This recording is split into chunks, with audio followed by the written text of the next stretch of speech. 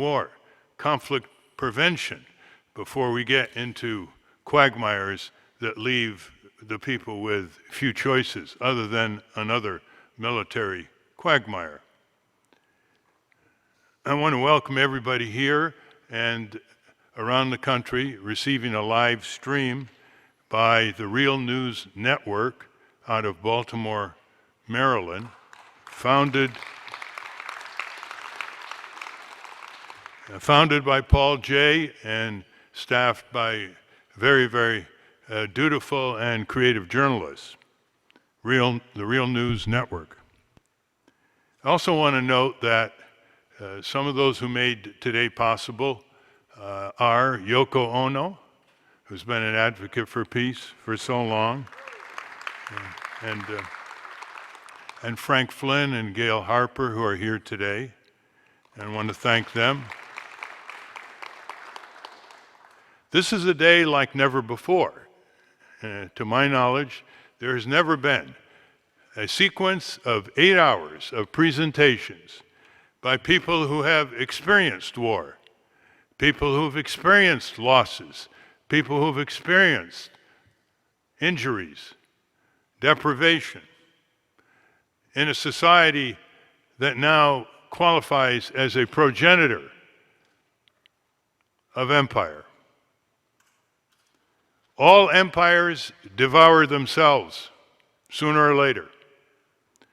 That's because they expend the energies of their young people and the treasuries of their taxpayers into foreign aggressions that seem to multiply themselves relentlessly at the expense of paying attention to domestic necessities of the people of the home country.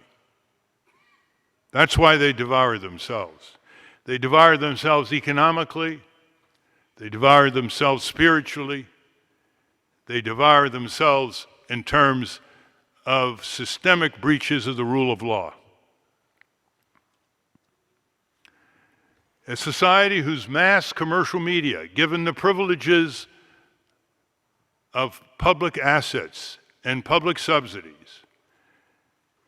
that does not confront realities daily that affect the present and future conditions of our society, and instead replaces these confrontations and presentations of reality with systemic, relentless commercial corporate hedonism, is a society that allows its information systems to decay its essence.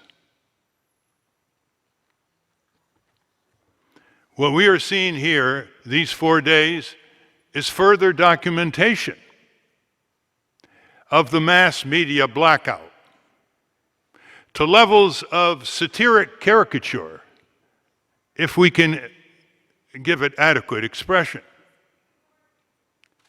One movie star misbehaving receives more mass media attention than all of these civic advocacy groups and their demonstrated success in advancing the health, safety, economic well-being, and peace of the American people. Just one movie star.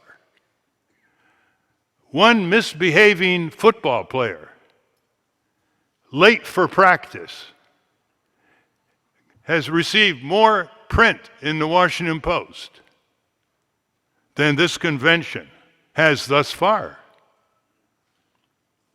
The New York Times expends far more pages on style and the high living of the top 1%. And although many of its articles in the A section are solid, deep, and important, they are nowhere near the potential of their reach across the nation to set the agenda for the rest of the media's responsibility for the right to know by the American people, the right to speak, the right to voice, and the consequences in terms of the right to act in a democratic society. We see on the mass commercial media, so critical for the functioning of our democratic society, an almost complete addiction to entertainment, to sports, to nonstop advertising, eroding even the few minutes devoted in the few programs that reveal serious content day by day. This cannot stand. A proud nation that heralds itself as the greatest democracy in the world cannot allow a plutocratic, oligarchic, commercial mass media to run it into the ground. And it's not enough to say we can have our own independent media. It's not enough to say we can have our own blogs. It's like saying we will abandon the green fields of fertile crops for the nearby arid areas and try to sprinkle a few drops of water to produce a few plants. The mass commercial media is occupying our property. It is occupying our public trust that the First Amendment deposited in the media. The only business that's recognized and protected by the First Amendment. That's a lot of public trust to squander. A mass commercial media that is worse than it was 30 years ago, less cognizant of its obligations in terms of the public trust for the written media, in terms of the public interest, convenience, and necessity standards for the public airwaves broadcasters under the 1934 Communications Act. We are not just seeing what we saw in 1960s and 70s. By comparison, they were the golden age, however limited, of reflecting what was going on the ground in America, by comparison. Let me indicate the penalties that we are forced to pay. The 9 months before the Bush-Cheney drumbeats for their criminal, unconstitutional, brutal invasion of Iraq and its subsequent sociocide, over 300 retired top military, diplomatic, and national security officials spoke out against the pending war. They spoke out specifically, precisely, from their experience under both administrations before they retired. They were generals, admirals, high officials of the National Security Agency, of the CIA, of the Diplomatic Corps. There were people who were close advisors like Jim Baker and Brent Scowcroft to George Herbert Walker Bush, the first Bush president. There were people like the head of the National Security Agency and four-star General Howard Odom, the former head of the Pacific Fleet, Vice Admiral Shanahan, military Marine General Anthony Zinni, a specialist in the Middle East. There was another voice against the Iraq War, multi-billionaire George Soros. Repeated, vociferous, challenging. Somehow the connection between his ability and capacity to provide an infrastructure for these 300 or so patriots to multiply themselves, to get them on the mass media to challenge the recurrent lies of Bush and Cheney about the reasons for entering Iraq, the lies about the weapons of mass destruction, the lies about the connection with Al-Qaeda, the lies about the threat to the U.S. through Iraqi drones, would have multiplied them within weeks to 1,000 all over the country. Had that been done, these retired officials would have been on Capitol Hill. There would have been congressional hearings. The complicit media would not have been so complicit. It's hard to challenge the experience and patriotism of these retired officials. The process would have been exposed for what it was, a mass platform of lies, cover-ups, and deceptions by Bush and Cheney, and a compliant media and a passive Democratic Party on Capitol Hill, with few exceptions. The war in Iraq would have been averted. And then what else would have been averted? The metastasis into one country after another, into Syria, into North Africa, into Libya, into Yemen, into East Asia, to Southeast Asia. A lot of that would never have happened. That's what today is all about. It's to propose the establishment of a secretariat sufficiently funded so whenever the drumbeats for criminal aggression rise up in Washington, fostered by the military-industrial complex desire for more profit, promoted by a Wall Street that doesn't know who it is anymore, so monetized is its conscience, could never get this country embroiled in a quagmire again. Anybody listening or watching to this day who has means and wants to change the course of our country from the criminal wars that are blowing back and will inevitably embroil our own country in violence and attacks. Anyone of means who wants to fund this nonprofit secretariat, who's watching this, please come forward.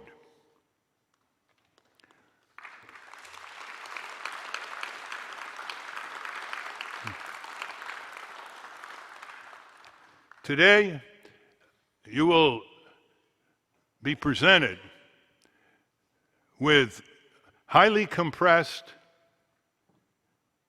statements that cover the topics: why things go bad, the American bias for war, the Middle East, the horrors of war, what's at the end of those missiles when they land, waging peace for a change, mass media, mass deception, the corruption of U.S. foreign policy, constructive engagement for peace, what a new government should be like in Washington. I hope that you will pursue these and other topics and stay in touch with these presenters. They will also present with Phil Donahue, The Body of War.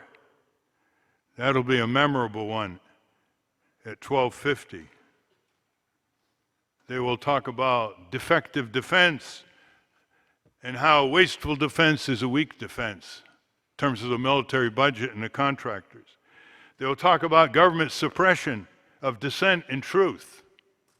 Is there a higher bureaucratic crime than suppressing the people inside government who are sworn to uphold the highest moral standards and the principles of our Constitution, and keeping them from taking their conscience to work every day, and when they express it, punishing them and ruining their careers, sowing the seeds for peace and teaching peace studies in our high school and our colleges, raising the question, is peace possible? By Michael McPherson, Executive Director of the Veterans for Peace, and by Barry Leidendorf, the President of Veterans for Peace, who will be the MCs today. And before I introduce them, I'd like to say something about the Veterans for Peace. It's a magnificent organization with chapters all over the country and several foreign countries. They hit the streets. They engage in nonviolent civil disobedience. These are veterans whose lives often have been destroyed by these criminal wars, by the manipulation of their patriotism, by war criminals and ideologues and draft dodgers who want others to go fight these criminal wars, like Dick Cheney and Paul Wolfowitz and Elliott Abrams and others. These are veterans who have decided they have a mission in life, and that's to prevent a repetition of what they went through. These are veterans who are hurting. Some of them are here today. They are hurting every day, but they're rising above their hurt to lead the way in the momentums for informed conscience and dedication in the pursuit of peace. I'm proud to be a member of the Veterans for Peace. Anybody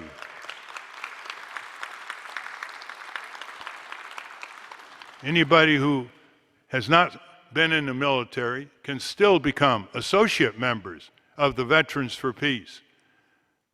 Based in St. Louis, Missouri, the website is veteransforpeace.org. They will tell you what their agenda is, how broad, how deep, how exciting, how conscientious, how fact-based, how courageous.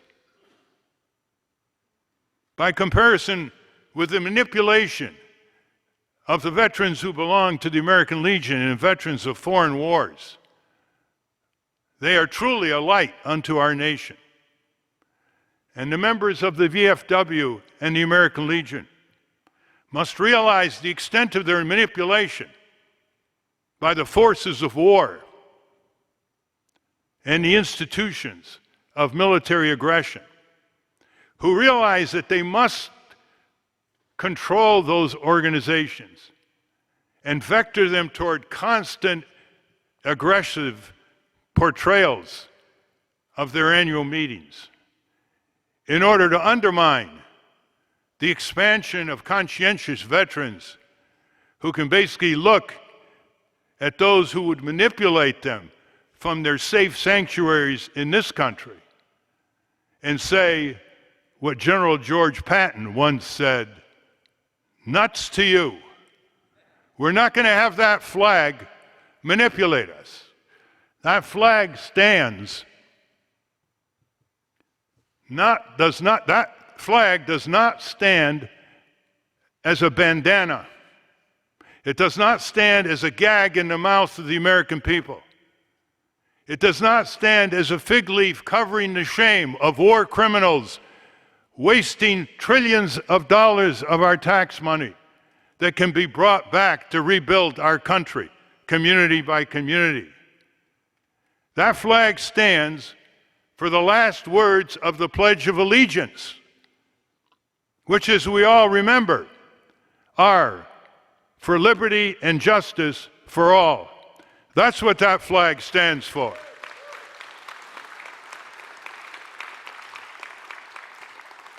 Now I'd like to introduce Barry Ladendorf, who will join with Michael McPherson in emceeing today, and they will also have their own presentation. Barry Ladendorf is the president of Veterans for Peace. He's a lawyer. He's been in the U.S. Navy at high levels. He was a staff officer, commander, training command of the Pacific Fleet. He was in foreign training officer. He spent a lot of his years in the Attorney General's office in California and spent a number of years in charge of health quality enforcement. He's received the Attorney General's Award for Excellence. He's taught law at the University of San Diego School of Law. He has founded a lot of local and invigorated a lot of local peace efforts in Southern California and elsewhere. And he's been all over the world. He's been in Okinawa. He's been in Ireland. He's been in hot spots. He's been at Hiroshima. He's been all over the world, and he has much to say. Michael McPherson's Executive Director, Veterans for Peace. You name a cause for civil rights, whether it's Ferguson or whether it's discrimination against minorities. You name a cause for peace. You name a location for the expression of peace on the ground. And Michael McPherson has been there. He's been in the military. He's been in the first Gulf War. He's been in the artillery. He's seen what's happened. And he retired as a captain in the U.S. Army. He's now directing the Veterans for Peace Central Headquarters in St. Louis. And he has often been the first responder. For example, when Cindy Sheehan opened her little encampment next to George Bush's ranch, he was one of the first people down there. He's always one of the first people on the spot. And so I'd like to introduce to you two great Americans who will introduce other great Americans, Michael McPherson and Barry Ladendorf.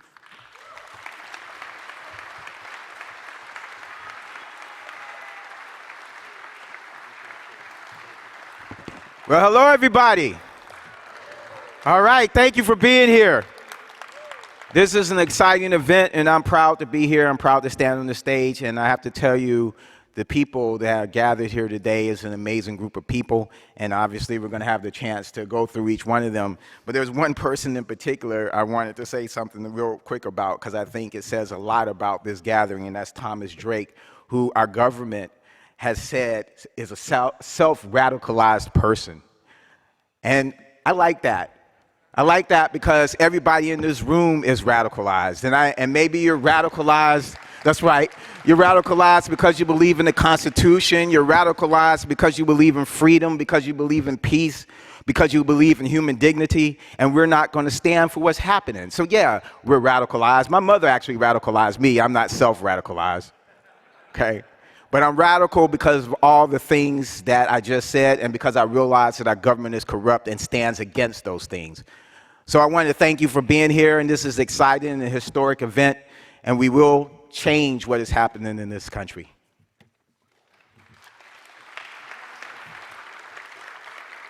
Good morning. It's really an honor and a pleasure to be here. As Michael said, this is going to be a fantastic day. The lineup of speakers and the information that you're going to get is going to be very powerful, and it's great to be a part of this. I want to start also by thanking Ralph Nader for allowing us to be here today. And I want to thank Ralph for being a devoted member of Veterans for Peace. He's a veteran. He's a member of Veterans for Peace. And he's on our International Advisory Board as well. And you're going to meet other people today during this conference today that are members of the Veterans for Peace and members of our International Advisory Board. So I want to thank Ralph for the tremendous support that he's given to us over the years. And it's great to be here to get started. So let's get the program underway. It's a real privilege and honor for me to introduce to you our first speaker for the day, Colonel Lawrence Wilkerson. I think he's probably somebody that you're all familiar with. And I have to tell you that when I first heard of Colonel Wilkerson, I was flipping through my TV channels one day looking for some comment. I think it was what could have been CNN, it could have been MSNBC, I don't know which one it was. But they introduced the next speaker, or the commentator was going to be Colonel Lawrence Wilkerson, who was the chief of staff, I believe, working for Colin Powell at the time, or on the staff of Colin Powell. And I thought to myself, oh, well, here we go again. Somebody's going to be an apologist for the unnecessary, illegal, unjustified wars. But I was pleasantly and thrilled and surprised when Colin Powell, when Lawrence Wilkerson began to talk about the mismanagement of our wars in the Middle East, and that the United States was headed down the tubes if we continued along this disastrous path of reckless wars. And what I found out that day is that here's a man who will tell us the unvarnished truth about what's going on. He was direct, honest, and it was such a refreshing thing to hear someone, a former military, really tell the people the truth, and we all need to hear that. And you're going to hear that from him today. You're going to hear that from other speakers today. So let me just give you a brief bio. You have the information in your pamphlet, but I want to highlight just a couple of things. So he spent 31 years in the Army, retired from that. And then there was a couple of questions that I had about his resume when I looked at it. I noticed that he was on the faculty of the Naval War College. And as Ralph said, I was just a junior officer in the Navy, and I wondered, what is an Army officer doing at the Naval War College? And then I remembered that somebody has to explain to the Navy what it is the Army does. And so... And then I saw that he was also the director of the Marine Corps War College, and I was wondering myself, having worked with Marines as part of the Navy, I wondered how is it that the Marine Corps allowed an Army guy to be the director of the Marine Corps War College. But obviously, when you listen to him talk, and the skill and the knowledge and the information he has, it'd be pretty clear why anybody would want him to do that. So he was a special assistant to General Colin Powell in 1989 and 1983. And then, of course, he was the Secretary of State, Colin Powell's Chief of Staff from 2003 to 2005. So, why things go bad? Colonel Lawrence Wilkerson. This is going to be a tremendous talk, and I'm really looking forward to hearing it along with you. Please welcome Colonel Wilkerson.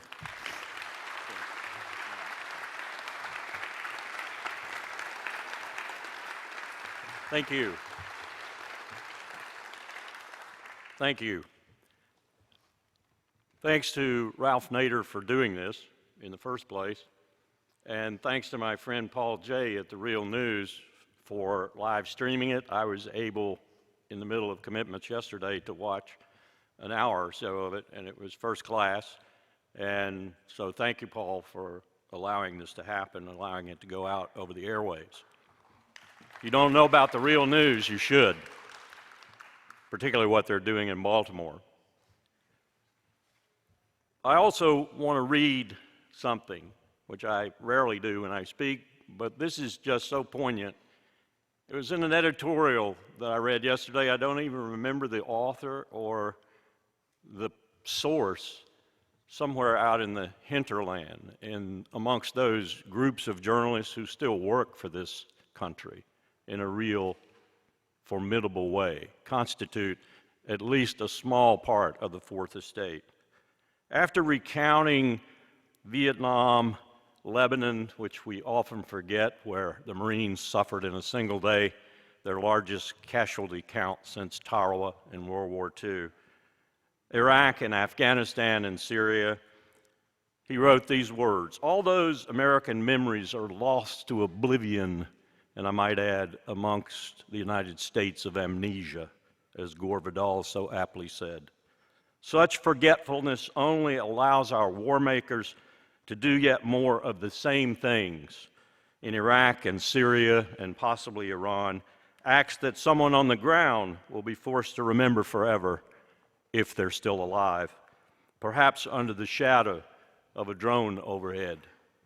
Placing our service people in harm's way, spending our money in prodigious amounts, laying the country's credibility on the line once required at least the pretext that some national interest was at stake.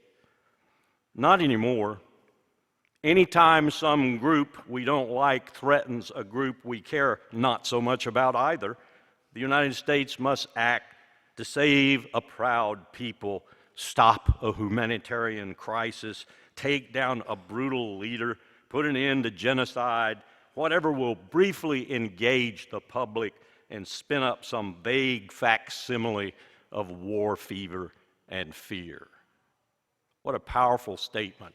And I could add to that, in fact, I think he left out, whenever Lockheed Martin feels it needs an extra billion or to keep a production line warm, or the corporate media, the mainstream media, needs its ratings to go up, and there doesn't happen to be a presidential primary.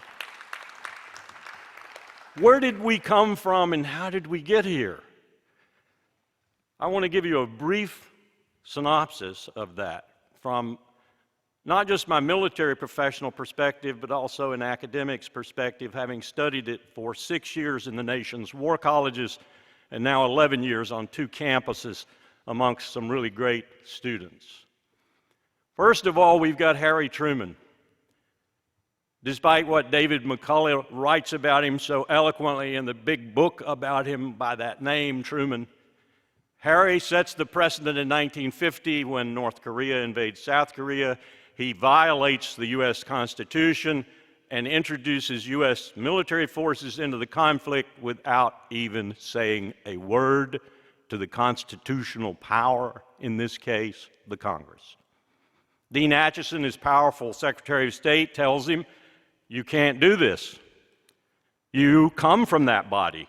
The Constitution says they have the war power. You have to go there." Truman does not. Precedent number 1. Second precedent by Truman, too.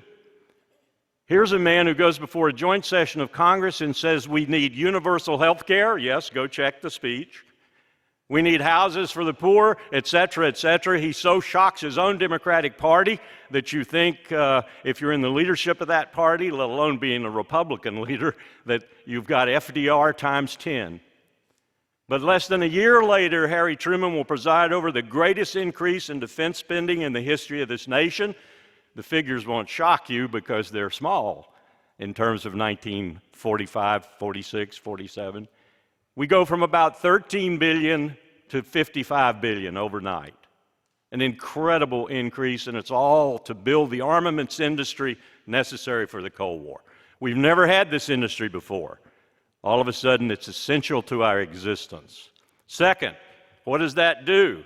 Well, we all know what Dwight Eisenhower said about the military-industrial complex in his farewell address, but we forget that address he gave in '53 to the Association of Newspaper Editors, where he said eloquently, "This is no way of life at all in any true sense. It is humanity hanging from a cross of iron." This is a 5-star general, iconic hero from World War II, saying if we continue to do this, we'll all be hanging from a cross of iron. Today, it isn't the military-industrial complex that Eisenhower envisioned so presciently. It's the military-industrial, congressional, university, private security contractor, and on ad nauseum complex. They all are warmongers. Then the third, or the fourth precedent, depending on how many you're counting, we come to 1973 and the War Powers Act. Richard Nixon was so stupid he vetoed it. The Congress passed it over his veto because the Congress was absolutely adamant it was going to abandon formally and statutorily its war power in the Constitution. And that's exactly what it did. In the War Powers Act, it essentially said to the president, we know you're going to do this. We know you're going to go to war. That's okay, do it. Just report to us periodically.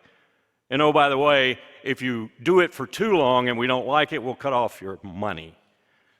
What an abdication of authority. Madison wrote eloquently, "The clearest route to tyranny is the war power." The clearest route to tyranny is the war power. So here we have the Congress abandoning that constitutional power to the President of the United States. Next step, almost simultaneously, Nixon is so sick of the draft because it caused him, in part at least, to have to leave Vietnam, he gets rid of the draft, gets rid of conscription. So we get the all-volunteer force. Do the numbers. Since we created the all-volunteer force, we have gone to war or used military force 5.8 times more frequently than we did in the 150 years prior, much of that time with a professional force, but a professional force that was occupied mainly with the Indian Wars out on the western frontier. But if you look at it closely since the end of the Cold War, you will see that we have doubled the amount of times that the president has used the war instrument, doubled it. And yet we've come out of the shadow of that existential conflict with 30,000 missiles and other warheads pointed at us every day, And we're in a world where that doesn't even exist anymore, and one would have to argue that there is any existential threat to this republic other than us ourselves.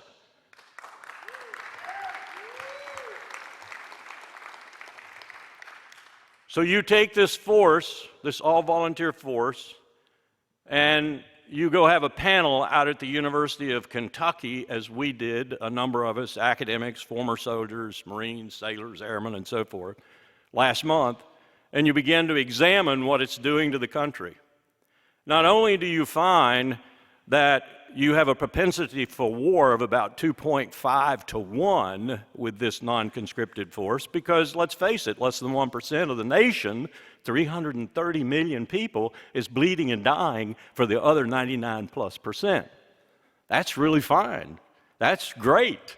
Anybody can be for war when they have absolutely no dog in the fight, absolutely no blood in the conflict.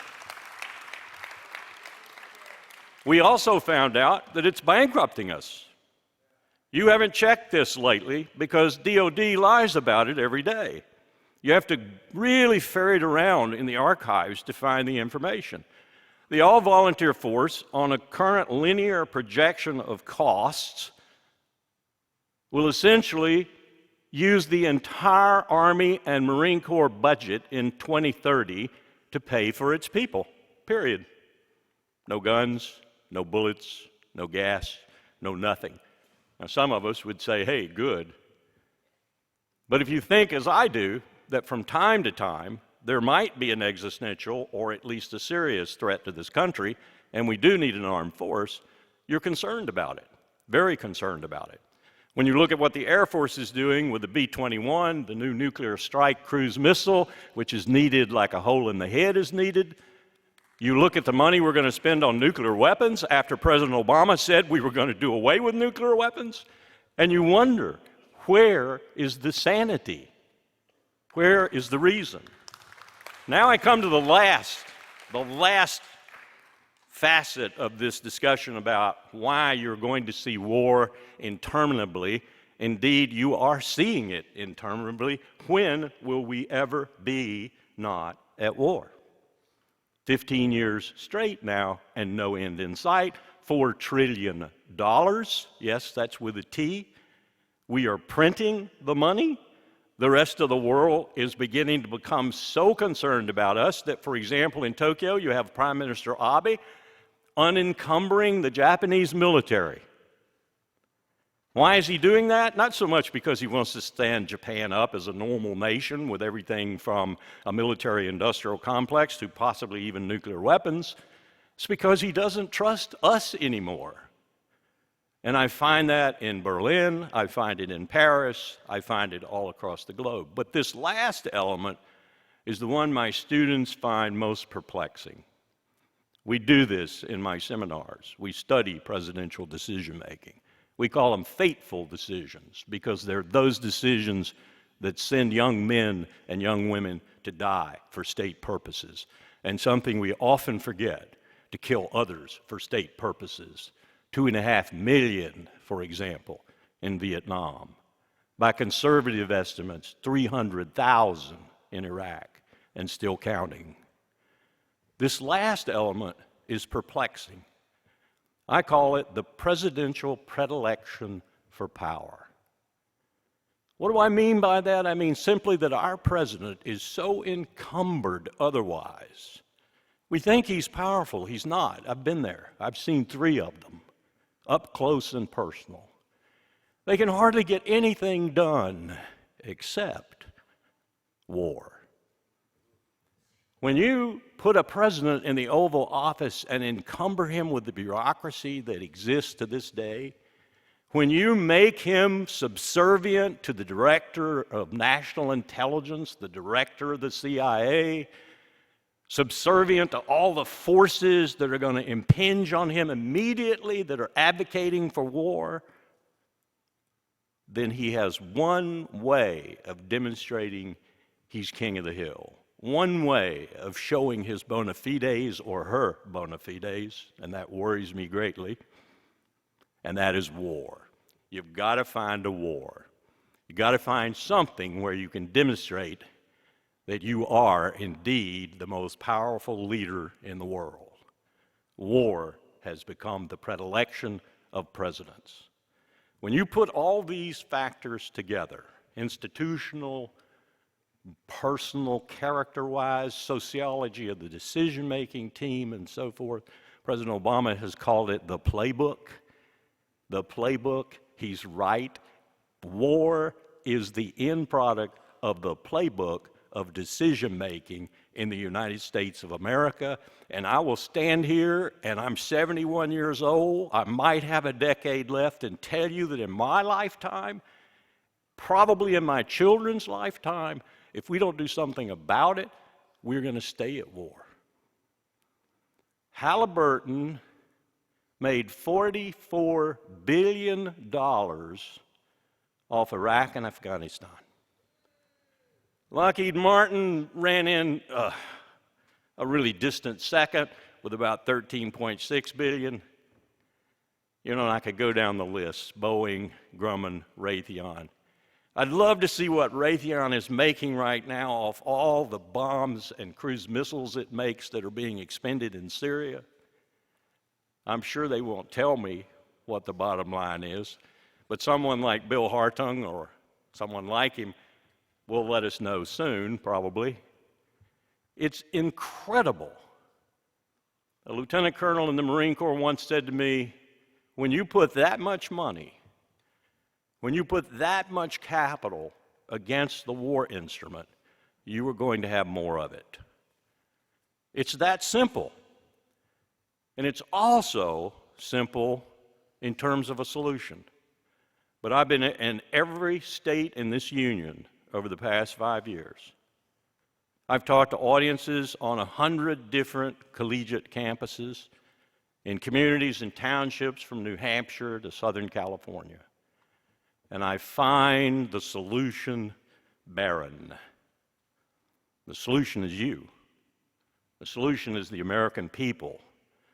The solution is Americans who grow so angry and so fatigued with this constant warfare that they do something about it. And I say the first step should be to throw every single bastard in the United States Congress out.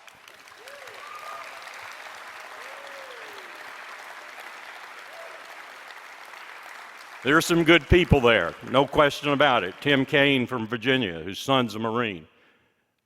I might make one or two exceptions, but if I had to make a decision on whether it was all of them or none of them, I would not hesitate to say all of them. Get rid of them. Try another bunch, and if they don't work, throw them out too. Why don't we do what needs to be done? I find all across the country an apathy so deep and profound that it stuns me. And this is in the military too. One of the things we discussed at the University of Kansas was the alienation of the military. The military is growing further and further, as you would imagine it would, from the American people, further and further.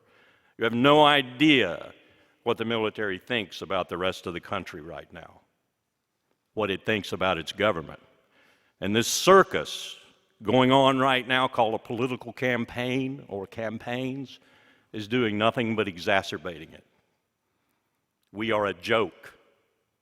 The rest of the world sees the circus and shudders because we still have a lot of power left, and the old metaphor about even a dying elephant can crush a lot of grass is very apt.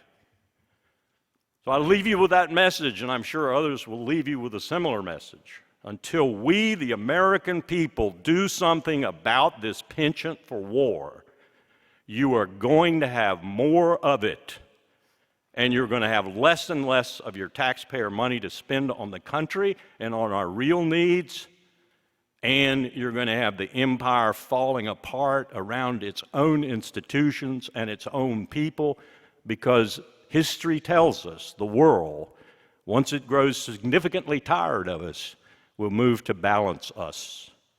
I'm not sure it's not already doing so. Thank you.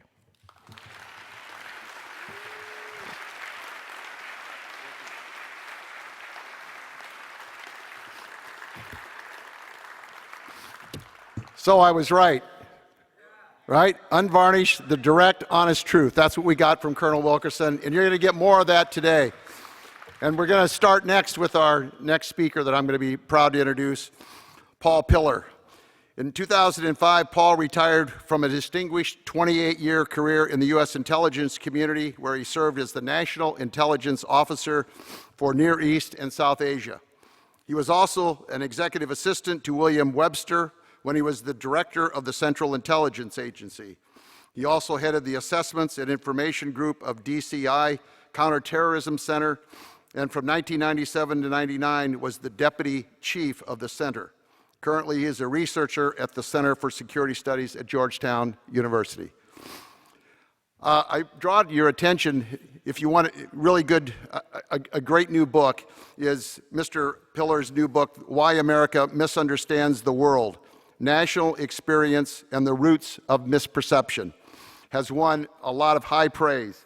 One reviewer said, "This book confirms Pillar's status as one of the smartest and sanest writers on U.S. foreign policy."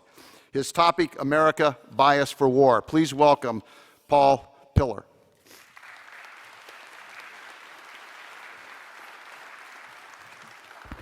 Thank you, and good morning. Since World War II, the use of U.S. military force overseas has exhibited two patterns that, if you put them together, are simply unjustifiable.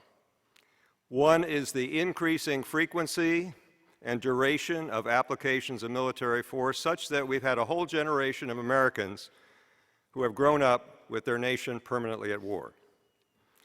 The other pattern is that the overall results of this fighting overseas have been, in contrast to the great victory in World War II, poor. The next major effort was Korea. That was more or less a tie. And then the only other major war that you could say was a win was Operation Desert Storm, which was the expulsion of the Iraqi troops from Kuwait. Everything else was on the other side of the ledger as far as major military force was concerned. That includes the fiascos in Vietnam and Iraq, a war in Afghanistan that has gone on for 14 years since the U.S. got directly involved in it, and with only mixed results when we get down to the lesser air and ground operations. The United States clearly has been using military force more than what prudent pursuit of its interests would dictate, and yet it keeps coming back for more. An impulse to do more rather than fewer foreign military expeditions, despite that poor record, is reflected not only in the trend toward permanent warfare over the past couple of decades, but also in current pressure and American debates that you hear in Washington here every day about applying still more military force in the Middle East. The impulse to do more militarily is not just a matter of particular policymakers misunderstanding particular conflicts. It goes deeper than that. And my friend Larry Wilkerson has discussed some of the reasons for that, and I'm going to discuss a few more.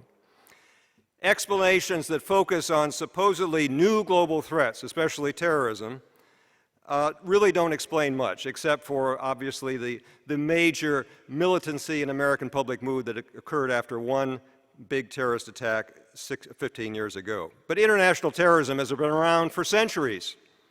It's been touching U.S. interests for decades. Moreover, much of the recent application of U.S. military force really doesn't have anything to do with countering terrorism. That includes the costly expedition into Iraq, which had nothing to do with it despite contorted efforts by the promoters of that war to capitalize on that militant post-9/11 public mood. For much of our nation's history, war was infrequent, thanks in large part to the physical separations of those two great ocean moats, the Atlantic and the Pacific, that have separated us from most of what otherwise might have been threats to us. Americans thought about war as something to which they needed to resort only infrequently, sallying forth to eliminate whatever was the threat that was sufficiently serious to justify such an expedition. But then, after World War II, the United States became intensely engaged all over the world in a way that Americans were used to associating with being at war, even if some wars would be called cold rather than hot. Thus, it's an irony of American history that the infrequency of wars throughout the 19th century helped to shape a national outlook that, combined with America's global involvement in the 21st century, has brought Americans close to believing themselves to be in perpetual war. And that belief has helped to foster the reality. The over-optimism that Americans of post-World War II generations have repeatedly exhibited as to what can be accomplished with new applications of U.S. military force is rooted partly in the remarkable success that the United States has achieved in so many endeavors throughout its history, including, with regard to military force, what was a wonderful winning streak up until World War II. American successes have been so obvious, so long-standing, and so deeply embedded in American culture and lore that they still shape current discourse on the use of military force.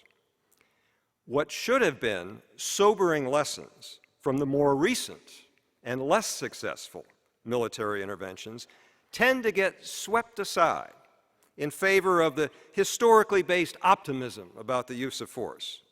We hear frequently the admonition not to overreact to that bad experience in the Iraq War. We hear it so often that it's an overreaction about overreaction. Coupled with that theme are efforts to depict any proposals for more military intervention in the Middle East as shorter, quicker, and easier than the quagmire that the Iraq War became. The relevance of lessons from Iraq simply gets defined away with unrealistically rosy images of what the next war is going to look like. Now, there are certain other rhetorical dynamics, I would call them, of current debates about the use of force in Syria and Iraq that add to the historically based bias in favor of resorting to the military instrument.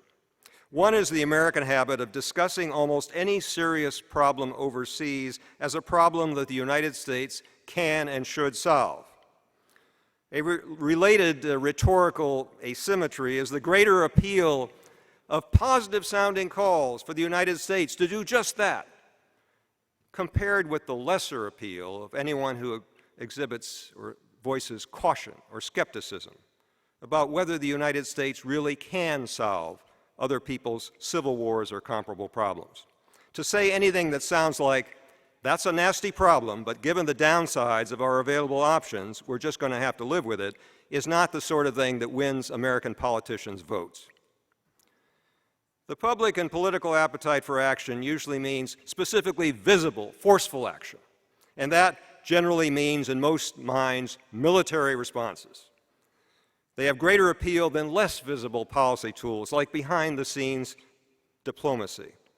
Amid today's issues centered on the Middle East, the so-called war on terror concept, a concept and a term that has long outlived the administration that first put it into use, continues to weigh heavily on American debate and discourse on foreign policy. It is a metaphor that has shaped literal reality. It leads to the false syllogism that if a problem is serious, then we are at war, and if we are at war, then we have to use military force to solve it. A related pseudo-logic equates leadership with toughness and toughness with the use of military force. Then there is the luxury that political opponents have, and incumbent policymakers do not, of sounding appealing themes, such as the ones I've just mentioned, about solving every problem out there, without having to voice the less appealing cautions about long-term complications and consequences, such as what we've suffered in Iraq. Amid fears of terrorist groups and a presidential election campaign, the rhetorical energy is predominantly in the direction of pushing for more rather than less use of military force. Another factor is the universal human tendency to treat sunk costs as investments. This tendency has especially affected American discourse about Iraq, and all the more so given propagation of the myth, and it is a myth, that the United States was on the verge of achieving a victory there as of about 2009. Actually, a civil war was still going at quite a rapid clip. But sunk costs really are sunk, and past ill-advised expenditures have not bought any new current opportunities. Then at some level of consciousness, there's the Pottery Barn rule, invoked by my friend Larry Wilkerson's former boss. If you break it, you buy it. And that's affected American thinking about some troublesome military operations. By itself, the rule is laudable. It teaches responsibility. The trouble is, people don't tend to invoke the rule until breakage has already occurred. And with Americans thinking of themselves as builders rather than breakers, some commitments have been made with insufficient advanced thought about what really was likely to be broken. Now, all of these factors that I mentioned and ones that you heard earlier from Larry have contributed to putting the United States in its current state of unending warfare and continuing the costly pattern of using military force beyond what careful considerations of U.S. interest would dictate. The most intense debates right now about the use of armed force are now centered on the group that's called ISIS and its enclaves in Iraq and especially Syria, where the ISIS problem is superimposed on a complicated civil war. Given that ISIS has come to occupy in American minds the place that al-Qaeda previously did, as this feared international terrorist group, discussion of what to do about it is heavily weighted down by the baggage of 9/11 and that so-called war on terror. Among the consequences is the presumption that military force is the primary, and sometimes in some minds the only, tool to wage this war, and an assumption that if ISIS is not dispatched in the Middle East, then it's likely to cause awful things to happen here in the United States. Now, more sober consideration of the threats and options would begin by recalling that what should be one of the leading lessons of the Iraq War, that ISIS did not exist before that war, and that the group, which was originally known as al-Qaeda in Iraq, came into existence as a direct result of the civil war in Iraq that the U.S. invasion and overthrow of Saddam Hussein directly ignited.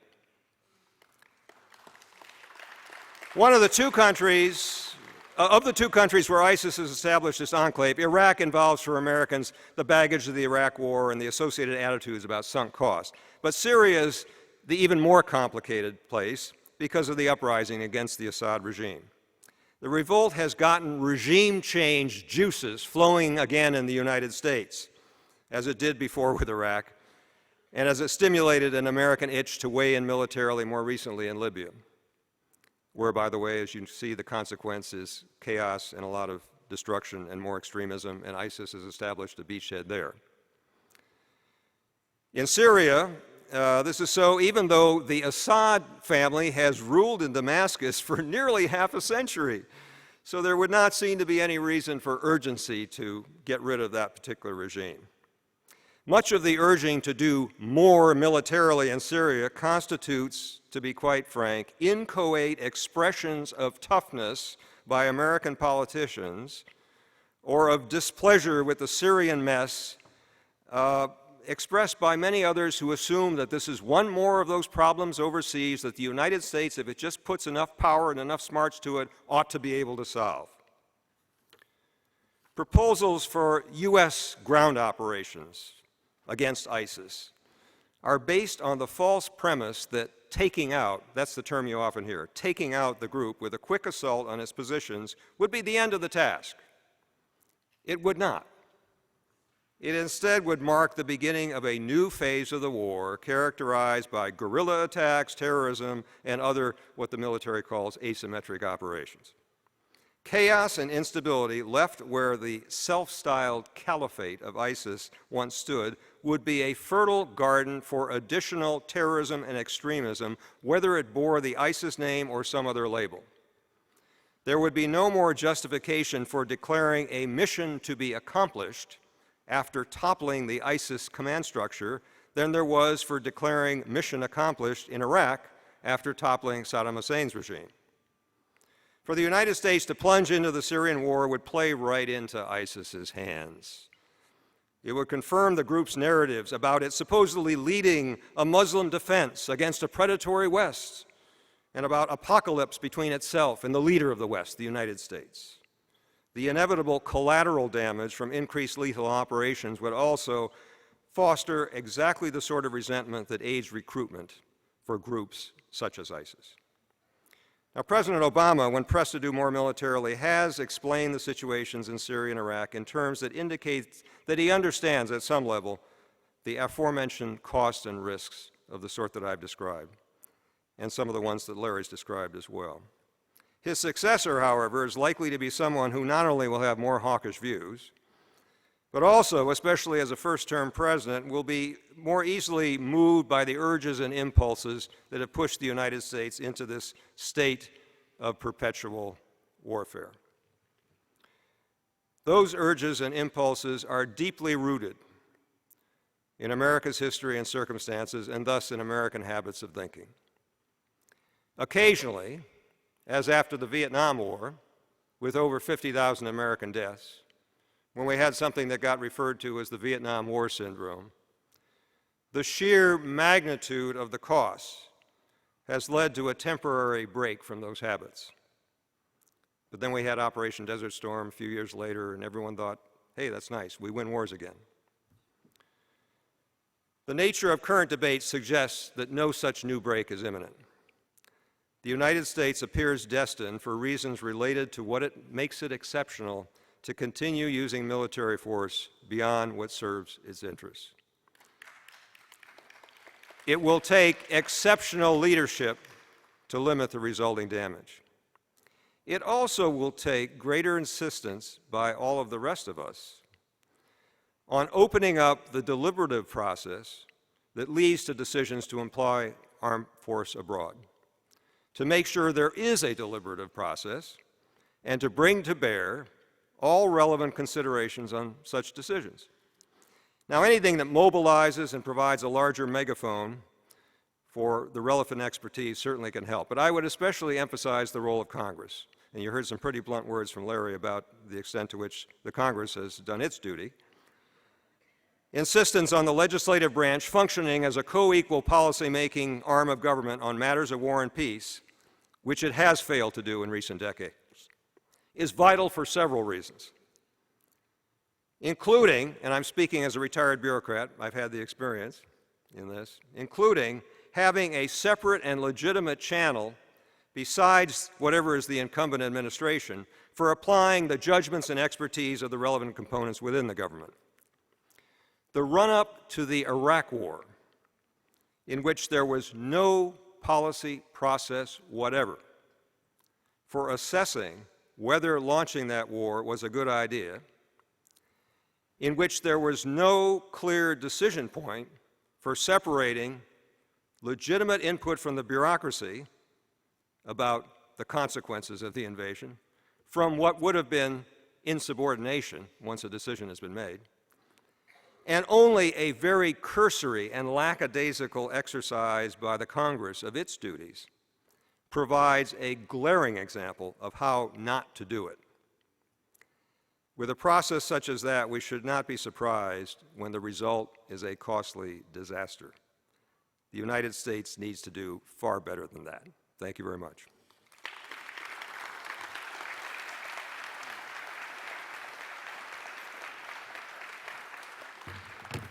All right, so we continue with all these great speakers to give us many things to think about. One thing I think, as you've heard, that I just want to remind you that war is a racket. That's right, war is a racket. And we clap mostly because we understand that, and it's good for us to remember that. In 1935, General Smedley Butler told us that, and unfortunately it hasn't changed much, if at all, since then. And some of the corporations at that time are different corporations that are taking us to war today. So we have to break that, and that's one of the reasons we're here today. Now, the two people that I'm getting ready to introduce are two people that I know, and I'm proud to be up here to introduce them, and it's always good when you can introduce people you actually know. One of them I met recently within the past 3 years, Matthew Ho. He spoke at our convention, and Rayet Jarrah I've known for quite some time.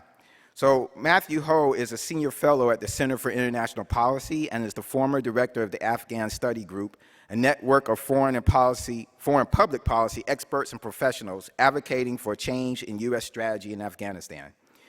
He is a veteran of the United States Marine Corps. I'm also happy to say he's a member of Veterans for Peace and serves on our advisory board. A former State Department official, he resigned in protest from his post in Afghanistan over U.S. strategic policy and goals in Afghanistan in September 2009. Ho served 2 tours in Iraq, 2004 through 2005, and as a company commander in 2006 and 2007 in the Marine Corps. And being a company commander is not easy to be a person serving in combat or in the military at all. Being a company commander is especially difficult. When not deployed, he worked on Afghanistan and Iraq policy and operation issues at the Pentagon and State Department. His writings have appeared in the Atlanta Journal-Constitution, Defense News, The Guardian, The Huffington Post, USA Today, The Wall Street Journal, and The Washington Post, and many, many other places. Raed Jarrar serves as American Friends Service Committee Government Relations Manager at the Office of Public Policy and Advocacy of Washington, D.C. Since his immigration to the U.S. in 2005, he has worked on political and cultural issues pertaining to U.S. engagement in the Arab and Muslim worlds.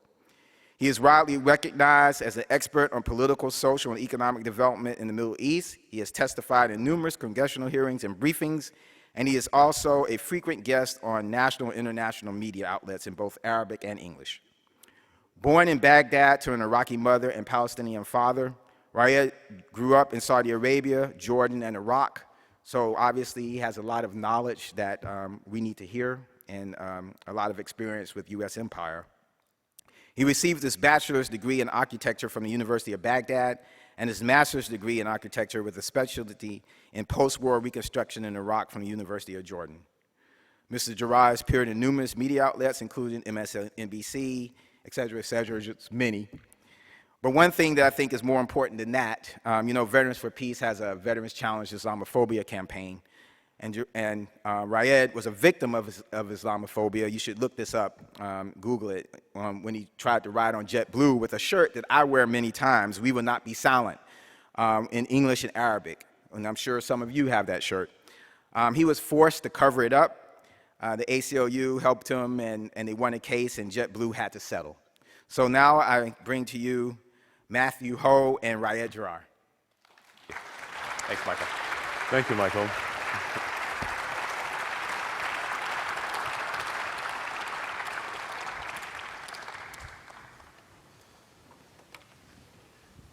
Well, thank you for all being here.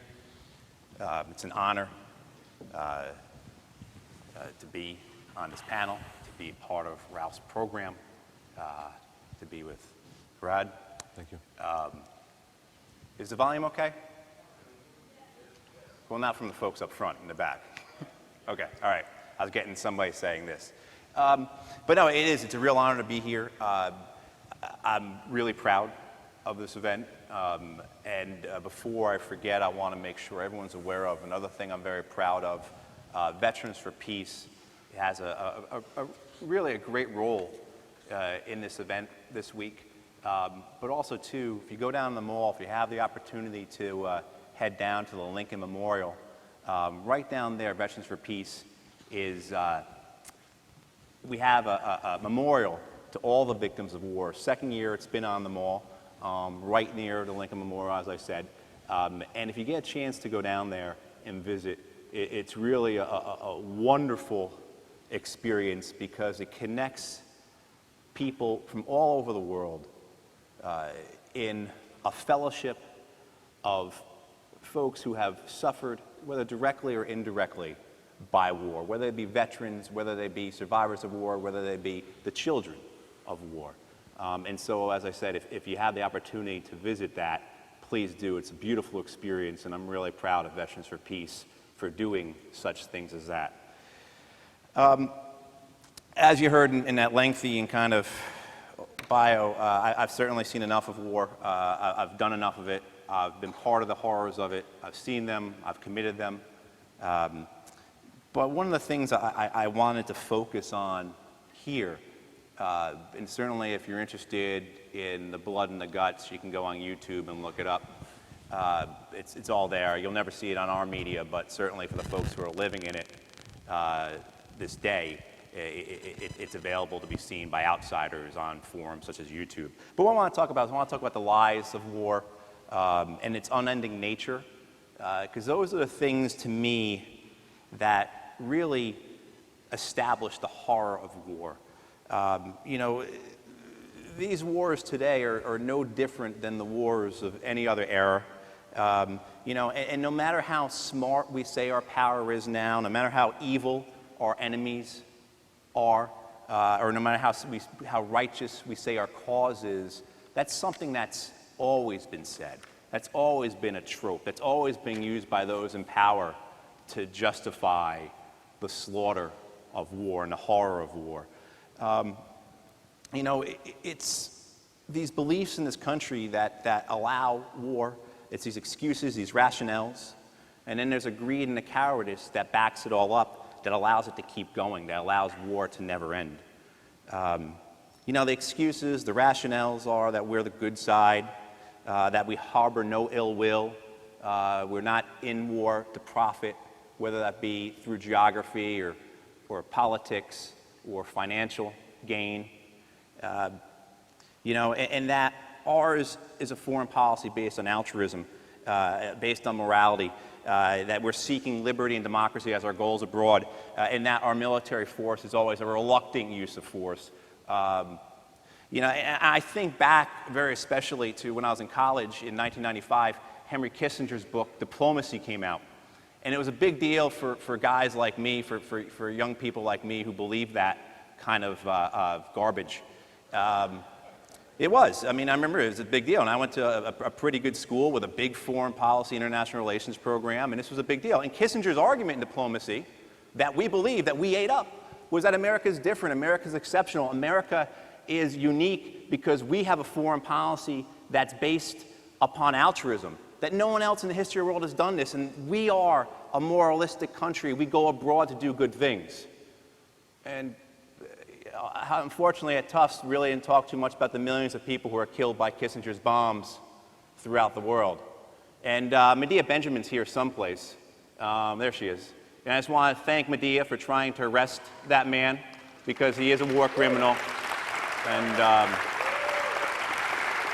I wish 20-some-odd years ago I was reading stuff by Medea Benjamin rather than reading stuff by Henry Kissinger.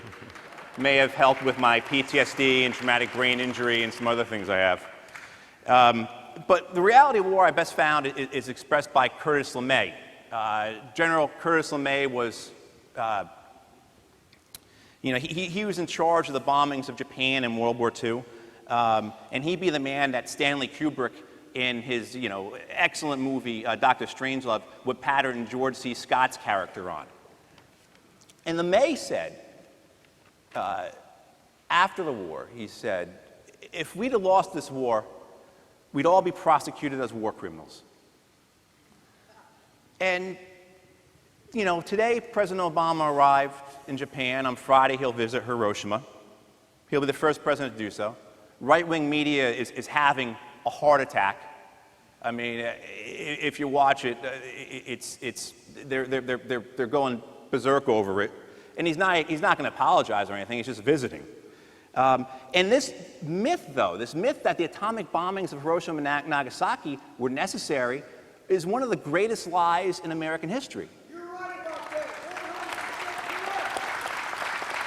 You know, it's you know, and it's the same lies we tell now about these wars, that they're necessary, that the people we're fighting are so evil that we have no choice but to destroy them, to destroy everything around them. And all those who are ancillary to it, well, that's too bad, but this is what you have to do to confront evil. War is hell is what you hear from these commentators on TV all the time. Nothing makes me want to get my M4 back more than hearing something like that. Because those men and women are usually people who've never experienced it, never seen it. But, you know, the reality of the atomic bombings was original. We had firebombed 67 Japanese cities by that point. We had killed upwards of 1 million Japanese in their sleep at night, their whole families, by firebomb by the time we destroyed Hiroshima and Nagasaki. And the list of admirals and generals from the war who say that those bombings, those atomic bombings, were not necessary is as long as my arm, including 6 of the 7 5-star generals and admirals of the time, Eisenhower, MacArthur, Leahy. It wasn't necessary. That was a political move, that the Japanese had already been defeated, that they were going to surrender because the Russians were coming into the war.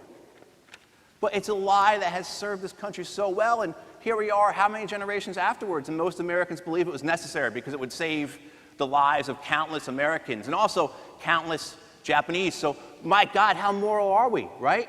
We atom bombed people to be moral by that argument. And it's the same lies you hear over and over again that are resonant in today's wars. And President Obama just came from visiting Vietnam, a country we destroyed, in order to keep it from going communist because they were bad, they were evil, they were dangerous. We killed what? Maybe about 4 million Vietnamese? We dropped more bombs on the Vietnamese and the Cambodians and Laotians than all sides did in World War II by a factor of 7 or 8. Can you imagine that? And the unknown nature of it is this. Those bombs are still killing. Every year, 1,000 Vietnamese die from our bombs that were dropped 40 to 50 years ago. 1,000. And so what does our Nobel Peace Prize winning president do? Sells them more weapons. Or that's the big announcement, right? Visiting Vietnam is we're going to sell the Vietnamese weapons. That's what we're going to do. And just as in Hiroshima, he's going to visit Hiroshima on Friday, he'll fly back and he'll oversee a $1 trillion expansion of our nuclear weapons. So it's just the same things over and over again. A few years ago, we had to go to war in Syria because of the chemical weapons. Bless you. But it's not often spoken about this country that we engaged in the largest chemical weapons campaign of all time. We dropped 20 million gallons of poisonous herbicide on the Vietnamese. We infected 5 million Vietnamese. 1 million Vietnamese are disabled in some way from our rainbow herbicide program, the agents orange, white, blue, etc. Hundreds of thousands of those are kids, and they're still being born today. You want to see some horrible things, some monstrous things, and things that will turn your stomach and make you cry? Google that. Google Vietnamese children, Agent Orange. And they are still being born. Today, I don't know how many were born today. Maybe a couple dozen? With some type of deformity, some type of cancer, some type of thing that is going to kill their parents, break their parents in half because of something we did decades ago. And this is occurring now. This doesn't end. Barbara Kopel is here somewhere as well. What a fantastic piece in the Washington Spectator. She's over there. A couple months ago on the depleted uranium and other things that we did in Iraq that is killing the Iraqi children today. Even if peace was to break out right now in Iraq and the violence was to stop, the Iraqis would never see the end of it because their children will die for generations because of the war that we conducted in their country. And we did this because what? They were evil and they were dangerous. We had to do it. And that's the horror of war to me. Because we're no different than any of our enemies. We're as bad or worse. And we use lies and we use rhetoric. And we tell ourselves and we teach our children things that just aren't true, that we're exceptional, that we're unique, that we're moralist. That killing in war doesn't really matter. That because we're trying to do it for a bigger purpose. And that those of us who speak like this don't understand the big picture. Which, in my case, is total BS because I've been through it all. And then folks will say, well, you don't understand the really big picture. And I say, no, I actually was the White House liaison officer for Secretary of Navy from 2002, 2004. I mean, I saw how this went down from a very senior position. And today, there's a fantastic, I shouldn't say fantastic, it's a terrible way to describe it, but Physicians for Social Responsibility last year put out a report, a very well done, very well respected, very sound report, that 1 million people have died in Iraq, Afghanistan, and Pakistan because of our wars since 2001. 1 million. How many millions are wounded? How many millions of families are devastated? That's untold. That's unknown. And so, as you go through this day, you're going to hear a lot of really, really terrific people, and you're going to wonder, why isn't more of this? Why is only the people in this room the ones hearing this, and this gets to Ralph's larger point that we really need to organize, we really need to fight this, we really need to form some type of secretariat that can put forth this information, that can make sure people realize that the wars of today are no different than the wars of the past. That the wars that Smedley Butler and David Hackworth, two of the most decorated men in American military history, turned their backs on and decried, are the same things that are occurring now. And I'm going to go back to a Curtis LeMay quote as I wrap up here. Because LeMay said one time, and this I think in terms of his saying what I said before about the reality of war being that it depends on whether we win or not, whether we're war criminals or not. But what he said one time about why are we like this, what pushes us? Why do we have this policy? Why do we have this empire? And LeMay one time was talking to a subordinate, and he said to the subordinate, he said, "Oh, son, you got it all wrong. The Russians aren't the enemy. They're the adversary. The Navy is the enemy." And that's what we were up against here. We're up against a lot of money. We're up against a lot of careerism, okay? And we're up against a lot of ideology that masquerades slaughter and massacre as a fairy tale. So I appreciate being here, appreciate all you being here. Again, I'm honored to be here with Rod, and thank you very much.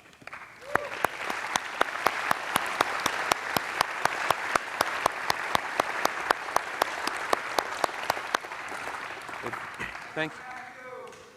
Thank you. Thanks, Matt. And can you guys hear me in the back?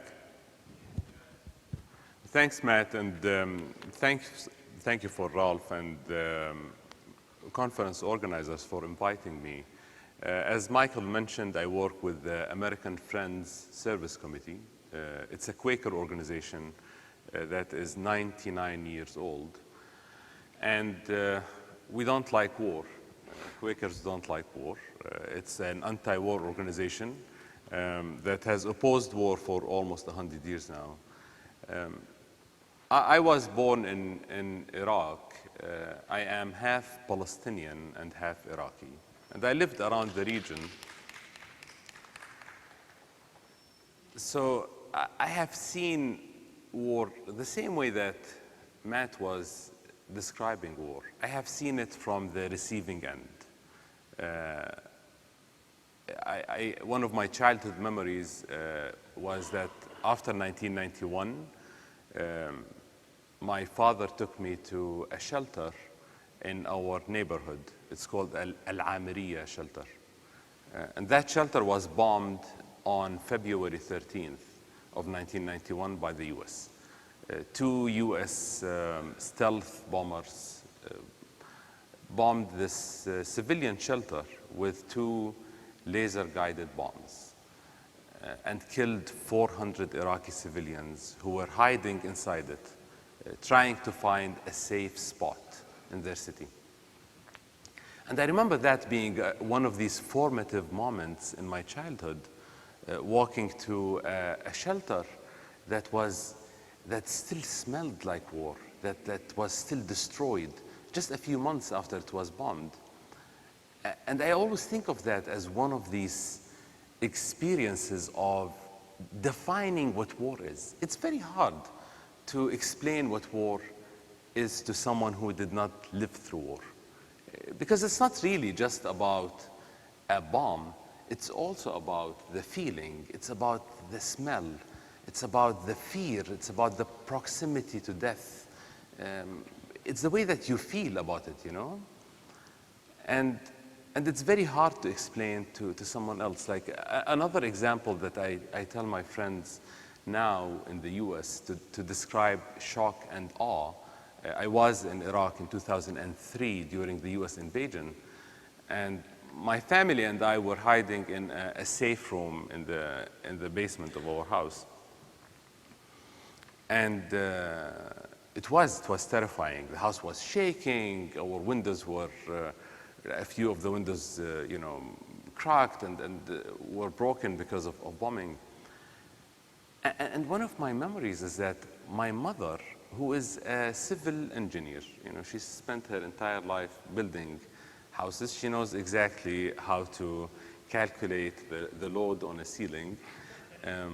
But she was so scared that she put the sheets on her head.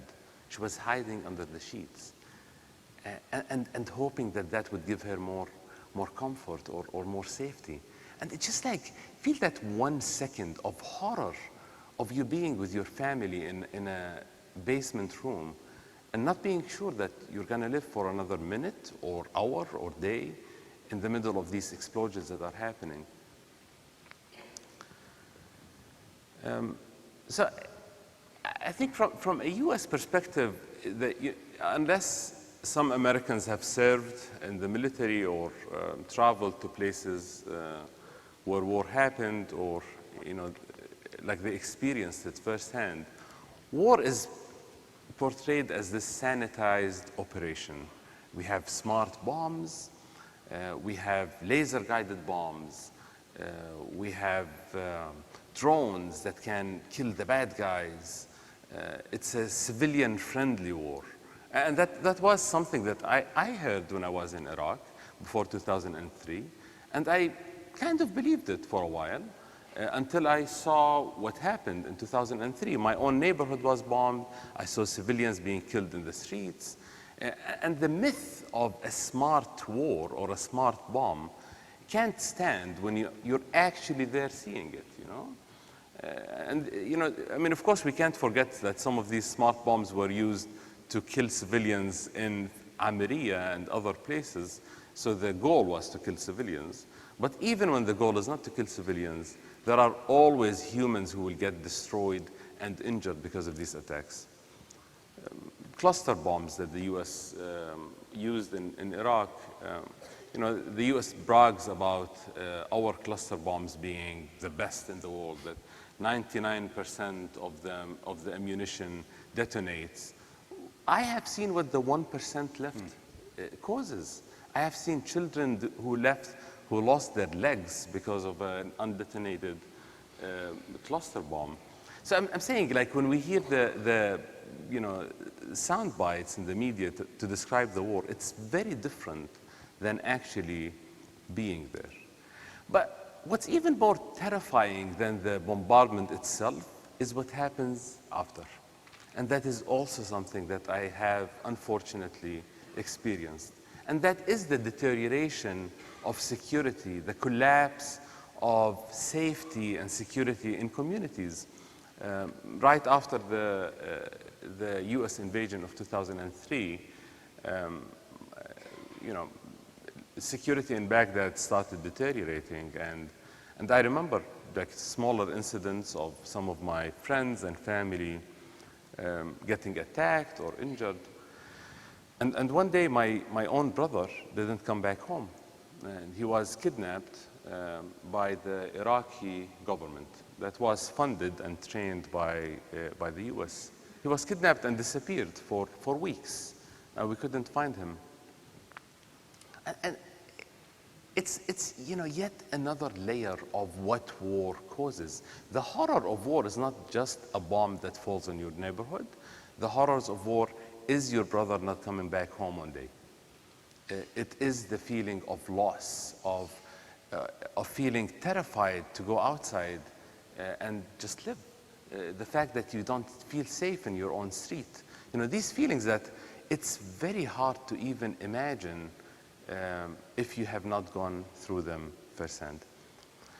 So now we're going through another attack on Fallujah this week. And Matt and I were talking about this a couple days ago, about how Fallujah is one of these recurrent themes. There is always a reason to attack Fallujah. In 2004, the US invaded Fallujah and destroyed it. There are 3 or 4 other attacks that happened against the city. And this time, the attack is happening to liberate the city from a new evil monster called ISIS.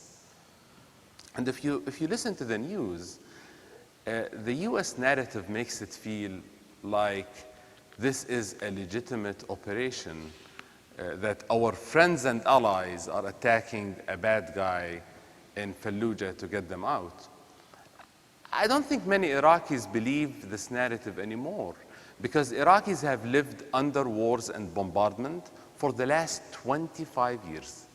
The first US bomb fell on Iraq in 1991, January of 1991. And now we're in mid-2016. It has been 25 years and 4 months of continuous bombardment of Iraq. And the US policies have not really shifted, whether it's under the first Bush administration, the Clinton administration, the second Bush administration, or unfortunately now under the Obama administration. We have seen almost the same policy that is based on dividing Iraq and bombing it, happening over and over and over again. Not only that, actually, under the Obama administration, there is an expanded program to fund and train proxy groups to do the dirty work, to do the killing, to do the war crimes in Iraq and the rest of the region. One of the projects that AFSC has been working on is increasing accountability for US role in the region, the indirect role in the region. Of course, we're against wars and invasions, but we're also against giving weapons to Israel that Israel can use to kill people.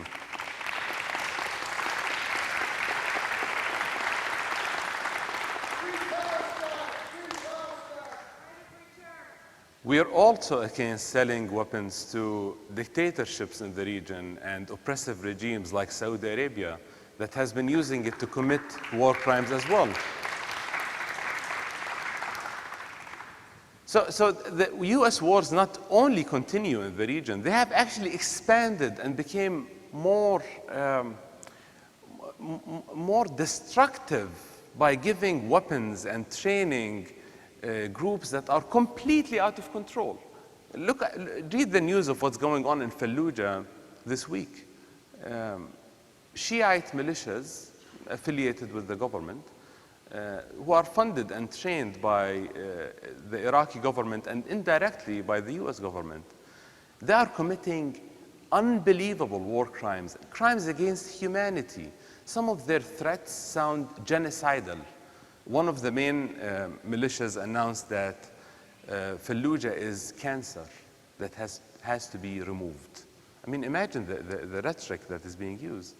And we're funding them by our tax dollars. We're giving them money, we're giving them weapons, and we're giving them political cover to conduct these operations. So Iraqis are not really, they won't really fall for an argument that we can fix Iraq by bombing it. Because Iraq has been bombed for the last 25 years.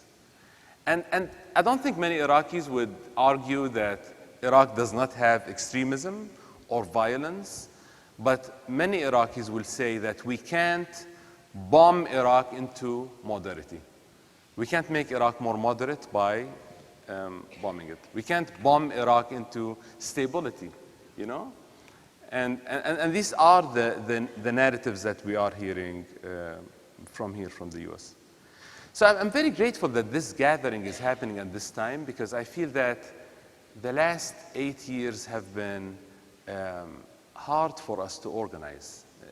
Before the 2008 elections, we had more of a vibrant community that opposed wars.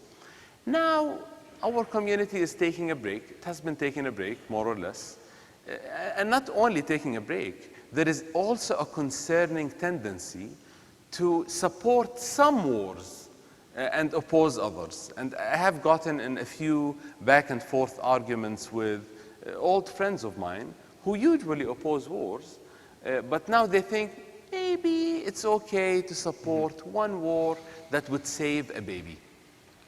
You know, if we have babies in Iraq who will be attacked by ISIS, maybe we can support that war.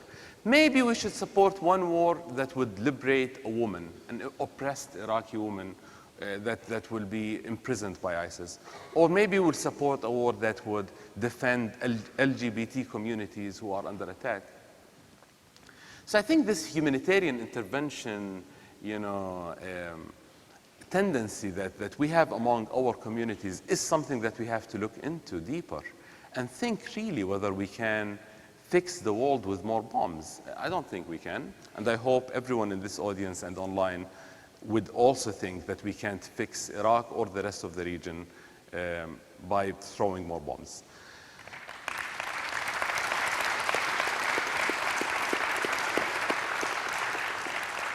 So let me end by saying that I always like to be on panels with US vets who experienced the wars in Iraq and Afghanistan and elsewhere, and who are speaking out against it now.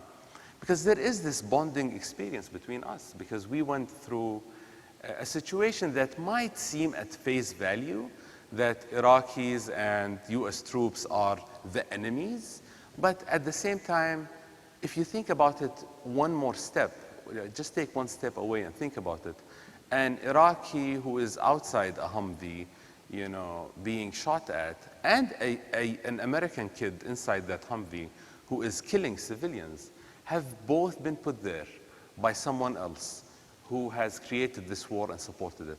They are, in a way, they're both victims of this larger machine of war.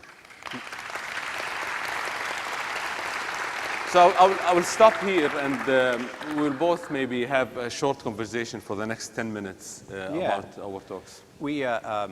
It's interesting for me because it's important for me, and our roles were not exactly similar because I'm a perpetrator. I was an occupier. And I always think about what you just said about the similarity. And when I had command of Marines in Anbar province, I used to think, you know, if my Marines were young Sunni men, a third would be dead, a third would be in Abu Ghraib, and a third would be fighting us right now.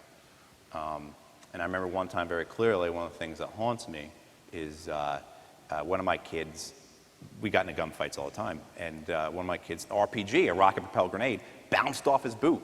Fortunately, didn't explode. But what traumatized him that day was that to get cover, they busted into a home. And the terror that they presented, the terror that they induced on the people in that home is something that still shakes in this day. And that's what shakes me, is the terror I induced, the horror I put into people. When you point your rifle at a lady because she's just walking down the street, it changes something in you. But one of the things, and it's something you'll never get back, and I'll never get back. But one of the things I wanted to ask was, you know, you're not just Iraqi, but you're also Palestinian. Why would you become an American? And that is it's a good question, and we talked about it a little bit a few days ago. I think that question also encompasses another contradiction in my feelings that I had when I first came to the US. Because in Iraq, I didn't have friends who were American soldiers. I had interactions with US soldiers and tried to see the humanity in them, but I still had that invisible line between me and them. Like I never went out to have beers with a US soldier in Iraq. When I came to the US, it was a contradiction in terms, because in a way, I was running away from the United States and its invasion and crimes in Iraq, and I was taking refuge in the United States. And there was a contradiction definitely in my feelings about coming to the US, although I think the majority of people around the world, for some reason, they still give Americans the benefit of the doubt, and there is some understanding that the US foreign policy does not necessarily represent the US public. And I had that feeling.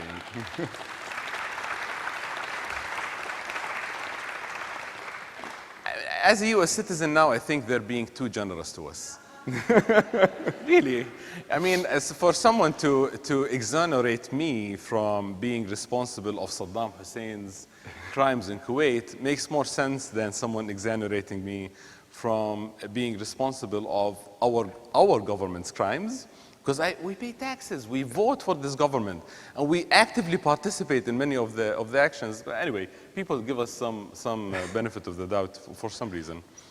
But yeah, I mean, I had those contradictions, and I remember we had this project with the American Friends Service Committee, had the project called Eyes Wide Open. and we had military shoes representing US soldiers who were killed in Iraq, and we had civilian shoes representing Iraqi civilians. We had them in a park in Chicago. People were coming in and looking at them. They're reading the name tags and trying to get a visual of the casualties, trying to humanize both sides. And then I remember seeing this one woman who was weeping. She was crawling on her knees between the US military boots and weeping and reading the names, searching for a name of a loved one, I assumed. It was a very heart-wrenching, very painful scene to see. It's a very painful scene to witness of her crying and searching for this loss. And it reminded me of my father, because my father described the scene of him searching for my brother when my brother disappeared. And my dad had to go through morgues in Baghdad and go through dead bodies, crawl on his knees between dead bodies, searching for my brother. And it was that moment that I felt like we are both going through exactly the same. It was this one moment that really had an impact on me personally, to make me look one step farther than the helmet and gun and uniform, and see the human who was sent there, the human who was promised adventure and a student loan and a job after they come, and they end up getting killed in Iraq. And the pain of his mom, which is exactly the pain of my mom when my brother disappeared. It made me feel like there is no invisible line between me and the vet who suffered there, because we were really both the victims of the same machine.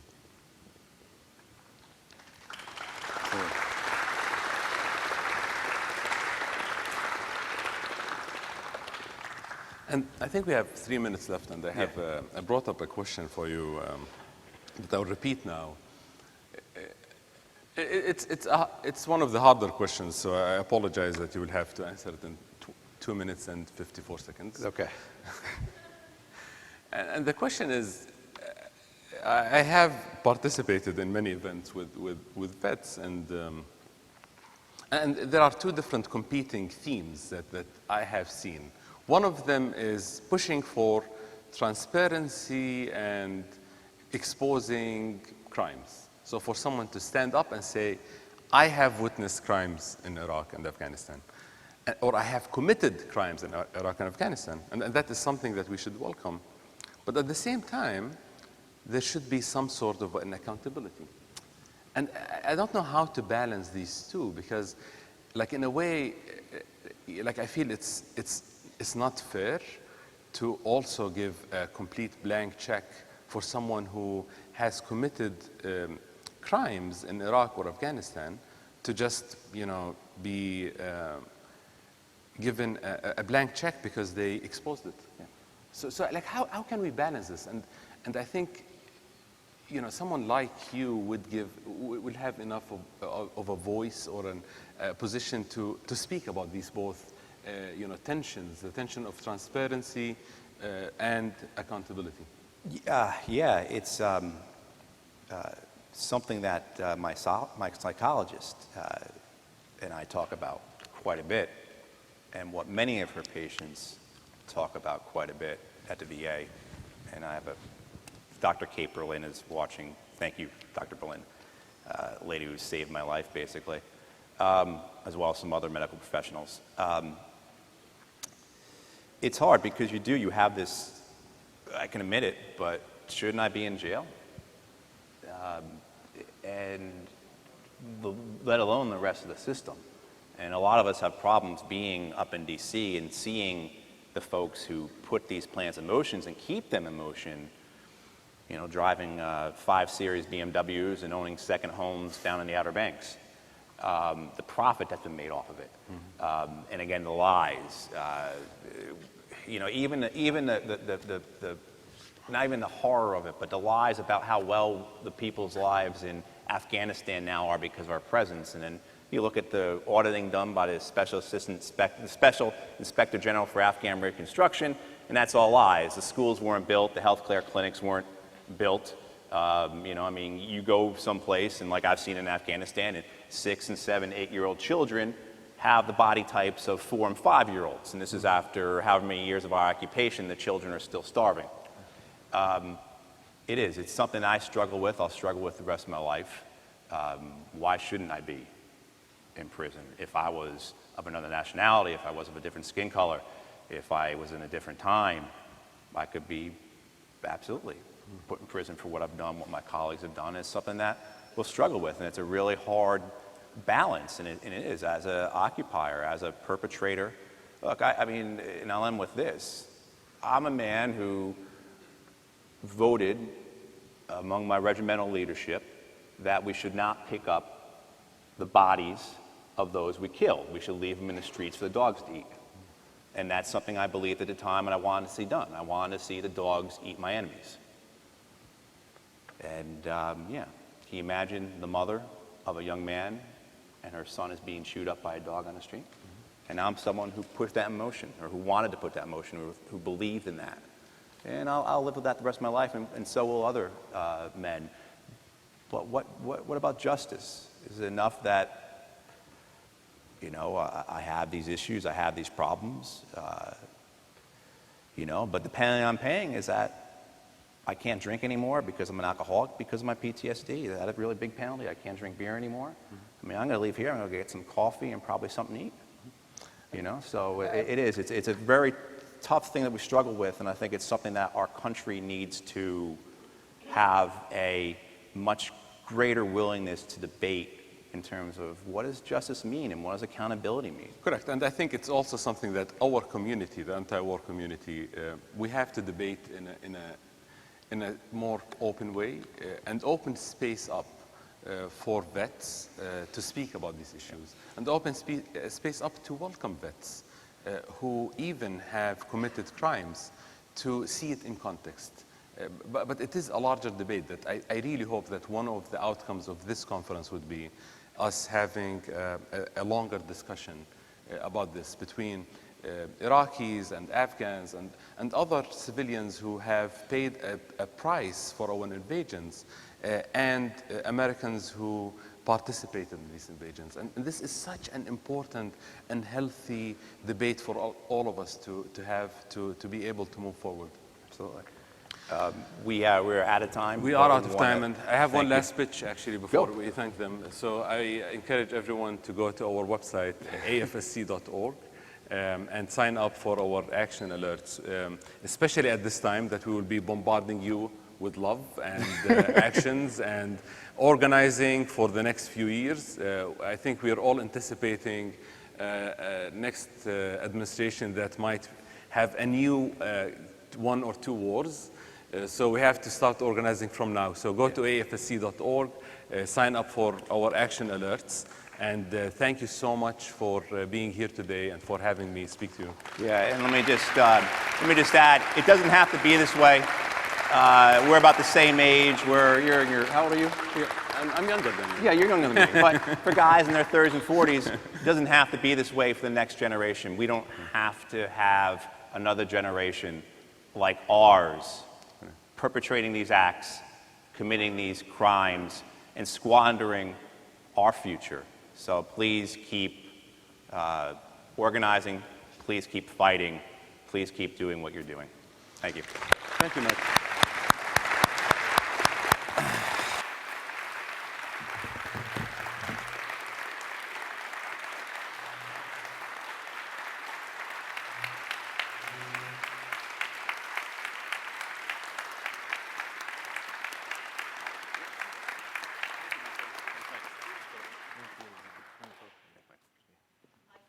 Yes.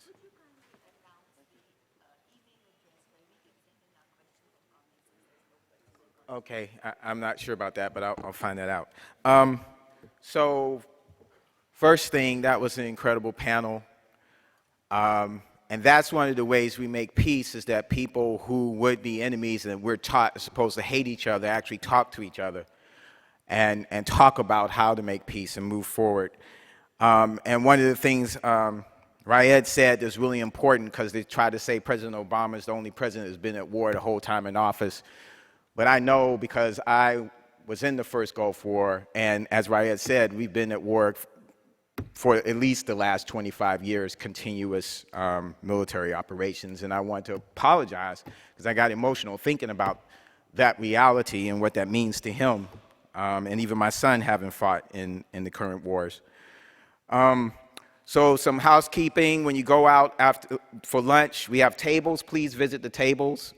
People brought their stuff, for you to be able to look at, so please visit the tables. Veterans for Peace has a table where we have some publications, so please check those out. We brought a bunch of them, so we don't want to have to take them back. At 18th and D are some food trucks for you, so you don't have to run around. Of course, some of you are going to have to, because the lines will be super long if you don't, but the quicker you get out there, the quicker you'll eat. Also, once you go out over to the far left, is a table with Ralph Nader's book, and Ralph Nader will be signing them. So, get your book signed, go out there and get something to eat, and come back for the rest of the program. So, once again, I get to introduce people I know, which is really exciting for me. Jim Cason, I've met in the past few years. He's helped Veterans for Peace with our lobby days. He did this year, and he's the Associate Executive Secretary of Friends Committee on National Legislation, Quaker organization. He was responsible for directing the full range of SCNL's strategic advocacy work. In this capacity, he works with program staff to develop long-term change strategies that will accomplish FCNL's legislative goals. He has more than 30 years' experience working for social change as an activist, journalist, not-for-profit leader, and lobbyist. Previously, Jim was a research and writing fellow of the MacArthur Foundation, examining the role of U.S. development assistance in Southern Africa, and he did several stints as a consultant to the United Nations, researching the role of U.S. corporations in Southern Africa. I've known Kevin Martin for quite some time. I actually saw him before 9/11 when I started to look at being in the peace movement. At the time, I was in the NAACP, and I was doing work that predominantly impacted my community, but as a black person, but I realized that those forces impact all of us, and I saw the peace movement as the place to work for peace and justice for everyone. So I went to a rally that Peace Action was putting on here in Washington, D.C. before 9/11, but I didn't meet Kevin. I just saw him. I didn't know I was going to get to know him later. And of course, 9/11 happened, and I got into Veterans for Peace, and I met Kevin through working with Win Without War and United for Peace and Justice. So Mr. Kevin Martin is president of Peace Action and Peace Action Education Fund. He joined the staff in 2001. He previously served as director of Project Abolition, a national organizing effort for nuclear disarmament, from August 1999 through August 2001.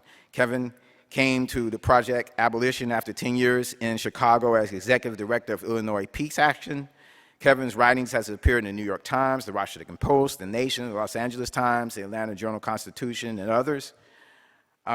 He has appeared on CNN, National Public Radio, Fox News, MSNBC, and other places.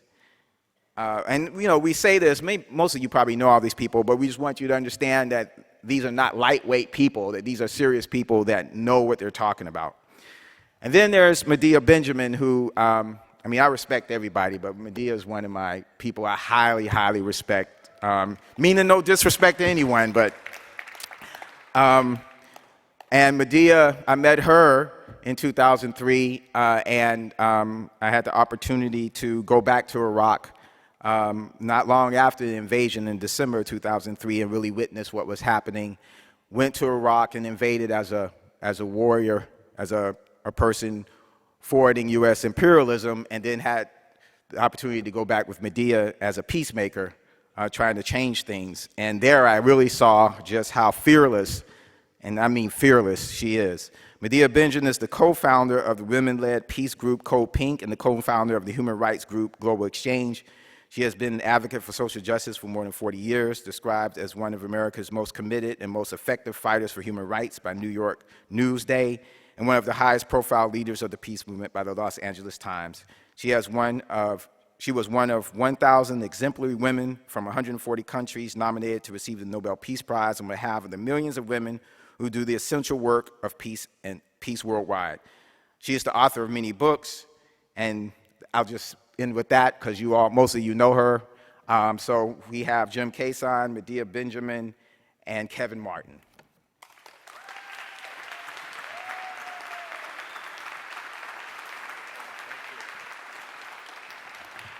Good morning. Thank you, Michael. Thank you, Ralph. Thank you all of you mostly for coming here. Because I think what we want to do now is talk about solutions. As several of the speakers have said, the solution is you here in this audience. The solution is you watching this on the Real News Network. And I hope as we move into this, you can begin to think about how you can get involved. Because there is good news out there. I come from an organization, the Friends Committee on National Legislation, that made those blue "war is not the answer" signs. And when we first made those, we thought maybe 100, 1,000 would get distributed. As of today, 2 million signs and bumper stickers around the country. There are a lot of people in this country that want to do something about the horror that you saw documented this morning, that want to work with Larry and Paul and Matt and Raed and Ralph and all of the people who have experience with war, who want to do something about this, who want to make change. But they need your help. And I'm going to start by asking you to do something more difficult, which is don't just talk to your friends. Figure out how to talk to people who you might not agree with on everything, but who you might be able to open up a conversation with about what's happening with war, about why war is not the answer, about why war is not working, about why actually preventing a war or an atrocity 5 years from now is morally better, is economically better, it is better in terms of the lives of our folks. So I want to ask you all here in the audience, and I want to ask the audience on television, if you'll just join in letting me know something. And if you're on television watching this today, think about tweeting at us. Hashtag, I think it is, Breaking Through Power. Think about my organization's Twitter handle is @FCNL. Michael's is VFP National. Real News is @Real News. And tweet something saying, I want to get involved, the solution is me. And those of you in the audience here, how many of you have participated in a Code Pink protest? All right. How many of you have been to a demonstration? How many of you have met with one of your elected officials? Okay, that's good. But I hope all the hands in this room raise for all three of those things when we get done with this weekend, because that's what we need right now. And for those of you in the audience on the Real News, I hope you all will get engaged on Twitter, on Facebook, on the different social media platforms, and let other people in your community know that you want to get involved in breaking through power. And whether you're the billionaire that might support Ralph's new project, or you're someone who's going to work with Peace Action or Code Pink or the Friends Committee on National Legislation, my main message to you is get involved. Because there is a public discussion going on right now about our national security. That discussion, unfortunately, is dominated by a narrative that says controlling the rest of the world and militarily putting down the rest of the world is the best route to our security. And that's a discussion we need to change. We need to move from wars that have served as recruiting tools, as you heard from Paul, for violent extremism, and wars that have drained our treasury of trillions of dollars, to a focus on peace building. I work for a Quaker organization, come out of a faith community that believes war is not the answer, that believes our faith leads us to think about and seek cooperative approaches to engaging with other people and to solving the problems of the world. But you don't have to be a Quaker to see that the only successful approach to greater U.S. security in the 21st century is going to come through more engagement and cooperation with the world. You've heard this morning the documentation of the failures of the U.S. war strategy. And yet today we're still in a position where our government spends something like 90% of its entire budget on for foreign engagement on the military. 10% or less is what's left for diplomacy, development, and international engagement. Our priorities, our government's priorities, are out of sync. And you all are the people who can make a difference in that. You all, your engagement is what's going to make a difference there.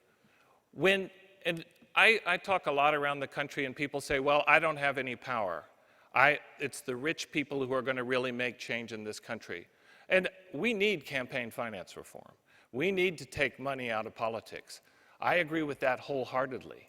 I also believe that there is work that you can do now to change this conversation. And I'll tell you a couple of examples. We have a program lobbying against nuclear weapons, as you might imagine, as a Quaker lobby. And in the last 20 years, Democrat and Republican presidents alike have proposed new weapon systems, new nuclear weapon systems. All three of the major weapon systems that have been proposed have been defeated. They haven't been defeated here in Washington, although we played a role in that. They've been defeated by people like you around the country who have engaged with their lawmakers and said, morally we think this is a mistake, politically we think this is a mistake, economically we think this is a mistake, don't do it. And that work that you can do can make a difference. And another example that Larry Wilkerson was very involved in, and I'm proud to say that FCNL worked very closely with Larry on this, is diplomacy with Iran. When the president and his team negotiated a diplomatic agreement that opened up the possibility of reducing the chances that Iran would get a nuclear weapon, there was a whole group of people in this country who said, no, don't support that deal. And yet, here in Washington, Larry and our lobbyists and lots of lobbyists from other organizations lobbied hard to say this is the right thing. But you know what? Their lobbying in Washington wouldn't have worked if folks around the country hadn't also gone into offices in Colorado, in Washington State, in Alabama, and lots of other places and said, we want you to do something different. We want you to support diplomacy. We believe diplomacy works. And I just hope that as you think about what you're going to do when you get done with this conference, as you go out, I hope you'll think about training others to engage, but also I want to come back to this question about conversations with people you don't agree with, about going out, particularly this year, when we're seeing so much vitriol, when we're seeing so much bigotry. This year is an important year for you to go out and say, I'm not going to just talk to my friends. I'm going to figure out how to talk to people who I don't know and who I suspect don't agree with you. Because look at the panel that you had earlier today. Look at who was on that panel. You had military folks. You had people with real experience of war. All of those people are people who often are your allies. In our peace-building program, you know what we find? We find that it's often the military that want to figure out how to focus on peace-building, because it's the military who know what war is like. We approach this from a faith perspective, that we think war is not the answer. Military people may approach it from a different perspective, but they're getting towards the same end. And that's what I want to encourage you to think about. How can you do that when you go home? And don't forget Congress. Obviously, here I am from a Quaker lobby. I'm going to encourage you to lobby. I believe that there are a lot of people in Congress who would like to do something different, but they don't see the political support to do that. And you are the political support to do that, you and other people in your communities. But you have to engage. I'll give you a couple of other examples, if I might. One is an example of a group in one state who went in to lobby their Tea Party senator. And the aide in charge of this had used to work in the Pentagon, and they thought, oh, this is over. They're not going to support peace building. Well, that aide ended up agreeing with them on the importance of peace building, on the importance of focusing on the war 5 years from now and trying to prevent it rather than fighting the war 5 weeks from now. And as you go forward, if you're a person of faith, if you're a political activist, whatever leads you to do this, I would encourage you to start from that point of view. Start from your values. Don't start from the politics, and then have a conversation. There's a phrase that you often hear in political discourse, which is, what's the definition of insanity? And the definition of insanity, from my point of view, is continuing to do war when we see that war is not working.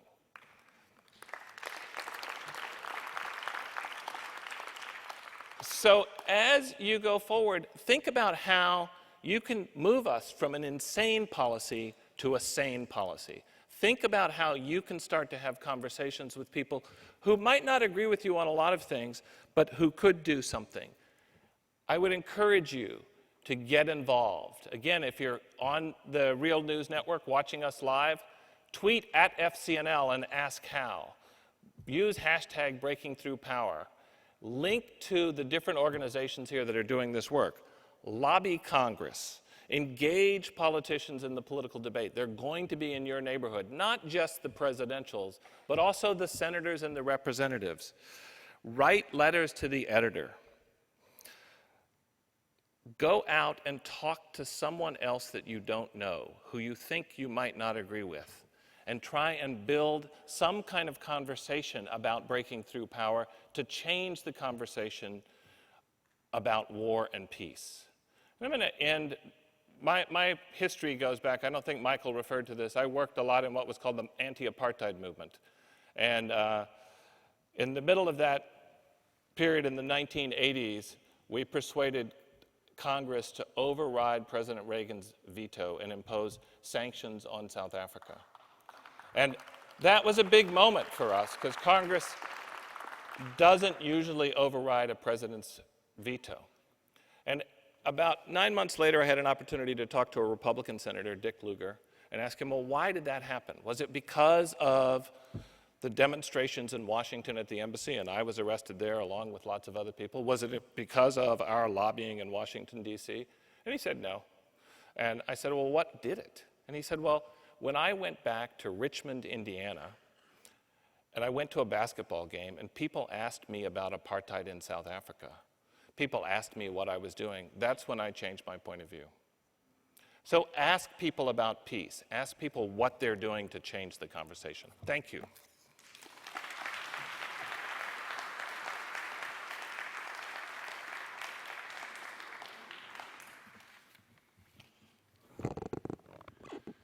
So again, I'm Kevin Martin from Peace Action, and I was so pleased to be invited by Ralph, and I just thanked him again, to be here at day 3 of Nader Palooza. And the reason why is a lot of times peace is not part of the progressive agenda, that you'll get together this conference or that march or whatever it is. And a lot of other important issues that I certainly care about are addressed, but peace often isn't. And I have a thought about why that is that I'll share with you.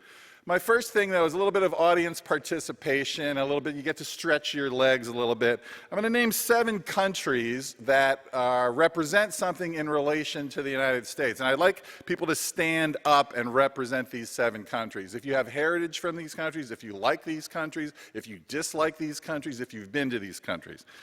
China, who wants to be China? Somebody stand up and be China. There we go, China right there. Saudi Arabia, more than one is fine. Saudi Arabia, you want to be Saudi? There's Saudi Arabia, we go. Russia, who wants to be Russia? There we go, Russia. United Kingdom, who wants to be United Kingdom? We got lots of United Kingdom, that's great. India, who wants to be India? Country of Gandhi, there we go, over there. France, who wants to be France? All that good wine and food, there we go. Japan, who wants to be Japan, where the president is right now? Okay, great. All right, those are 7 countries that are something in relation to the United States. I'm not going to ask what that is just yet, but just take a look around. Okay, if you are representing a country that is an ally of the United States, not whether you think they ought to be or not, sit down.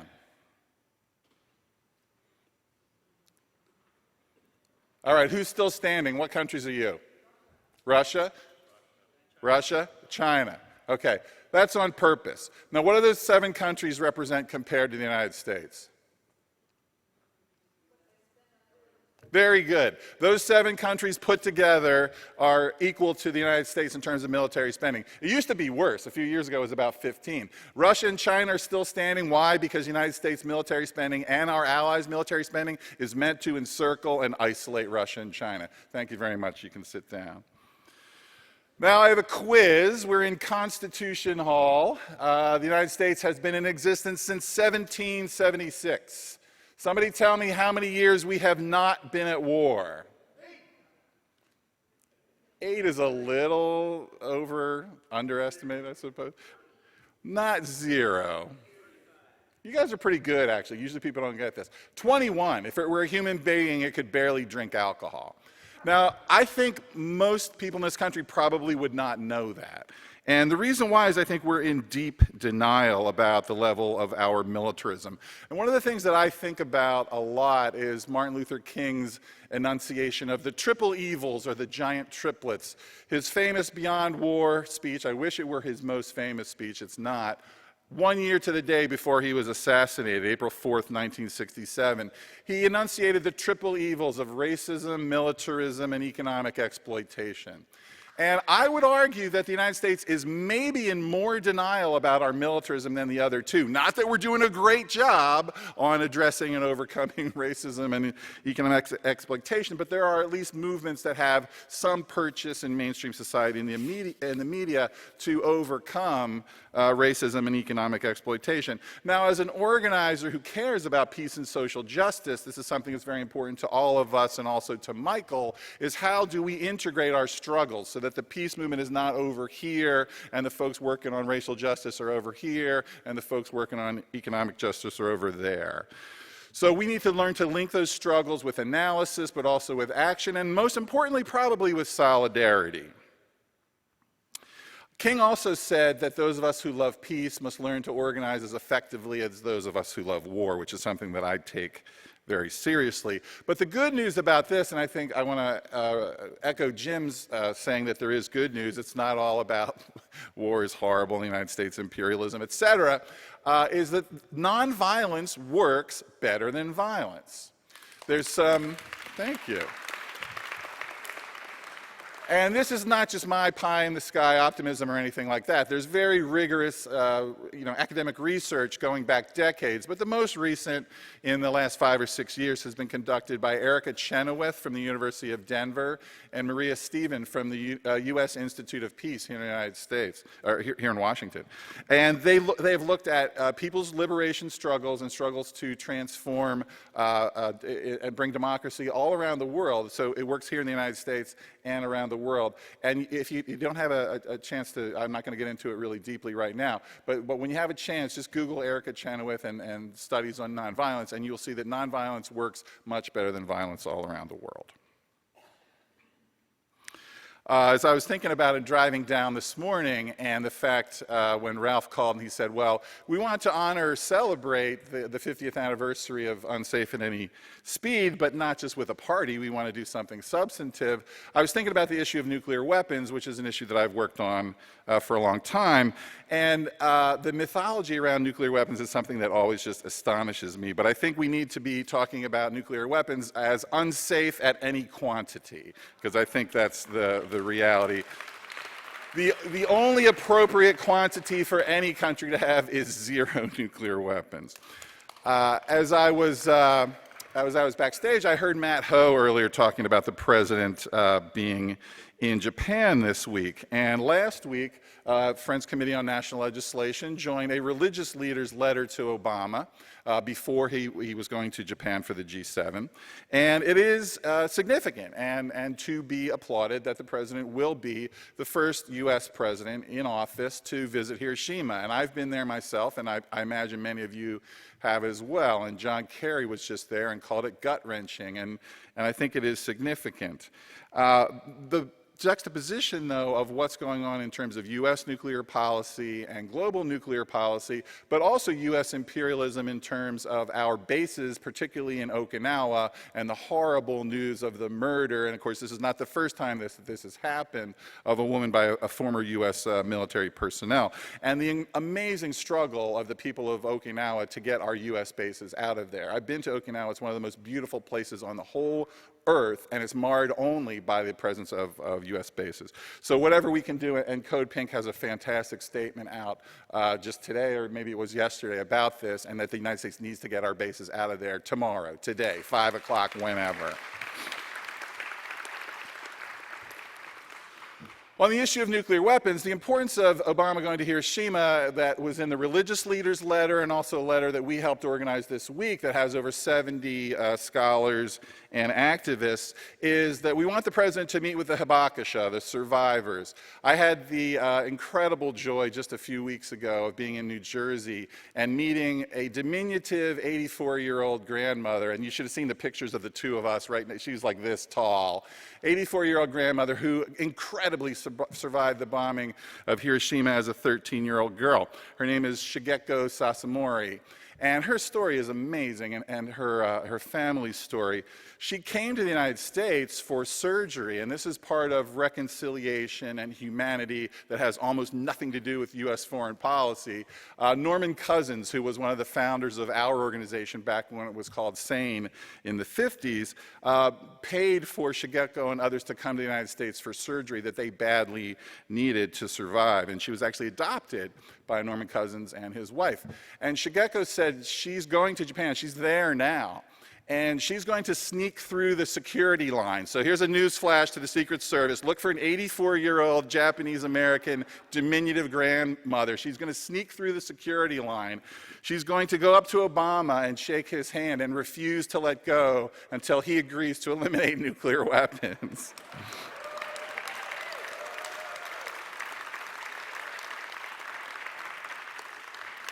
Now, of course, the problem is the president, who I believe, at least at some point, was more committed to the cause of nuclear disarmament than any president since John Kennedy, has precious little to show for it. The Iran nuclear deal, which we worked on for over 10 years, I know others did as well, is incredibly important. The New START treaty, modest and needs to go further. There's a lot that the president can do. If he just goes to Hiroshima and makes a nice speech, some of the things I've heard I actually like, that he's not going to make a huge, long speech. It's going to be a somewhat humbling visit, which I'm sure it will be. But he needs to take concrete action towards nuclear disarmament, and there's a lot he can do. He can reduce our reserve stockpile. He can start reductions with Russia without even a treaty. He can announce that we are going to live up to the Non-Proliferation Treaty and begin negotiations for the global elimination of nuclear weapons. He can take our weapons off of hair trigger, launch on warning alert. Those are all things he could announce, and I doubt he will when he's in Hiroshima, but I think the aftermath in the next few weeks, the more pressure we can generate, like the religious leaders letter, the letter we put together, but also calls and emails to the White House, that he can't leave office without having done something more to reduce the dangers of nuclear weapons. He must do that before he leaves office. And of course, the best thing, or the most important thing he should do, and Matt mentioned this earlier, the United States has embarked on, and this is under the Obama administration, a 30-year, $1 trillion plan to start a new arms race. They call it nuclear weapons modernization. They're going to modernize all our nuclear weapons research facilities, our warheads, our planes and missiles and submarines, the delivery systems. $1 trillion over the next 30 years. This shreds any credibility we have in non-proliferation to tell other countries that they can't have nuclear weapons. And surprise, surprise, the other 8 nuclear weapon states, after they heard this, said, oh, we're going to do that too. We're going to spend money to upgrade our nuclear weapons. So it's not just in this country, but all those other countries. What a colossal waste of our tax dollars that should be going to feed people, to educate people, to build affordable housing, to stimulate the green economy. Anything, a tax cut, anything, except for 30 years, $1 trillion to upgrade nuclear weapons and start a new arms race. He should cancel that immediately.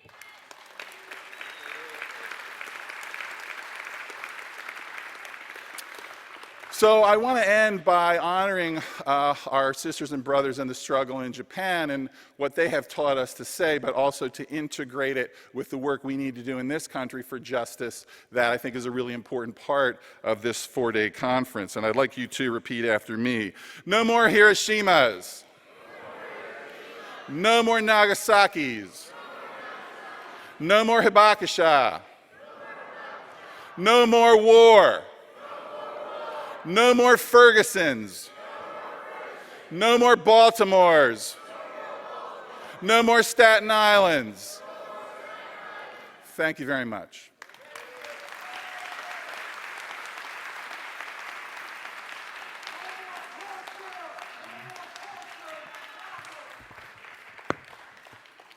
So, can you see me? So tall, this podium. It's wonderful. I just so agree with what Jim has said that, well, and Kevin, that focusing on war when we gather together like this is so critical because it's so rarely done these days. Kevin talked about these studies that show that nonviolence is more, oh, I'm getting a, yay! That nonviolence works better. I wanted to add to that scientific body of evidence with a quote by the great Chinese philosopher Lao Tzu, who said, "It is only when you see a mosquito landing on your testicles that you realize there was always a way to solve problems without using violence."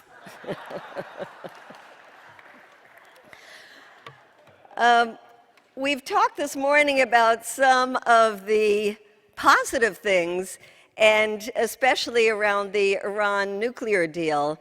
Jim talked about the role of the Friends Committee on National Legislation and all the groups that came together to work with the Obama administration against the big lobby groups like AIPAC, and it was quite remarkable to, at least once in our lifetime, see the defeat of AIPAC with the signing of this nuclear agreement. There's another win for diplomacy that happened under this Obama administration. Anybody want to shout it out? Cuba. That's right, Cuba. How many of you have been to Cuba? Raise your hands. Quite a number of you. And you know that it's still illegal to go to Cuba as a tourist. But when it was even harder to go to Cuba in the 1990s, I started taking groups, just like this group, the Venceremos Brigade, was doing every single year, defying the embargo. And they froze our bank account at the Treasury Department. They took our passports. But let me tell you, it was one of the most fun places to go to defy US policy. And there we were. We had taken about, on this particular trip, about 200 people. We were on a beach resort. We were lying on the beach, swimming in the beautiful ocean, drinking mojitos, dancing to salsa music, and all of a sudden we got a call and said, "Fidel Castro wants to meet with you." So we all got into our clothes, ran over, had a meeting with Fidel Castro, and he said, "You are all such courageous revolutionaries." And we started laughing hysterically. We thought, what a great way to make a revolution with mojitos and salsa. But it was the constant going to Cuba, the constant defying of the US travel ban that gave Obama the confidence to do what he did. And let's recognize that these two very important wins during the Obama administration did not actually come under the Secretary of State leadership of Hillary Clinton, right? It was after she left and John Kerry came in that we actually started getting some diplomacy.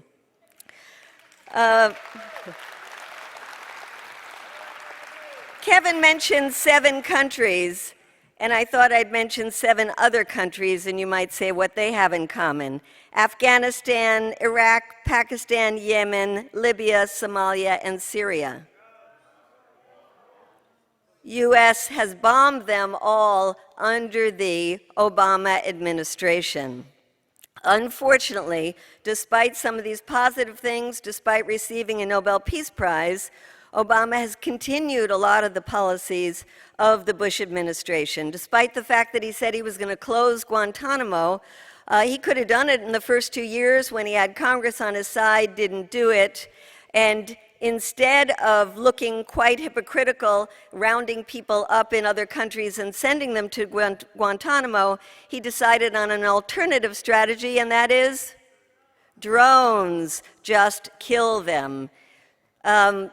We at Code Pink, along with groups like Veterans for Peace, have been very active in trying to expose the drone program under Obama. Raise your hand if you've been involved in any kind of protest around drones. So it's not a lot of people because it's one of these wars that people didn't see, still don't see. And in fact, until we started organizing, people had no idea that the US was even using drones to kill people, both in places where we were at war and places where we weren't at war. I wrote a book called Drone Warfare and went around to 200 cities around the country just explaining to people what we were doing and why the government was refusing to even acknowledge we were doing this. And then we started organizing protests at bases in the United States, like the Creech Air Force Base, where the drones are being piloted, where people with the press of a button are killing people thousands of miles away with absolutely no accountability. We also went to these places, to Yemen, to Pakistan, Afghanistan, met with drone victims, brought their stories back, and better than that, we brought some of the drone victim families to the United States to do what had never been done, testify before Congress.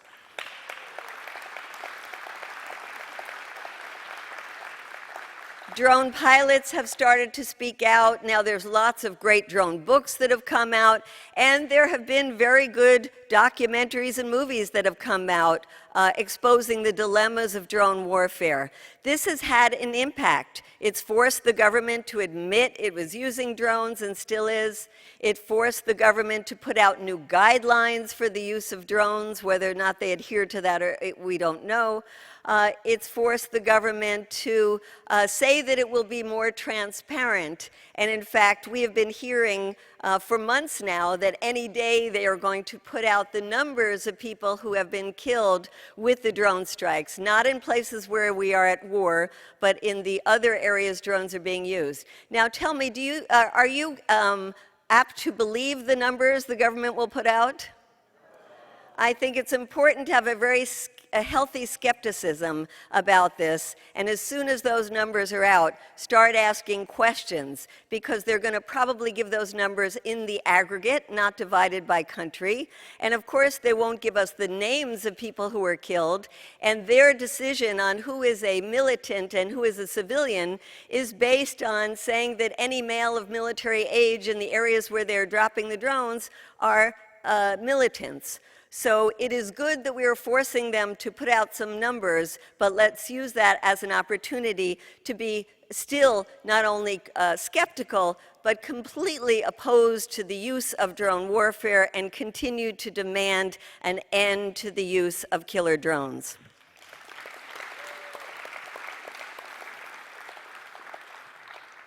Another area where Code Pink is now involved in is to focus on one of the greatest allies of the United States in the Arab world. It is the country that is the largest purchaser of US weapons. Anyone want to shout out the name of that country?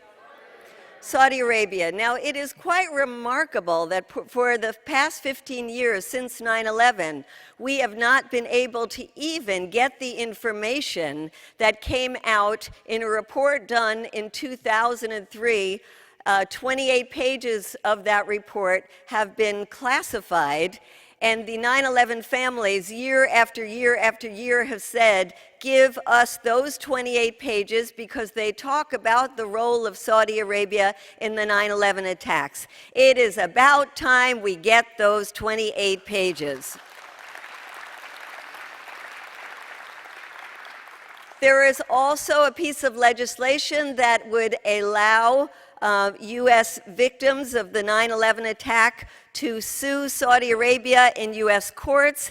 It has just passed the Senate. We want it to pass the House. President Obama has said he will veto the legislation. Terrible, terrible. But the Senate has said they will try to override that veto. We need that legislation to pass. We need to be overridden. Saudi Arabia must be held accountable. Now, it's not only Saudi Arabia's ties to 9/11, it is Saudi Arabia's internal repression. This is a country that is #1 in terms of beheadings around the world. This is a country that puts people in prison for blogging, giving them 10 years and 1,000 lashes for the crime of blogging. This is a country that has taken young people who were peaceful demonstrators in the Shia minority community in Saudi Arabia, arrested them as minors, and they are now on death row awaiting to be beheaded. This is a country where you could not put a church or a synagogue. It would be illegal for you to do it. It's a country that says no matter how old a woman is, she will always be a minor and need a guardian to give her permission to do any significant thing in her life, where women are not allowed to drive. It's the only country in the world. Is this a country that the U.S. should be allied with? This is also a country that is spreading the Wahhabist ideology, a version of Islam that is the most intolerant version of Islam that most Muslims say has nothing to do with the peaceful Muslim religion that they adhere to. And this Wahhabi ideology is at the basis of Al-Qaeda and ISIS. We must work hard to cut the ties between the U.S. government and the repressive Saudi regime, cut off weapons sales, the weapons that are being used right now in Yemen, including cluster bombs, a weapon banned by the international community, but still being used to kill people in Yemen. Let's cut off weapons sales to Saudi Arabia. There is also the issue of the country that is the largest recipient of U.S. foreign aid, and that is Israel.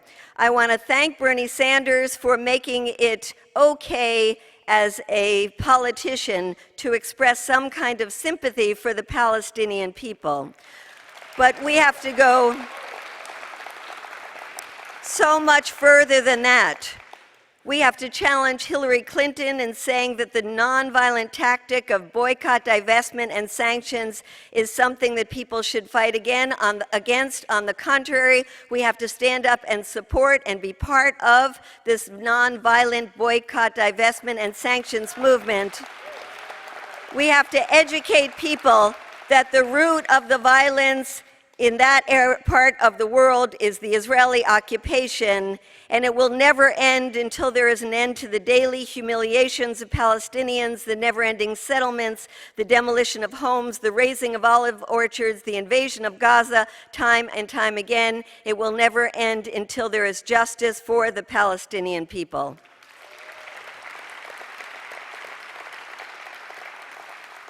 And I want to end with a plea saying, we let our guard down when Obama came in. We allowed the peace movement to disintegrate. Now we are faced with the time that no matter who is in the White House, and let's face it, it's probably going to be the hawk Hillary Clinton, or if it is Donald Trump, even though he said a couple of positive things about foreign policy, like NATO is obsolete, he too will lead us into new wars. That the only way that we're going to stop the cycle of endless war if we have an anti-war movement that is not tied to any political party, and if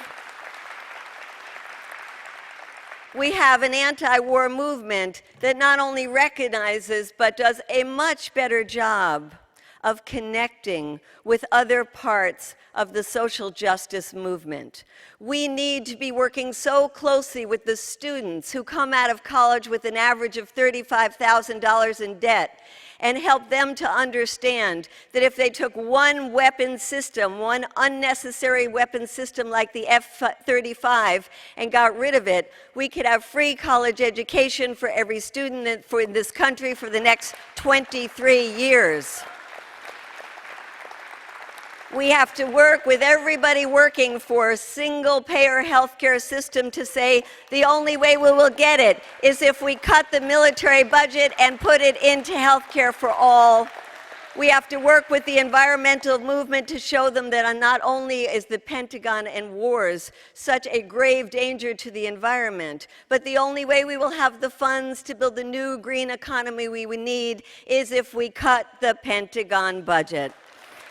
You know, Bernie Sanders used to be really great on this and used to talk back in 2002 about the need to cut the Pentagon budget by 50%. He doesn't say that anymore. We have to say that now. Cut the Pentagon budget by 50%, use that money for the needs we need at home, and not only that, to address the humanitarian crisis in Syria that we are so responsible for. We need to take billions of dollars to put into helping the refugees, and we also need to say that the United States should bring in not 10,000 refugees, 100,000 refugees. We need to play our part in this crisis, and this does something to address the Islamophobia that is growing in this country. We have so much to do. I want to end with the quote by Gandhi that I love, which is, "First they ignore you, then they laugh at you, then they fight you, then you win." We've been going through the first 3 phases. Let's go to the last one. Let's win and end wars. Thank you.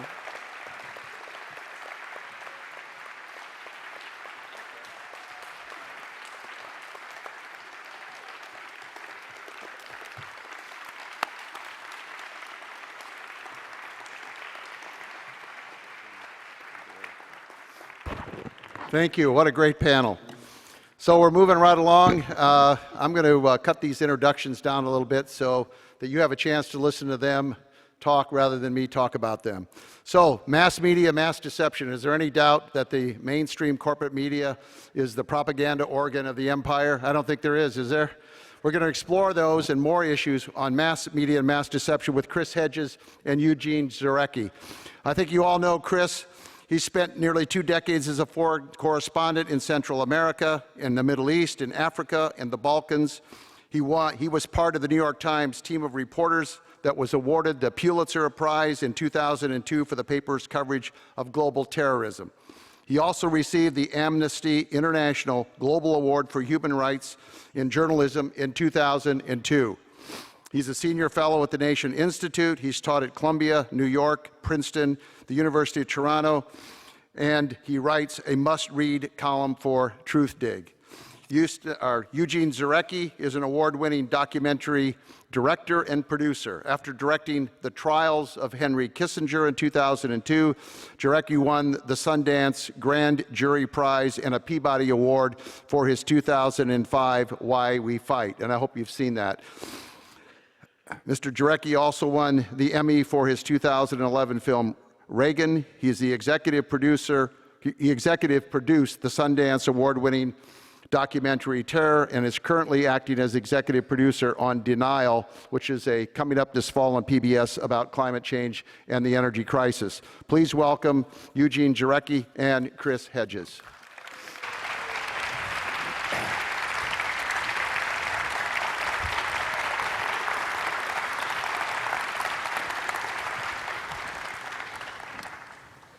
So let me just open about the peace movement.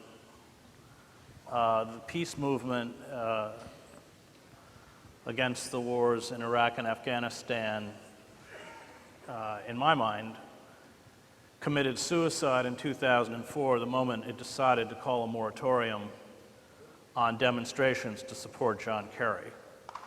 That we forgot that those of us who are trying to build movements for social change have to hold fast to those moral imperatives. And as soon as Kerry comes out of the Democratic Convention and salutes and says that he wouldn't have withdrawn from Fallujah, he has publicly declared that he is utterly antagonistic to our goals. And I think we never recovered our momentum from that. And I think it's a good lesson for all of us who are trying to wrest back our democracy after this corporate coup d'etat, and we see it now in the upcoming elections. We have to get over this mantra of the least worst, because every election cycle, it's worse. One of the things Chris and I were talking about before we came out is how hard it is to shut out the noisy neighbor that we have in the 24/7 news cycle. I say neighbor in the sense that I think all of us in this room have a concern with reality and with the tremendous array of forces that are afflicting us right now. And the neighbors are the 24/7 news cycle that are concerned with the puppet show of an election that's taking place, in which we all sort of stand by and watch the slow motion train wreck before us, where this least worst idea is all that you can hope for. So if we have some minutes today, I think the most fruitful thing we can do, particularly because so many people in the room, find the same sort of set of ideas harmonious, and we look at a world where we feel in such a minority in the way that our pursuit of truth leads us away from where the neighbors are shouting. So I think if we have some time to go a little further into the mechanics of how we get where we are. Chris has a lot of firsthand experience in terms of watching how the media excludes truth-seeking from its practices. I'm reminded of George Orwell, who said that speaking the truth itself in a time of deception is a form of revolution. And it's a revolutionary act, I think, to live at this time in the world of journalism, where the journalists themselves feel such a tremendous pressure, job pressure, career pressure, et cetera. And I think you might want to talk for a moment about what it has been like for you in war zones to watch the real mechanics of the exclusion of truth-seeking. Well, I covered different types of conflicts, some of which were in essence proxy wars. I covered the war in El Salvador for 5 years. I covered the Contra war against the Sandinistas in Nicaragua. I spent 7 years in the Middle East, much of that time in Gaza. Covered the first Gulf War. And when your own nation is not directly involved in the war, I also covered the wars in Yugoslavia, it is possible to present a narrative that begins to describe the reality of war. But as soon as your own nation undertakes war, the press, and Philip Knightley wrote a very good book on this called The First Casualty is Truth, immediately signs on for the crusade. And this is true in every war, even if we look back at Vietnam. The press, like all institutions, is very good about mythologizing itself, but the press is a reactive force. So it reported in the early years of the war in Vietnam the way the national press does when the country is at war, and that is confining itself to about 4, 5, 6 basic narratives of the struggle of the hometown kid, acts of generosity, the courage. It fits its reporting within that mythical narrative that is being spun out at this point by the government, systems of entertainment, and of course by the news industry, which is complicit. So the coverage in Vietnam changed. As soon as the public perception of the war changed, that's when Walter Cronkite was able to go on TV and say what he said. But the idea that the press is somehow a leader or is somehow a truth teller before the public is able to figure out that truth is incorrect. That's the first point I want to make. The second point I want to make is that, and this isn't just true for war, it's true throughout the history of American journalism, that you always have a tension between the commercial media and what I would call unencumbered journalism or independent journalism. So for instance, the great journalist Ida B. Wells, the great investigative journalist who has her newspaper office in Memphis finally burned down by mobs, exposes the reality of lynching. And she exposes it because while in Memphis, she sees that the white community is targeting the black bourgeoisie, the black doctor, the black owner of a supermarket, because it's a commercial competition. And that sets her on this whole journey. So even at the time, the New York Times is writing editorials saying, lynching is wrong, but black men who rape white women should go to trial and be put to death.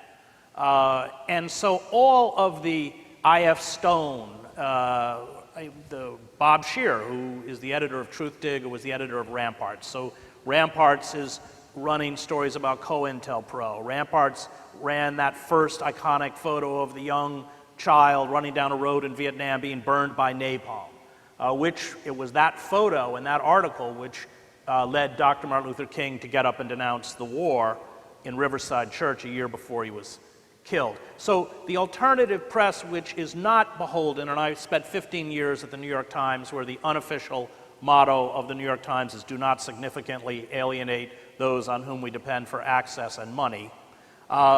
It has pressures built within it that prohibit it from straying too far from the official narrative or antagonizing those on whom they depend for access and money. And so you saw with the alternative press, traditionally throughout American history, it has pressured the mainstream, or embarrassed, I would say, the mainstream press into doing their job. That's always been a factor.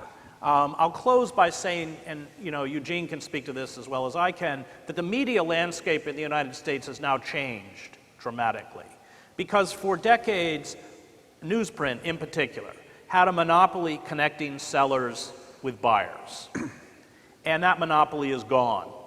And so large metropolitan daily after another is, you can pick up the Philadelphia Inquirer, which is a shadow of what it once was. The New York Times is hemorrhaging money. There's we hear to be another round of layoffs, perhaps as many as 200 people, because advertisers don't need that medium of newsprint. They can, through black box information and internet habits, directly target those who they see as potential consumers.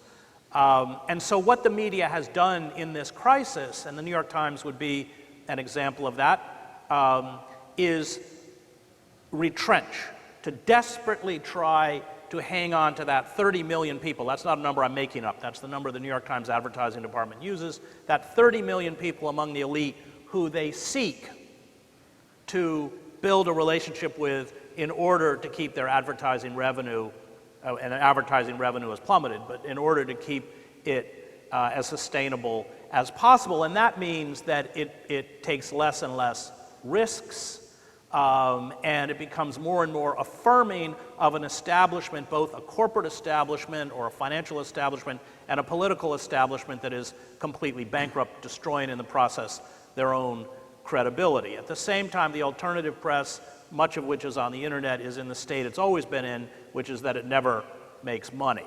Ramparts never made a dime. Scheer had a brilliant idea that to entice advertisers, he took the Pan-American ad that was on the back of Time magazine, put it on the back of Ramparts, and then thought he would take it around to corporations to show that he had legitimacy, but the only result was that Pan Am sued Ramparts to take it off. So we've entered this media vacuum, and I'll just close by saying that in the airwaves now, these large corporations, Viacom, General Electric, Comcast, they look at news as just one of innumerable revenue streams. It's no longer like the Hearst newspaper chain, which was bad enough because they launched US imperialism and the Spanish-American War, but those revenue streams have to compete now with other revenue streams, and the only measure by which they are judged is their ability to generate income. And that, and Eugene may want to talk about this, is how we have devolved to a point where we have a reality television star and megalomaniac developer as a viable presidential candidate, and why the media gives him so much time, because, as the president of CBS Movies said, he may be good for America, but he's very good for CBS, he's very good for profit. Profit has become the sole determining factor of every institution, private or public, that ability to generate profit, maximize profit, and the media is just one more victim of that. Bad for America, yes. Bad for America, but good for CBS, right? Yep. What's good for General Motors? It seems to me that you couldn't have a more fitting symbol of the American train wreck than what's happening with Trump's capacity to, the Republicans said, oh, the outrage over Donald Trump. This is the same party that was running Sarah Palin. So it's hilarious to watch, were it not so tragic in what it suggests about the devolution of our discourse.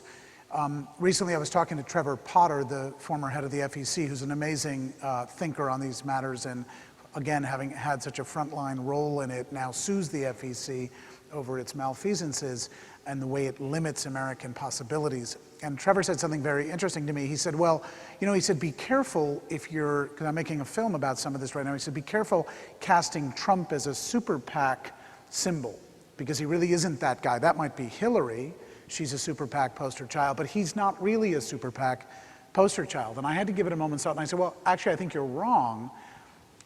Only a country whose people have been driven to the point of nausea that we're at the super PAC infiltration of our politics, at the infiltration by money into our political system, only that country so nauseous and nihilistic would possibly engage in supporting somebody who is a walking mockery of the system, who is a walking train, sort of bank robber in broad daylight, who, makes fun of the very system and says, you can't touch me and I'll keep turning you on your head. And the only thing good about Donald Trump is that he's exploded the hypocrisy of the Republican Party, who now find themselves scrambling to find a way to cover their tracks and follow him and follow him into his electoral hopes. But of course, what's against him is the hypocrisy of the Democratic Party, and nobody saw that more brutally than Ralph Nader when he witnessed their hypocrisy as it was directed at him. And of course now, Bernie Sanders, who I think thought he was a hair holier than Ralph Nader and would kind of escape that kind of treatment if he aligned himself with the party, I think he's finding it as brutal as Ralph Nader found it, and he's only going to find it more brutal if he persists in trying to live in a democracy. So we have this problem that, yes, we're watching the train wreck and we're watching it embodied in Trump and his media circus, but this goes back. Fairness and Accuracy in Reporting did an amazing analysis in the lead up to the Iraq War, which I'll never forget, where they looked at the four major news programs and the four major networks, and they looked at news programs in the 2-week lead up to the war. And they found that of 300 broadcasts that they studied, talking about the impending prospect of a war in Iraq, 293 contained pro-war voices, and 7 contained an anti-war voice. A cleric, somebody from Code Pink, this, that, or the other. You could count them on a hand and a half. 293 to 7. In terms of the balancing act that Chris is talking about, in the way the major institutions fall in line because they see access as so much their bread and butter. But it got worse, because when the networks then put out their coverage, 4 major networks, each network, CBS, ABC, NBC, they all named their coverage Operation Iraqi Freedom. This was a 3-word phrase arrived at painstakingly by Donald Rumsfeld and his haiku staff at the Pentagon to really cleverly jam our circuits and make us think that it was an operation, not a war, that it was about Iraqi freedom rather than Iraqi something else, et cetera. So Amy Goodman joked that they had thought about Operation Iraqi Liberation, but the acronym wasn't very positive. So they went with Operation Iraqi Freedom. Now that's fine. Fine for the Pentagon. If you live already in a compromised democracy, you expect that of the Pentagon. But when the 4 major news networks name their coverage unblinkingly, directly after that name, you'd have to ask yourself, in a state-controlled media system, how would it look any different? And so now you find yourselves this many years later, and we are simply in the sort of, the scab has formed over that old wound which we never addressed. And so now it's standard operating procedure to expect that the mainstream media is going to fall in line. So you turn, hopefully, to the online new reality. And you find that there's a kind of a horrifying, at least worse situation there too. On the one hand, you've got, the good news is you have a biodiversity of resources. You can turn to a lot of different voices as never before. That's very good news. The bad news there is that's imperiled by questions about net neutrality and what the future of that, because we're coming to rely on it so strongly. We rely on email also, and our email is read. So we've blindly walked into a future where we now have given up our right to privacy in our mail. Can somebody raise a hand, who here sent a paper letter in the last 6 months? How many people here sent an email in the last day? So you all, myself included, have given up to just, I don't have privacy anymore, even though privacy is the cornerstone of democracy, it's the cornerstone of resistance, the cornerstone of hatching plans for how you would make a better democracy. We've given that up. Well, what else are we giving up? In our news gathering, in our reading, we don't know who the sources are. We're now in this biodiverse world. The good news about it is it's more democratic. The bad news about it is you kind of have to learn by error whether you're reading something that's well documented. A tremendous amount of reliability as a factor. But the other bad news is that these major conglomerates are now more and more horning in on and taking ownership of these entities. And so you're back in the old problem, but less well regulated than it ever was before, less accountable. Julian Assange has pointed out that if you go looking for a story that The Guardian wrote a year ago about a Russian oligarch, and you remember reading it and it was so interesting, and I've had this experience myself, you go back and look for it now and it's not there. So you have this extraordinary sort of invisibility factor settling in to combine with you don't know where net neutrality is heading, whether you'll be able to get to those sources that you're relying on. We rely on so much. What if our phone just stops working? Think about all the things we now invest in that. Well, if we do that with information, and thank God we're here today in person, because until they stop that, we can at least talk this way.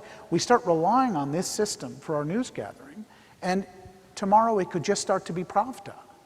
And the subtlety with which that conversion happens, I think is very frightening. Well, I would argue at this point that commercial media is Pravda. I don't think that you see, I don't own a television. I'm a news junkie. There isn't any television on news, any news on television anymore, virtually, with the exception of Amy Goodman, and I have a radio to hear Amy.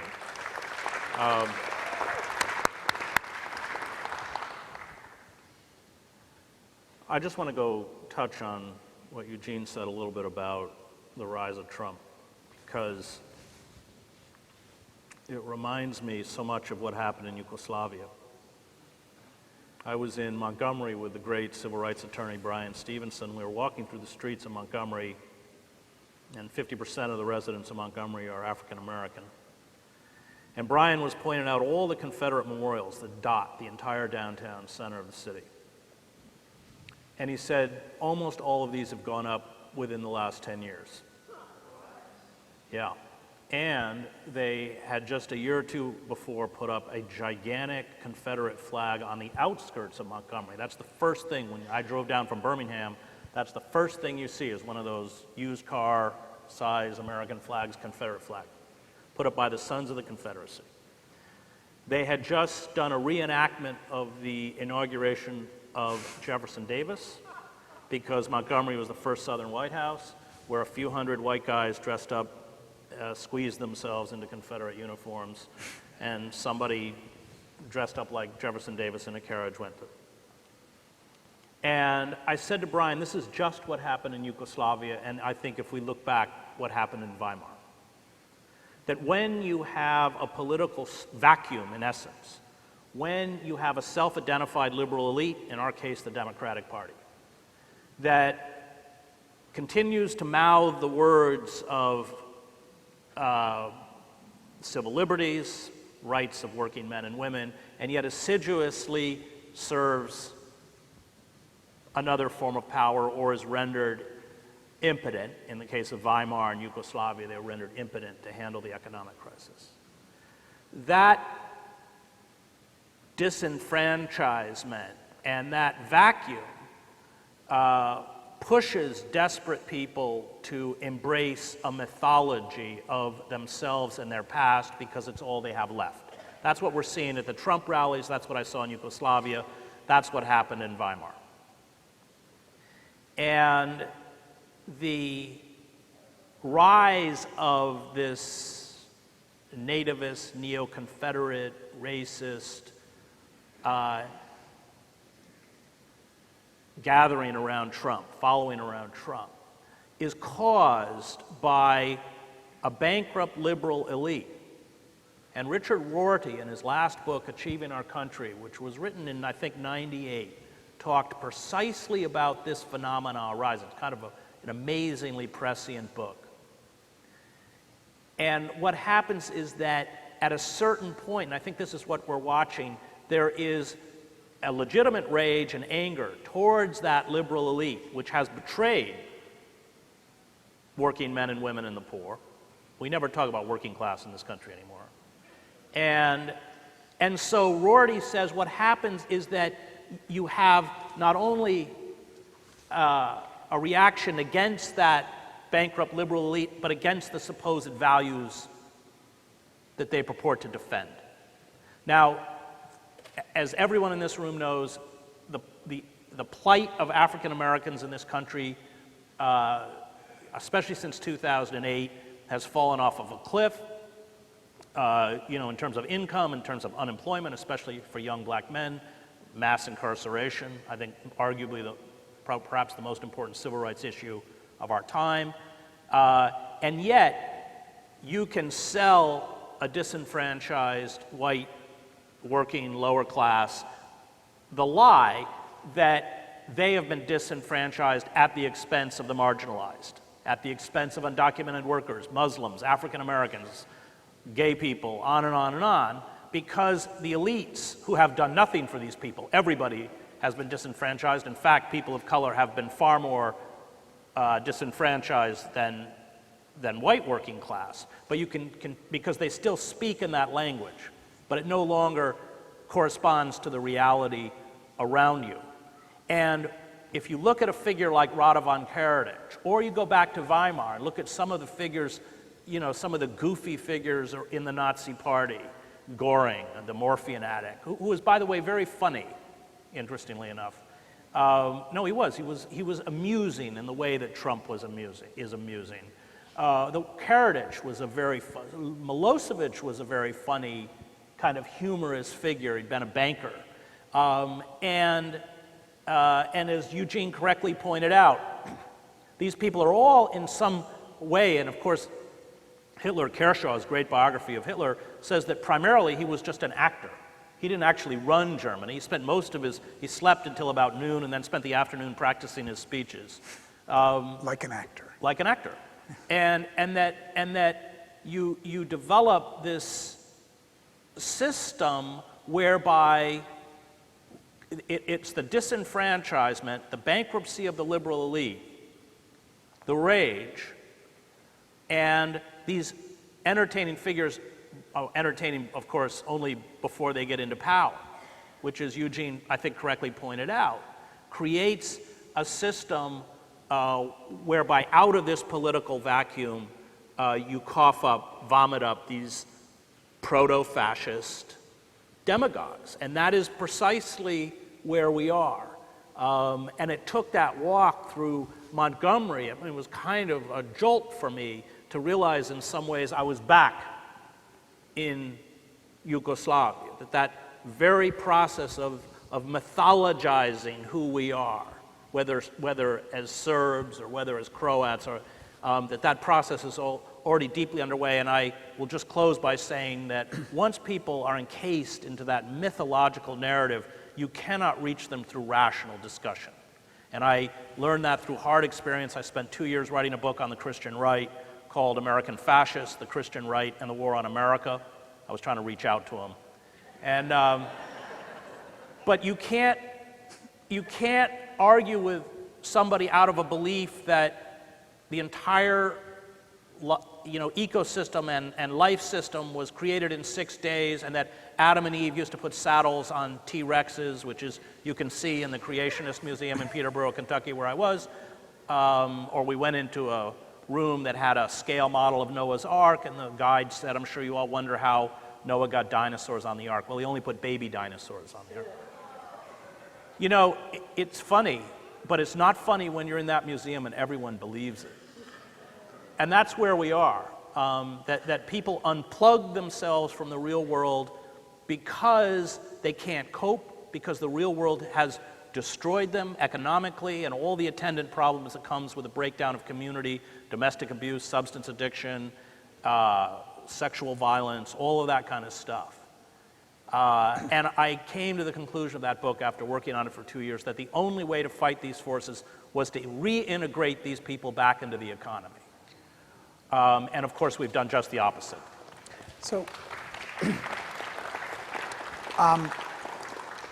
a comment on how we step past Trump and back to the problems we have with or without Donald Trump. To put Donald Trump in context is to remind ourselves of Voltaire, who said that a figure who can make you believe absurdity can make you commit atrocity. And so behind this laughing clown of a figure, I don't care about Donald Trump. Donald Trump is a broken person displaying his extraordinarily broken self in public. If he should lose, this will all be extraordinarily embarrassing material for him through history. He'll be one of those figures we have videotape of who look terrible for all time. If he wins, it's simply the same as it is that he's running at all, which is an indication of where we are with or without him, and we have an enormous amount of work to do with or without this circus. And when we talk of atrocity, part of what happened in the marginalizing of truth-seeking around the Iraq War was that we got to see the sort of never-ending CNN effect of our news coverage, which is we get to see 24/7 news coverage of the launching of the bombs. And in the case of the Iraq War, of course, we never got to see, in the Gulf War, we barely saw any of the landing of the bombs. In the Iraq War, thanks to Al Jazeera, we had to see occasionally a bomb where it fell, and the children it killed, the wedding party, and so forth. But what that was really about was that a new wave is upon us in terms of the impact of the military-industrial complex, which Colonel Wilkerson so wonderfully added some phrases to this morning. Military-industrial congressional complex was in Eisenhower's original draft. So Colonel Wilkerson didn't add that. He just added some of the other things we need to put in there. There are so many aspects to this complex. But one of the things that this complex does in the modern era is it convinces us of precision guidance. It convinces us of a dangerous illusion to precision guidance. So for example, if you take the Gulf War, okay, about 65% of the munitions in the Gulf War were dumb munitions. About 35% were smarter munitions. And so we had a terrible civilian casualty count in that war. And so we then moved into the Iraq War with a much higher proportion of smart weapons versus dumb weaponry. And the Pentagon promised us that would produce a far smaller civilian casualty count per bomb dropped. But it didn't turn out that way. It turned out we have, per bomb dropped, a much worse civilian casualty count record in the Iraq War than we did in the Gulf War. Well, why is that? Well, it stands to reason if you get a fancy new car with great brakes and all that, all those ABS systems, whatever, well, what do? You drive faster. And you might cruise around a neighborhood that you wouldn't have driven through so quickly because you can turn on a dime and stop on a dime. In other words, the Pentagon gulped down the Kool-Aid that the weapons companies were promoting about what their black cross in a white desert testing was telling them. And of course, those black cross in a white desert tests, the results of those fell apart completely when there was the fog of war, when there was the cloud of weapons smoke, when there was confusion on the ground, confusion of tracking systems, et cetera. And so this dangerous illusion of precision guidance is what we've been watching in our drone program and in our ongoing war programs. And the reason it's so extremely sensitive is that we have entered a new era in Eisenhower's concern about military industrialization. When Eisenhower gave his warning, the one thing we surely know from his thinking, from his other writings, from related speeches, and from the testimony of people who worked with him on the farewell address, What we know is that he was concerned that if you build the weapons, it will lead to never-ending defense spending. That if you keep threat inflating, you'll have a pretext for weapons makers to divert so much money away from other programs in your national life that you'll have what he called imbalance in and among national programs. The metaphor would be you keep building a bigger and bigger gun. In order to do that, you sell off all the things inside the house that you're guarding. By the time you're done, you've got a giant gun guarding an empty house. And that was Eisenhower's fear at an economic level. He was afraid that we were bankrupting ourselves and warping our priorities.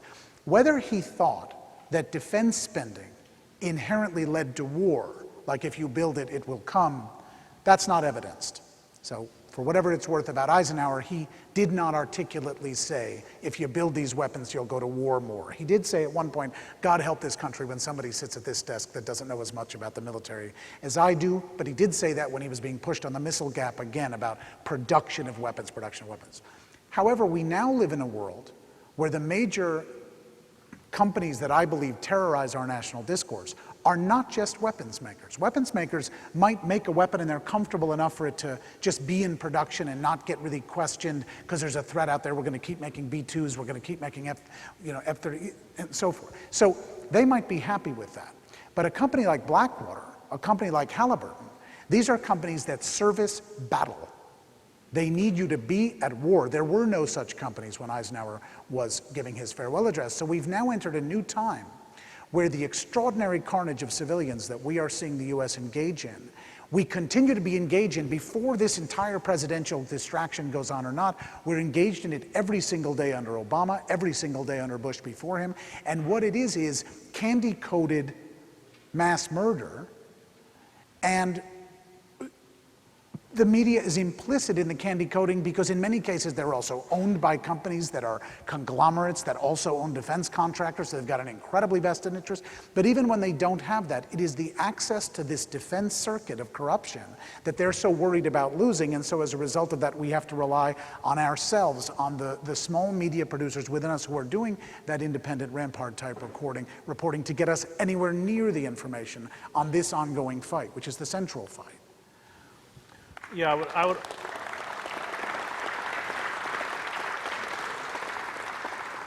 I know that Colonel Wilkerson has raised this point, but it's worth repeating, and that is that in essence our foreign policy has been taken hostage by arms manufacturers. There's no rational reason to extend NATO, and Reagan had promised Gorbachev that after the fall of the Berlin Wall, NATO would not be expanded beyond Germany. We betrayed that promise. Why?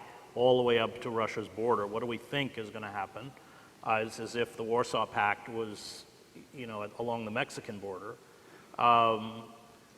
because they're markets. And I think, we've now spent, almost 16 years in Afghanistan, 11 years in Iraq. We've lost Afghanistan. The Taliban controls more territory than it controlled when we went in. Iraq as a unified country has been destroyed and is never coming back. We have created these failed states that have given rise to the Islamic State, both in Libya and parts of Syria and Iraq that equal the size of Texas. And so it's proven an utter failure by every single criteria that could be used for measurement, except, once again, for those who profit off of war. And unfortunately, the political system, which is hostage to corporate power, is hostage to the corporate power of the arms manufacturers of the war industry. And so we've lost all sense of proportion. We're far less safe than we were before we went into Iraq and Afghanistan, which should be obvious. The only reason we have not been struck is because, unlike France or Europe, we don't have 4,000 to 5,000 US passport holders who are fighting in the Middle East as mercenaries for ISIS. We have just a few hundred, so they can be watched. The French are quite upfront about the fact that, like the Belgians, there are just so many they can't watch them. But eventually, it isn't a question of when, it's a question of if.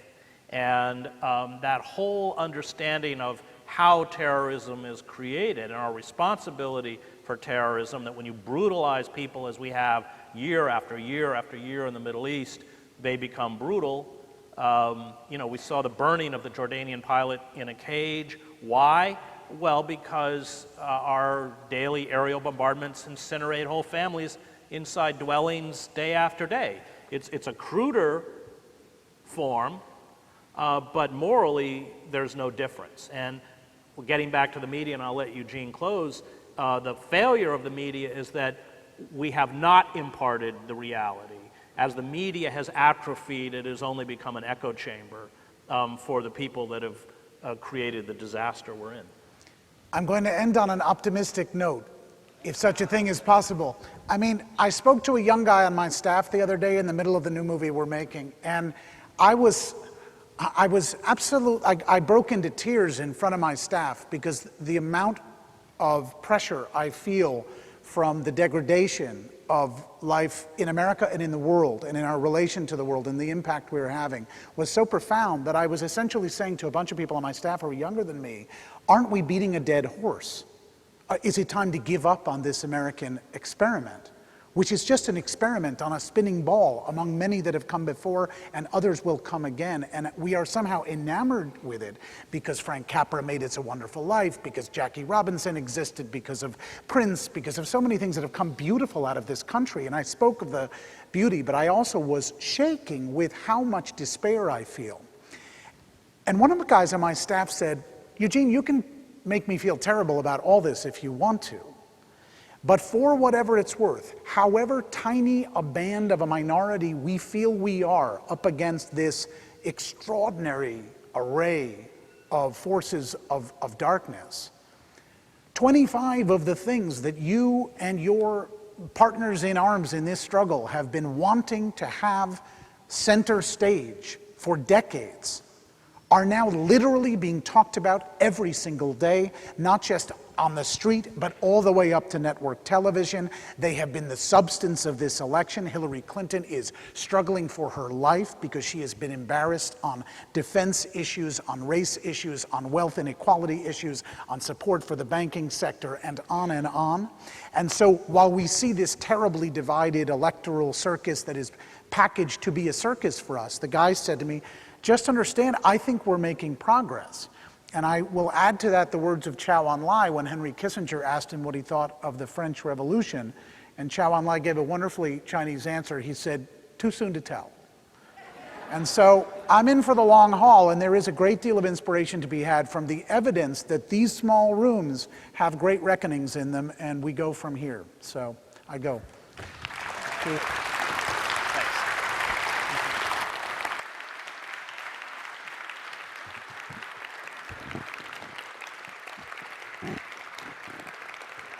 Thank you. Another great panel. So this is the lunch break. Please be back here at 12:50. You won't want to miss the start of the show with Phil Donahue. Ralph Nader will be signing books out in the foyer. You can do that. And there will also be a food trucks at 18th and D Street. And go out and please go to the Veterans for Peace table, pick up a copy of Peace in Our Times, the best newspaper available in this building and beyond.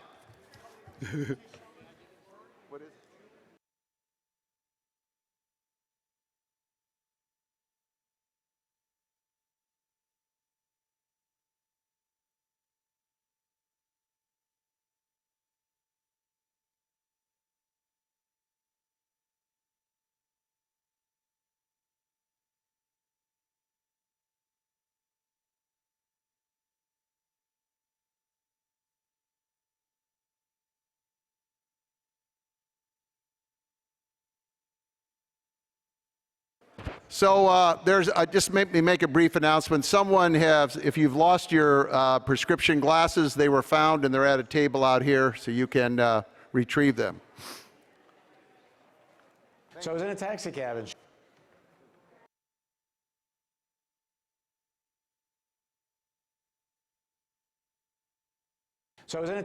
and Chicago, and the taxi driver asks me, what do you do? And I said, I work for this new news network. Doesn't take corporate funding or government money, doesn't sell advertising. And he said, oh, you mean the real news? And I knew that was it.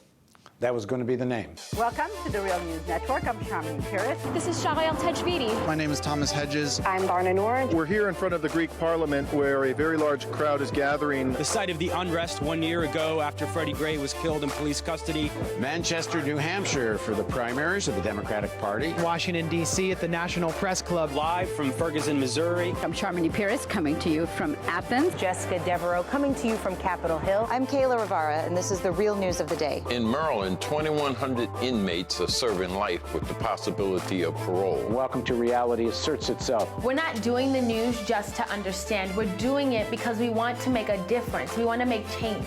We don't want to live in a world of perpetual war and climate disasters and eroding living standards and chronic poverty. And we've realized that if we're going to make that difference, we need to talk to the people who need the change the most. That's working and poor people. That's why we're based in Baltimore.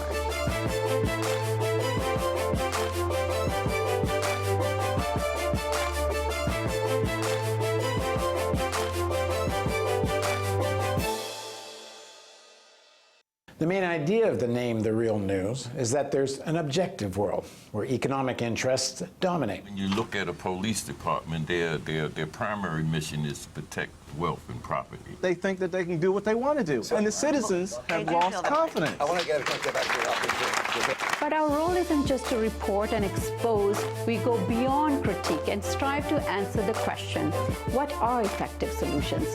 When we covered the Baltimore protests against the murder of Freddie Gray and systemic police abuse, we said that the real problem was not just a few racist cops, but the role of police in enforcing laws that perpetuate chronic poverty and mass incarceration.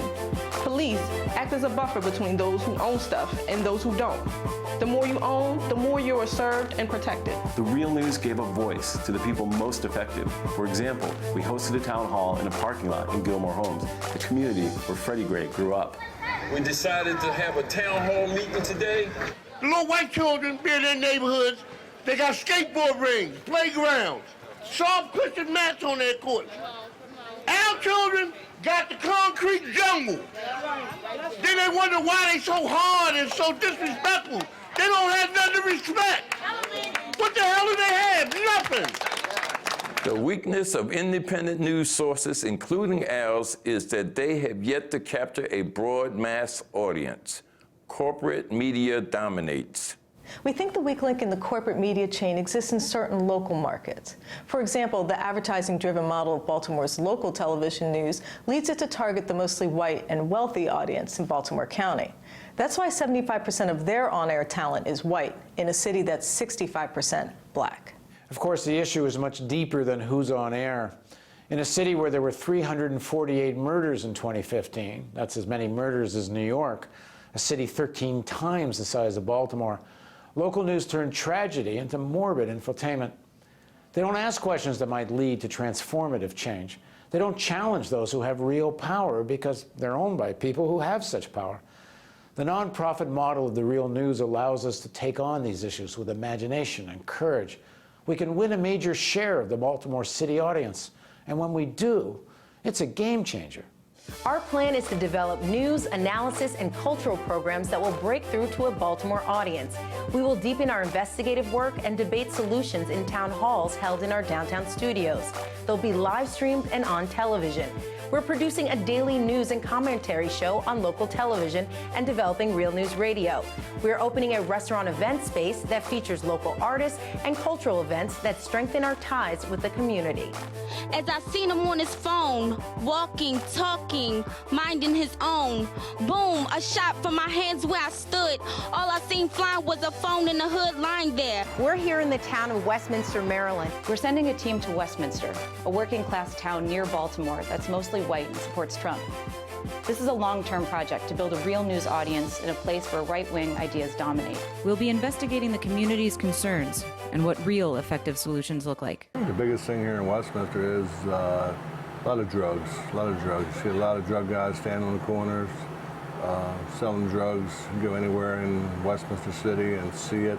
We're building an institute that's a collaboration of investigative journalists, academics, and frontline workers like teachers and nurses and cops and community activists that will answer the question, if you ran Maryland and Baltimore in the interests of the majority of its people, what policies would you create? We will strengthen our team in D.C., focusing on the real interests that drive Washington policy and expose the mainstreaming of racism, Islamophobia, and far-right ideologies in American national politics and media. TRNN is one of the few independent news networks accredited on Capitol Hill. Very importantly, we will expand our Climate Change Bureau and stress the urgency of the environmental crisis, expose the war on science, and report on creative and necessary solutions. We're covering everything from global rising temperatures to toxic waste dumps in Baltimore.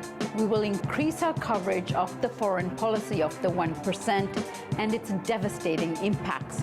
We will report on mass movements around the world that are resisting austerity, war, and aggression. Real news is in the house, building the world house that Martin King and so many others envisioned. Please support Real News. I'm grateful for the Real News Network for bringing true news to people and communities who need it most. It's going to be more than news. It's going to be community mobilization, community enlightenment, community morale, and really focus not just on telling people what's going on that's not very good in Baltimore, but telling them what's going on that is good, all the way to solutions for a better life for the people in this big city. We know that this is an ambitious plan, but the times cry out for it. We believe that if significant resources are brought to bear in Baltimore, it would have great national significance. Please help us make real news.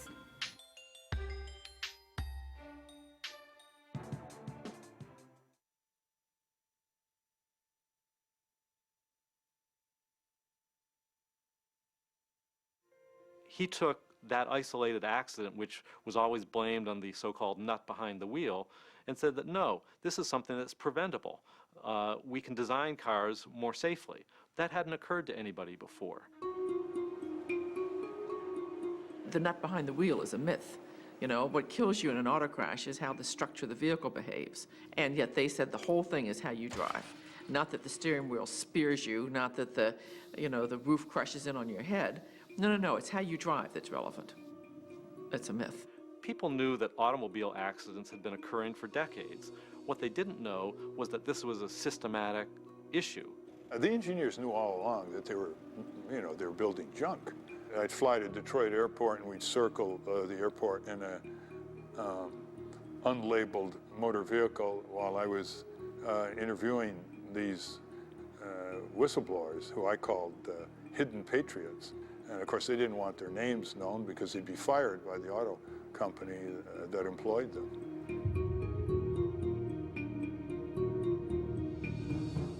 Here was someone saying, this vehicle that you think is the essence of your happiness, that the advertising community in Detroit has told you is everything you're ever going to need to be happy, is incredibly, recklessly dangerous. I was walking to the old Senate office building in an underground corridor that they use. One of the Capitol policemen said to me, you better get out here, there are a couple of detectives following you. And I said, what do you mean? Two guys following me. He said, didn't you write a book on auto safety? I said, no. It was February of '66, a Saturday afternoon, when Ralph Nader told me he'd been followed the previous day. Well, you can't write a story saying somebody says he's being followed. There's absolutely no evidence of it. I felt that I better tell somebody in case I wound face down in the Potomac or Anacostia River or something strange was going on. So I told my editor, the national editor of the Washington Post, Larry Stern. And then Larry Stern, my boss, told me that another Post reporter who has white skin and black hair had told him something very similar. Because we were so tall, thin, dark hair. I was, astonished to have this confirmation. The detective was following people along, making telephone calls and saying he was somebody or other. He went to Ralph Nader's friends and associates and he pretended that Ralph Nader had been offered a job. People began to wonder why, if he was being offered a job, were they so consumed with, was he smoking pot, was he gay? They put it together, realized, yes, in fact, a person who's testifying before Congress has someone breathing down their neck, trying to figure out what's going on. They call some of the big auto companies. Ford says, it's not us. Chrysler says, it's not us. General Motors issues a statement where they indicate they don't know what's going on, but they don't demur. General Motors sends sexy women into a supermarket to seduce him into a compromising position. I mean, I thought this was the damnedest thing I'd ever heard in my life. After we heard that General Motors had turned the babes loose on him in the grocery, and we thought that was an unwise decision from a public relations standpoint for our greatest corporation. I mean, General Motors was clearly, pissed off because, they were going to face a lot of suits. I mean, there was a lot of serious stuff here. When this was confirmed that General Motors was responsible, the Senator Ribicoff from Connecticut, who headed the relevant Senate committee in this area, went ballistic. The president of General Motors was summoned. You've got television cameras out there, and you've got a packed congressional hearing room. Everything's set up for maximum theater. You've got Bobby Kennedy there, Abraham Ribicoff, and then at a lower elevation, James Roach, CEO of General Motors. Legal right to ascertain necessary facts preparatory to litigation. I don't see how you can know and order the investigation and then put out a statement like this, which is not accurate. That, Mr.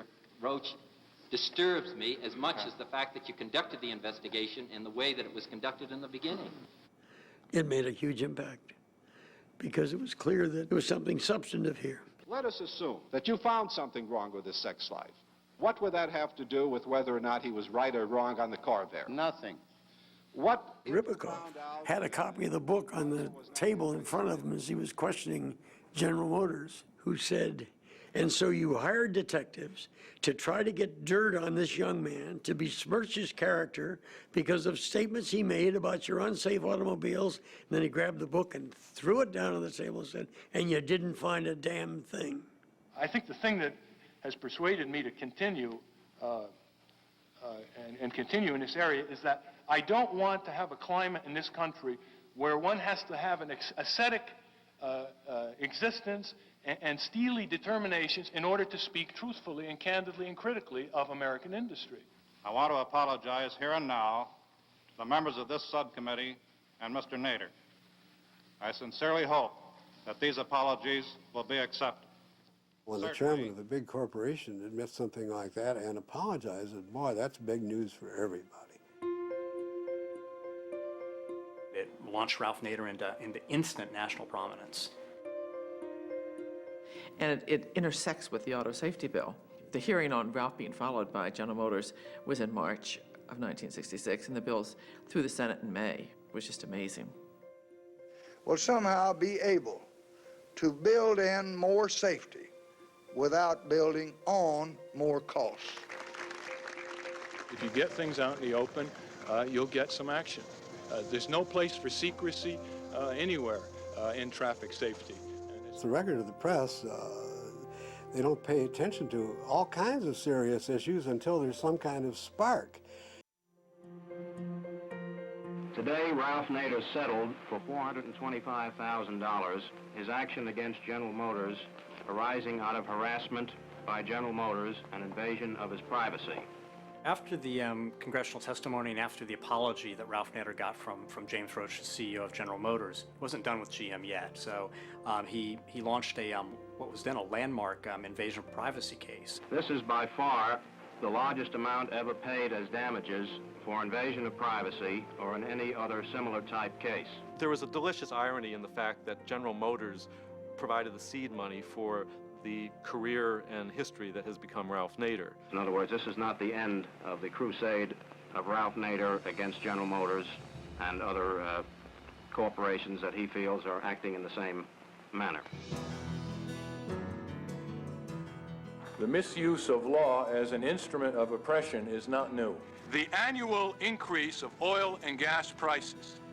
Fantastic swindling in the marketplace, knowingly. 1 million pounds of meat a day is unfit for human consumption. The U.S. Department of Agriculture, corporate crime, and the National Air Pollution Control Administration. You are committing a without fraud facts in the and American without public. proof. Do you want me to read you the 18 volumes before this committee and the Senate Antitrust Committee? What do you call them? Do you want me to reproduce them all? The facts are overwhelming.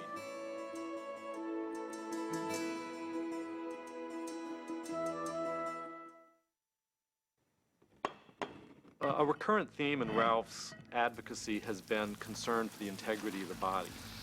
Many of Ralph's policy initiatives have tried to develop new legal doctrines, new regulatory schemes to protect the body from assault and harm.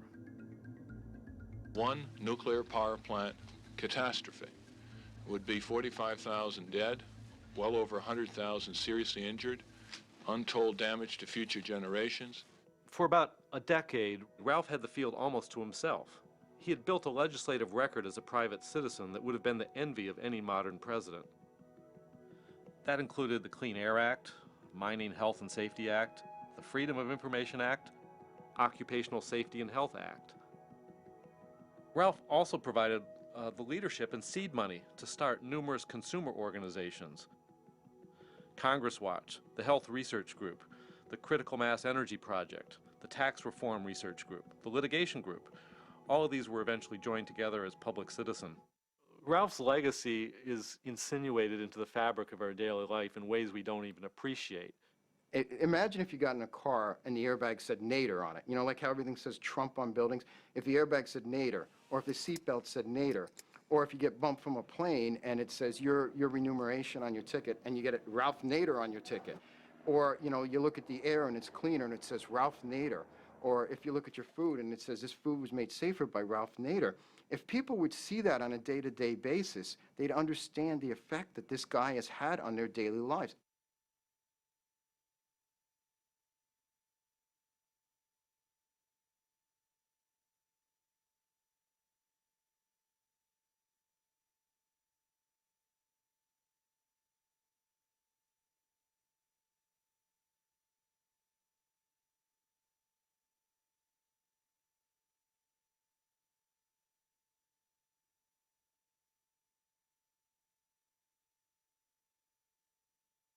So I was in a taxi cab in Chicago, and the taxi driver asks me, "What do you do?" And I said, "I work for this new news network.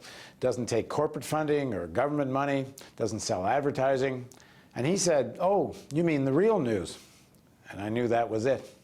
That was going to be the name. Welcome to the Real News Network. I'm Shamini Paris. This is Shahayal Tajvidi. My name is Thomas Hedges. I'm Barna Noor. We're here in front of the Greek Parliament where a very large crowd is gathering. The site of the unrest 1 year ago after Freddie Gray was killed in police custody. Manchester, New Hampshire for the primaries of the Democratic Party. Washington, D.C. at the National Press Club. Live from Ferguson, Missouri. I'm Shamini Paris coming to you from Athens. Jessica Devereaux coming to you from Capitol Hill. I'm Kayla Rivara, and this is the Real News of the Day. In Maryland, 2,100 inmates are serving life with the possibility of parole. Welcome to reality asserts itself. We're not doing the news just to understand. We're doing it because we want to make a difference. We want to make change.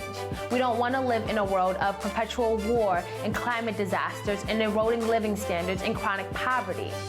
And we've realized that if we're going to make that difference, we need to talk to the people who need the change the most. That's working and poor people. That's why we're based in Baltimore.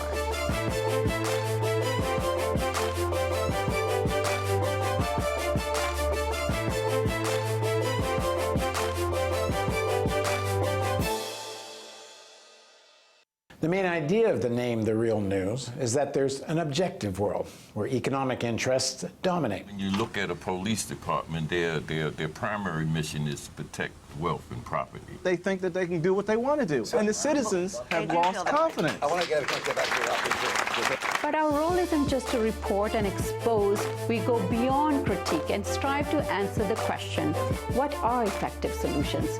When we covered the Baltimore protests against the murder of Freddie Gray and systemic police abuse, we said that the real problem was not just a few racist cops, but the role of police in enforcing laws that perpetuate chronic poverty and mass incarceration. Police act as a buffer between those who own stuff and those who don't. The more you own, the more you are served and protected. The Real News gave a voice to the people most affected. For example, we hosted a town hall in a parking lot in Gilmore Homes, the community where Freddie Gray grew up. We decided to have a town hall meeting today. The little white children in their neighborhoods, they got skateboard rings, playgrounds, soft cushioned mats on their courts. Our children got the concrete jungle. Then they wonder why they so hard and so disrespectful. They don't have nothing to respect. What the hell do they have? Nothing. The weakness of independent news sources, including ours, is that they have yet to capture a broad mass audience. Corporate media dominates. We think the weak link in the corporate media chain exists in certain local markets. For example, the advertising-driven model of Baltimore's local television news leads it to target the mostly white and wealthy audience in Baltimore County. That's why 75% of their on-air talent is white in a city that's 65% black. Of course, the issue is much deeper than who's on air. In a city where there were 348 murders in 2015, that's as many murders as New York, a city 13 times the size of Baltimore, local news turned tragedy into morbid infotainment. They don't ask questions that might lead to transformative change. They don't challenge those who have real power because they're owned by people who have such power. The nonprofit model of the Real News allows us to take on these issues with imagination and courage. We can win a major share of the Baltimore City audience. And when we do, it's a game changer. Our plan is to develop news, analysis, and cultural programs that will break through to a Baltimore audience. We will deepen our investigative work and debate solutions in town halls held in our downtown studios. They'll be live streamed and on television. We're producing a daily news and commentary show on local television and developing Real News Radio. We're opening a restaurant event space that features local artists and cultural events that strengthen our ties with the community. As I seen him on his phone, walking, talking, minding his own. Boom, a shot from my hands where I stood. All I seen flying was a phone in the hood lying there. We're here in the town of Westminster, Maryland. We're sending a team to Westminster, a working-class town near Baltimore that's mostly white and supports Trump. This is a long-term project to build a real news audience in a place where right-wing ideas dominate. We'll be investigating the community's concerns and what real effective solutions look like. The biggest thing here in Westminster is a lot of drugs, You see a lot of drug guys standing on the corners, selling drugs. You go anywhere in Westminster City and see it. We're building an institute that's a collaboration of investigative journalists, academics, and frontline workers like teachers and nurses and cops and community activists that will answer the question, if you ran Maryland and Baltimore in the interests of the majority of its people, what policies would you create?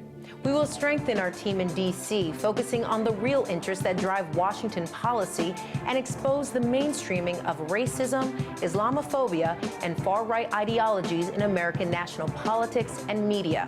TRNN is one of the few independent news networks accredited on Capitol Hill. Very importantly, we will expand our Climate Change Bureau and stress the urgency of the environmental crisis, expose the war on science, and report on creative and necessary solutions.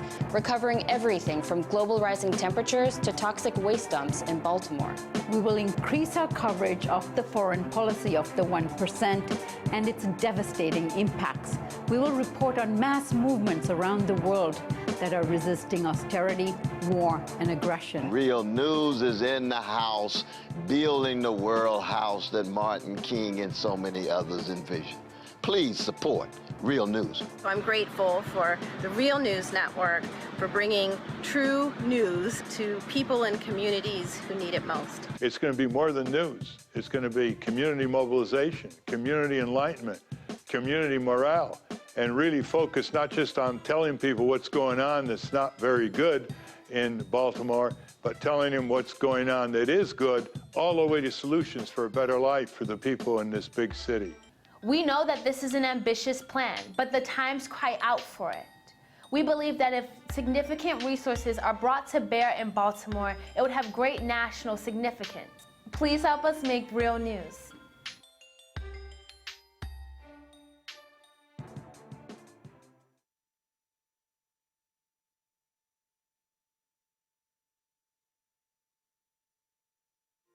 He took that isolated accident, which was always blamed on the so-called nut behind the wheel, and said that no, this is something that's preventable. We can design cars more safely. That hadn't occurred to anybody before. The nut behind the wheel is a myth.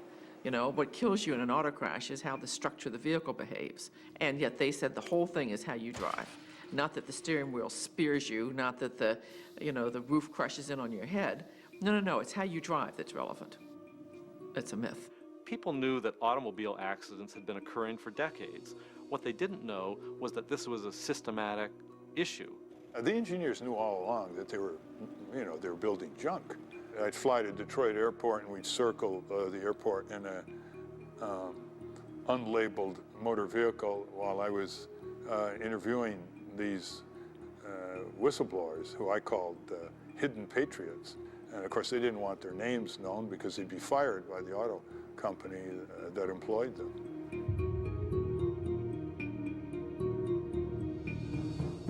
Here was someone saying, this vehicle that you think is the essence of your happiness, that the advertising community in Detroit has told you is everything you're ever going to need to be happy, is incredibly, recklessly dangerous. I was walking to the old Senate office building in an underground corridor that they use. One of the Capitol policemen said to me, you better get out here, there are a couple of detectives following you. And I said, what do you mean? There are two guys following me. He said, didn't you write a book on auto safety? I said, no. It was February of '66, a Saturday afternoon, when Ralph Nader told me he'd been followed the previous day. Well, you can't write a story saying somebody says he's being followed. There's absolutely no evidence of it. I felt that I better tell somebody in case I wound face down in the Potomac or Anacostia River or something strange was going on. So I told my editor, the national editor of the Washington Post, Larry Stern. And then Larry Stern, my boss, told me that another Post reporter who has white skin and black hair had told him something very similar. Because we were so tall, thin, dark hair. I was, astonished to have this confirmation. The detective was following people along, making telephone calls and saying he was somebody or other. He went to Ralph Nader's friends and associates and pretended that Ralph Nader had been offered a job. People began to wonder why, if he was being offered a job, were they so consumed with, was he smoking pot, was he gay? They put it together, realized, yes, in fact, a person who's testifying before Congress has someone breathing down their neck, trying to figure out what's going on. They call some of the big auto companies. Ford says, it's not us. Chrysler says, it's not us. General Motors issues a statement where they indicate they don't know what's going on, but they don't demur. General Motors sends sexy women into a supermarket to seduce him into a compromising position.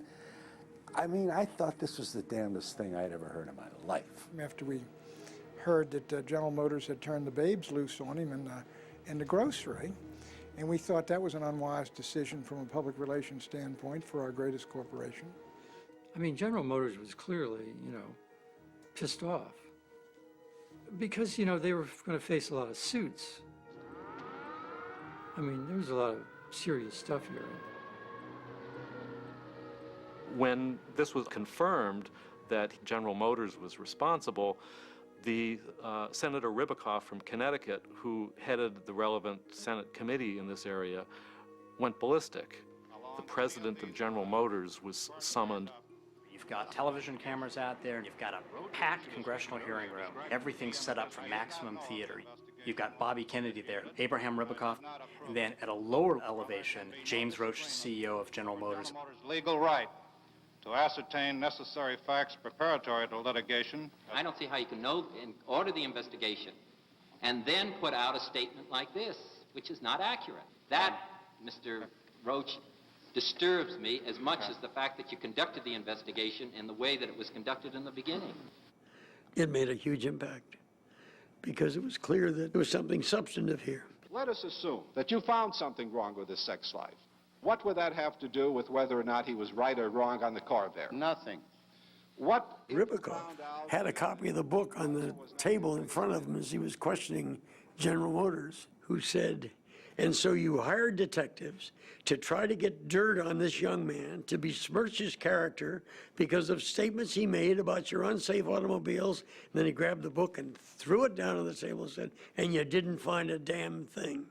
I think the thing that has persuaded me to continue and continue in this area is that I don't want to have a climate in this country where one has to have an ascetic existence and steely determinations in order to speak truthfully and candidly and critically of American industry. I want to apologize here and now to the members of this subcommittee and Mr. Nader. I sincerely hope that these apologies will be accepted. When the chairman of a big corporation admits something like that and apologizes, boy, that's big news for everybody. It launched Ralph Nader into instant national prominence.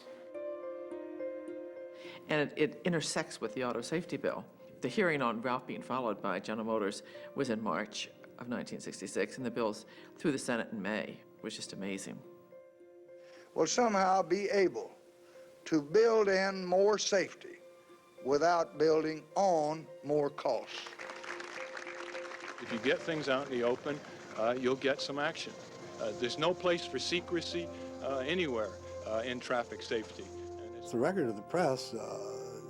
They don't pay attention to all kinds of serious issues until there's some kind of spark. Today, Ralph Nader settled for $425,000 his action against General Motors arising out of harassment by General Motors and invasion of his privacy.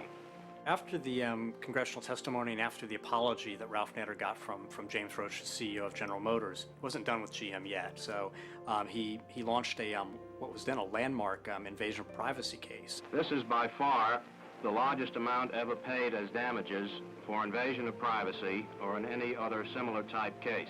There was a delicious irony in the fact that General Motors provided the seed money for the career and history that has become Ralph Nader. In other words, this is not the end of the crusade of Ralph Nader against General Motors and other corporations that he feels are acting in the same manner. The misuse of law as an instrument of oppression is not new. The annual increase of oil and gas prices. Fantastic swindling in the marketplace, knowingly. 1 million pounds of meat a day is unfit for human consumption. The U.S. Department of Agriculture, Corporate crime. and the National Air Pollution Control Administration. You are committing a Without fraud on facts the and American without public. proof, do you want me to read you the 18 volumes before this committee and the Senate Antitrust Committee? What do you call them? Do you want me to reproduce them all? The facts are overwhelming.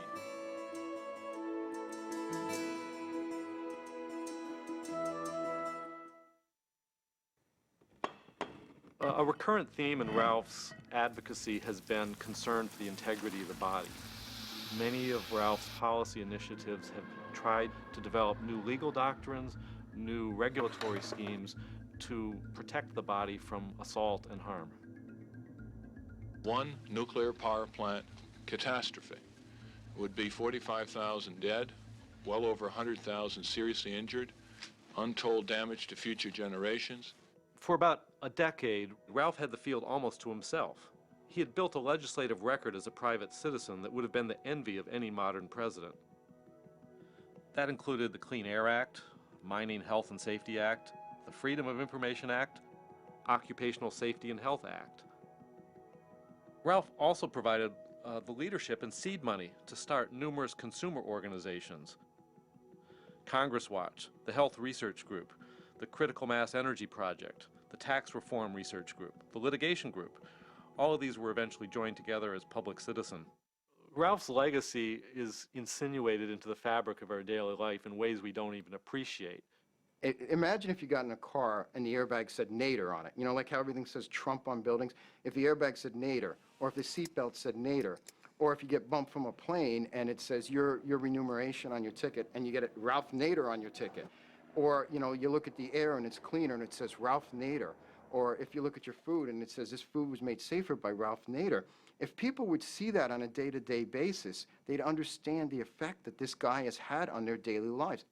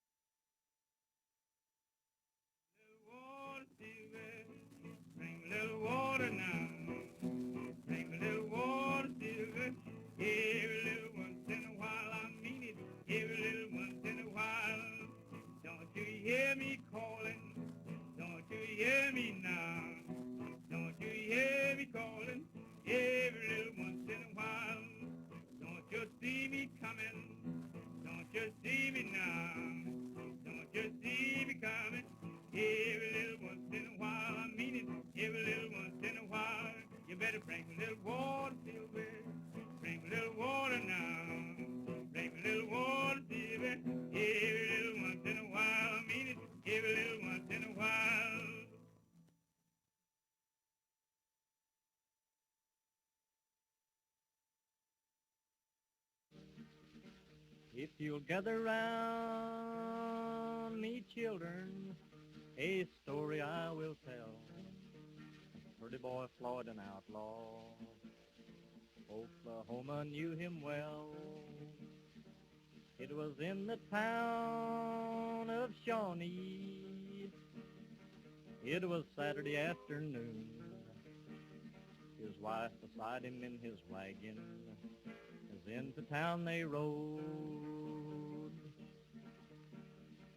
There a deputy sheriff approached him in a manner rather rude, using vulgar words of language, and his wife she overheard. Pretty boy grabbed the log chain and the deputy grabbed his gun, and in the fight that followed he laid that deputy down. There's a many a starving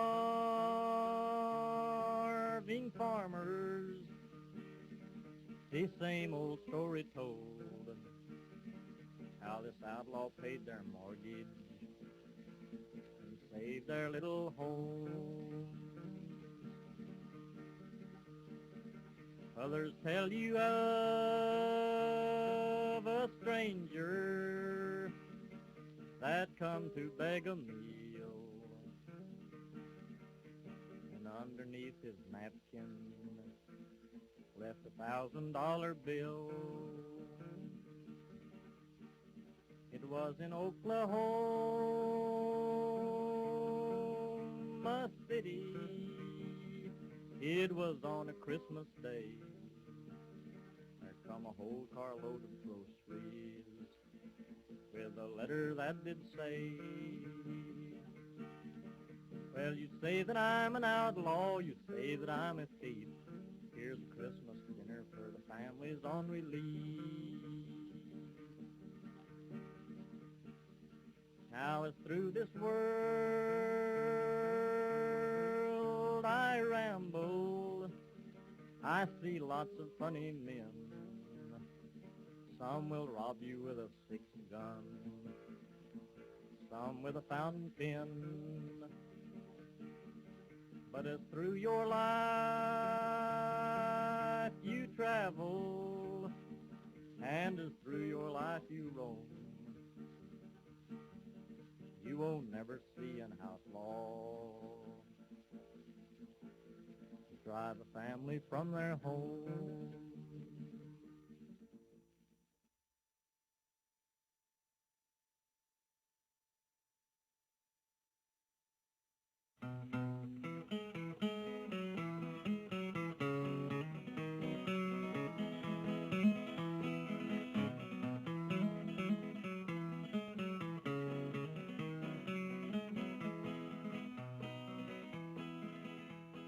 Lots of folks back east, they say, is leaving home every day, beating the hot old dusty way to the California line. Across the desert sands they roll, getting out of that old dust bowl. They think they're going to a sugar bowl, but here's what they find. Now the police at the port of entry say, you're number 14,000 for today. Oh, if you ain't got the do-re-mi, folks, you ain't got the do-re-mi, why you better go back to beautiful Texas, Oklahoma, Kansas, Georgia, Tennessee. California is a garden of Eden, a paradise to live in or see. But believe it or not, you won't find it so hot if you ain't got the do-re-mi.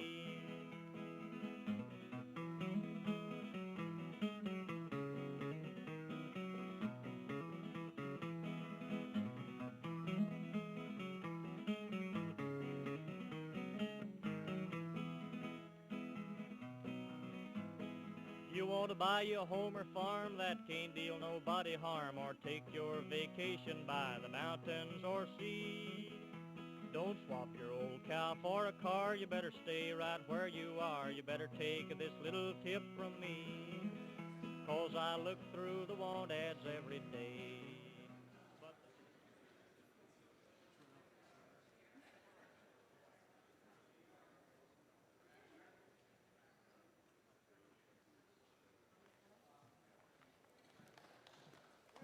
Thank you.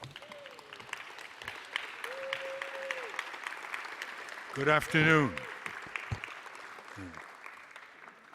Good afternoon. We really have a very, very dramatic presentation for you today. It's tragic, compassionate, drama all together. It's how the lives of a very famous television talk show host, Phil Donahue, intersected with the life of a returning severely wounded Iraq veteran. And it started in Walter Reed Army Hospital. Thomas Young's mother called me up and said he'd like to see me.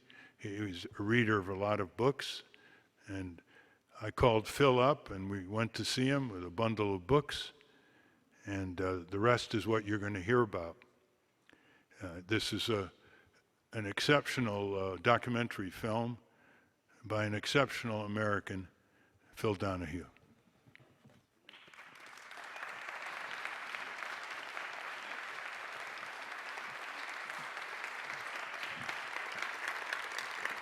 Thank you very much. Well, it is true. I actually went to see Ralph in January of 2005. And as we chatted, he said, a mother at Walter Reed wants to see me. Do you want to go? And I said, sure. I had never been to Walter Reed. So off we go. We walked in the room, and lying in the bed with very sallow cheeks, pale like the sheets, and totally whacked out on morphine, I think. He says he remembers. I wonder, really, because he really was incoherent at the time. And as I stood next to his bed, his mother explained his injury to me. Thomas is a T4, as the anatomists would say. T4 is that part of the spine between the shoulder blades. So he's on Main Street, Solder City, April of '04, and the bullet comes down, goes through his shoulder blade, and exits T4 on the spine. How he survived, I don't know. So Thomas is paralyzed from the nipples down. Thomas can't cough. You have to excite your abdominal muscles to cough. He can't do that. 24-year-old, prima-life male, impotent. And as I looked down at this inert body, I mean, the first thing you say to yourself is, why him and not me? And the longer I thought about it, the worse it got. And I thought people should see this. This is the most sanitized war of my lifetime. The president said you can't take pictures of the coffins, and American media said, okay.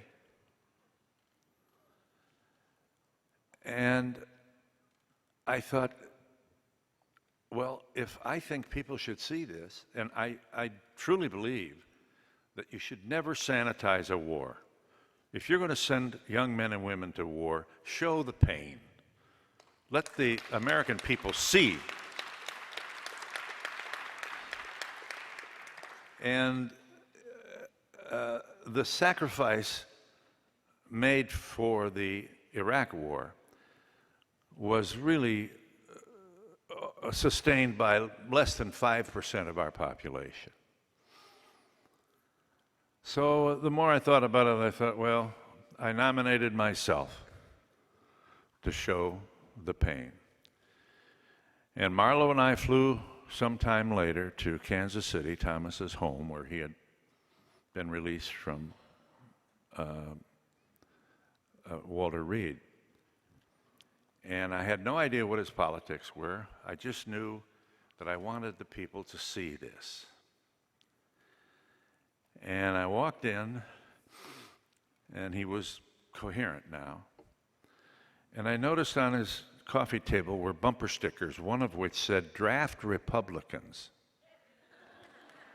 And I thought, wow, this is a warrior turned anti-warrior.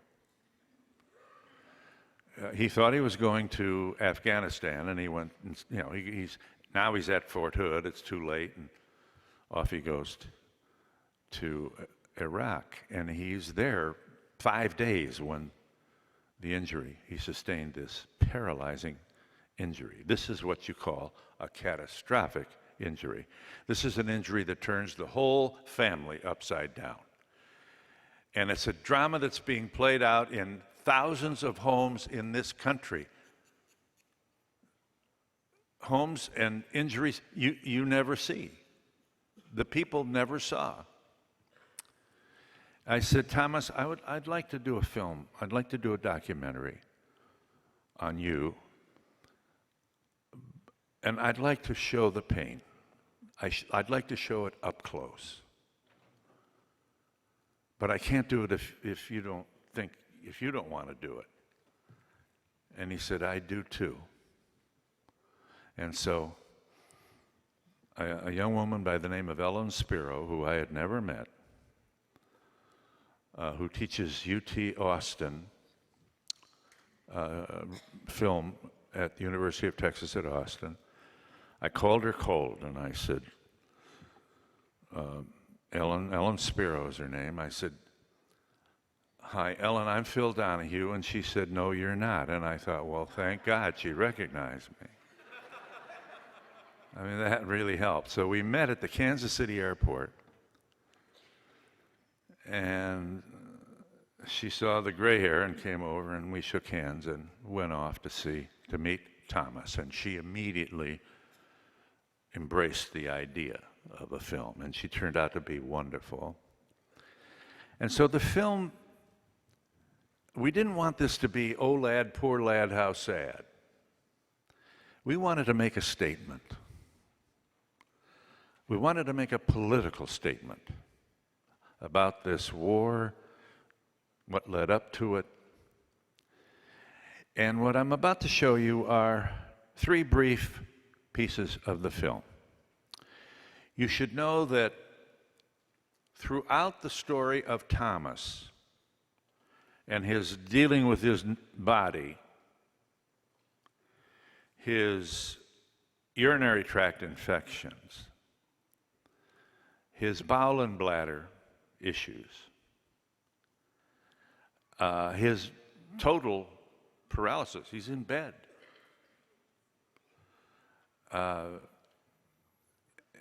And because time is limited, I want to show you the C-SPAN footage that I wove throughout this film. The footage is both houses of Congress debating the decision to go to war in Iraq, which, by the way, was not constitutional. This was essentially giving the president permission to go to war. It wasn't following the mandate of the Constitution. Essentially, Congress was saying, "Here, Mr. President, if you have to, here's permission." That way, if he does and doesn't work out, then they're able to say, well, he said, we thought. And it's a CYA maneuver that Congress has exercised since the early 40s. Congress does not want the job to declare war. It could be politically fatal, as it turned out to be for a lot of members of Congress. So the debate is from October of 2003. Very short time after the towers. Or is it 2002? 2002. The debate in Congress is 2002. And we pick up, what I want you to see is, there was a White House group at the time called the White House Iraq Group, WIG, which was headed by Karl Rove. This was many of them were the advertising agency warriors who name our invasions, shock and awe. Rolling thunder. I mean, they sound like video games. I mean, we are not, it's as though we're not a serious country. But this is what they did. And they would call certain members of Congress, both houses, to the White House for briefings, at which time they gave them their talking points. And a significant number of these congressional people went immediately to the floor of their respective chambers and read the talk like obedient third graders. The longer we wait, the more dangerous he becomes. It was a brilliant exercise of the politics of fear. And the part of the film now is mostly that debate. And remember, this revealed the shallowest, I think the shallowest debate, robotic debate, in the history of Congress. This is the debate that sent over 5,000, now 6,000 Americans to their deaths, millions of refugees, displaced people, over 100,000 Iraqi deaths, involving the entire Middle East. This is how we got there. Roll the tape. Watch this. The threat comes from Iraq. Based on intelligence, we have a very frightening picture of Iraq's capabilities. We've all had those briefings. I had the most recent briefing just this afternoon. If I had not been one who was given intelligence briefings, I may well have opposed this resolution. Dick Cheney, Colin Powell, Don Rumsfeld, Condoleezza Rice, brilliant people all. We look at the Vice President, we look at the Secretary of State, we look at the Secretary of Defense. This is as glittering an array of talent as any president has ever assembled to advise him on foreign policy matters. Indeed, I believe they have a plan. Mr. Allard. Aye. Mr. Allen. Aye. Mr. Baucus. Aye. The threat posed by Iraq grows with each passing day.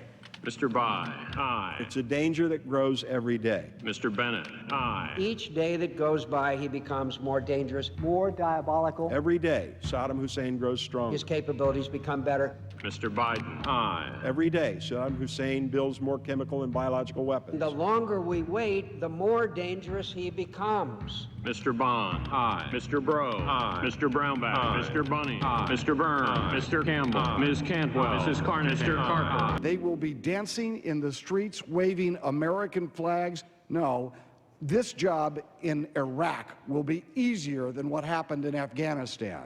Mr. Cleland. Aye. Mrs. Clinton. Aye. Mr. Cochran. Aye. We've learned that Iraq has trained al-Qaeda members in bomb making. Saddam Hussein's regime trained al-Qaeda operatives in bomb making. Saddam is now training al-Qaeda in bomb making. We know that Iraq and al-Qaeda have had high-level contacts that go back a decade. Senior level contacts between Iraq and al-Qaeda going back a decade. The Iraqi regime has been in contact with al-Qaeda for at least a decade. Saddam Hussein is harboring terrorists. Harbors these terrorists. Aid, comfort, and sanctuary to terrorists. We know that Iraq and the al-Qaeda terrorist network share a common enemy, the United States of America. We cannot wait for the final proof, the smoking gun that could come in the form of a mushroom cloud. When there is a smoking gun or a mushroom cloud, we have waited too long. We cannot wait for the smoking gun. A gun smokes only after it has been fired. The gun smokes only after it is fired. A gun smokes after it's been fired. That smoking gun would be a smoking city. And the smoke of a nuclear blast would mean that we are too late. Mr. Domenici. Aye. Mr. Dorgan. Aye. Mr. Edwards. Aye. Mrs. Feinstein. Aye. Mr. Fitzgerald. Aye. Mr. Frisk. Aye. Saddam Hussein is a homicidal dictator who is addicted to weapons of mass destruction. Saddam Hussein is cruel, repressive, evil. Not since Hitler and not since Stalin have we seen so much evil. Saddam is a 20th century Adolf Hitler. I see the next Hitler in Saddam Hussein. Saddam Hussein possesses today an arsenal of weapons far, far more dangerous to the whole world than Hitler ever possessed. Mr. Graham of Texas. Aye. Mr. Grassley. Aye. Mr. Gregg. Aye. Mr. Hagel. Aye. Mr. Harkin. Aye. Mr. Hatch. Aye. Just trust the cherished principles on which we were founded. Put faith in freedom and raise your voices. Mr. Helms. And send this message to the world. Aye.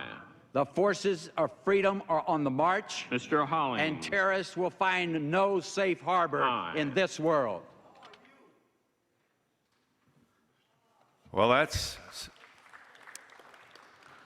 what led to I believe, the most massive United States blunder of recent history. and it's an example of what you can do with the politics of fear. This still stuns me.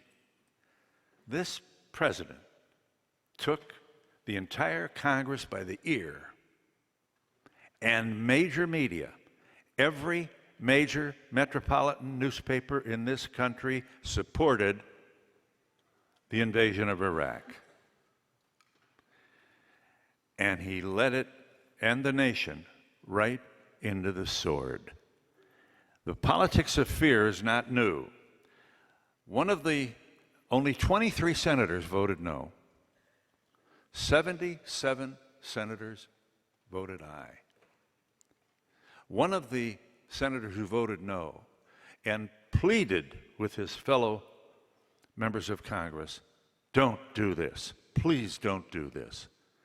And he happened to be the longest-serving senator in the history of our nation, Robert Byrd. Here is Robert Byrd recalling the words of another famous military personality from another country, Senator Byrd. My hands tremble, but my heart still throbs.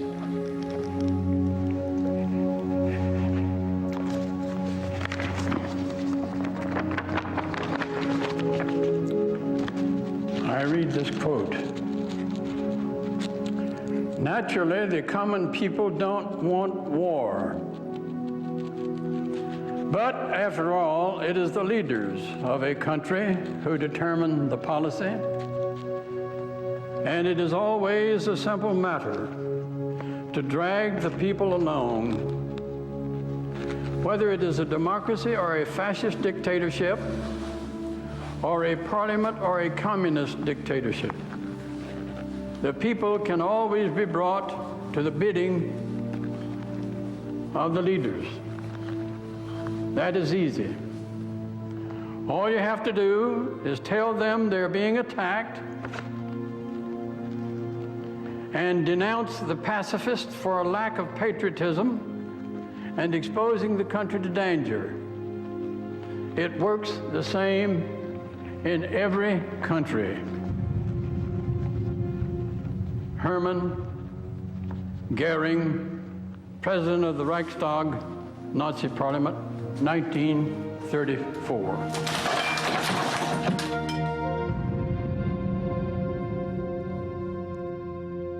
At the film, throughout the film, you saw part of the vote.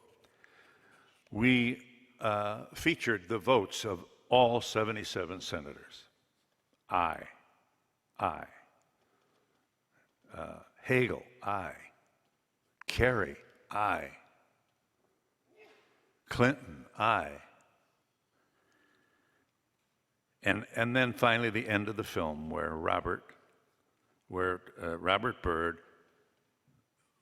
Thomas's friends from the Army, Veterans for Peace, carry Thomas up the steps of the Capitol where he meets for the first time the senator from West Virginia, Robert Byrd. Here's this final scene of the movie. This will be a blot on the Congress and the Chief Executive of the United States forever for having cast a political vote to send our men and women to war and to possible death in a country that never attacked us, a country that never invaded us, a country that did not, I say did not, then and does not now constitute a threat to my country. Absolutely. I've been in this Senate now, I'm in my 48th year. I've cast over 17,000 roll call votes. Wow. In this 48 years. And that was the most important vote I have ever cast. I stood, and 22 other senators stood with me. No, we will not turn this power to declare war, which the Constitution says Congress shall have the power to declare war. Article 1? Absolutely. Section 8. So that was no problem to me. I stood by the Constitution, I'm proud of it. And there were 23 of us. The immortal 23. I often refer to it in that way. And let me show you that vote. I want to put that one out here so I won't have to reach back there to get it. And I'm going to read you the names of these. The immortal 23? The immortal 23. All right, here we are. HJ Res 114. That's the resolution. Senators voting in the negative. Here are the 23. Akaka. Mr. Akaka, no. Bingaman. Mr. Bingaman, no. Boxer. Mrs. Boxer, no. Byrd. B-Y-R-D, right there. Mr. Byrd, no. Chafee. Republican. He's a good man. Mr. Chafee, no. He stood with us. Conrad. Mr. Conrad, no. What's that one? Like John Corzine? Corzine, yes. Mr. Corzine, no. I don't have my glasses on. What's that one there? Dayton? Dayton, yeah. God bless him. He's leaving us after this year. Mr. Dayton, no. Who's that? That's Senator Durbin. Durbin? This one? Senator Feingold. Feingold? That'd be Bob Graham from Florida, I think, Senator. Yes, it would be. Mr. Durbin, no.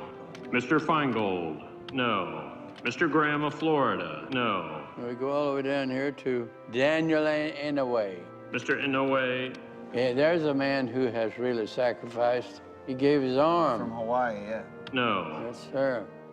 He's a real hero. That's another one of my heroes, Jeffords. Senator Jeffords, the one that switched sides of the aisle. He's one of my heroes, too. Mr. Jeffords, no. Kennedy, Leahy, and Levin. Mr. Kennedy, Mr. Leahy, Mr. Levin, no, no, no. Mikulski. Ms. Mikulski, no. Murray. Mrs. Murray. Patty Murray. No. Reed from Rhode Island. Sarbanes. Mr. Reed of Rhode Island, no. Mr. Sarbanes, no. Stabenow. Yeah, Debbie Stabenow. Miss Stabenow, no. Wellstone, that's the man who gave his life shortly thereafter. And then Wyden. And Wyden, he's still here. Mr. Wellstone, no. Mr. Wyden, no. 23. 77 to 23. The immortal 23. Our founders, we'd be so proud. Thank you for your service. Man, you made a great sacrifice. You served your country well. As of you, sir. Thank you, thank you, thank you, thank you.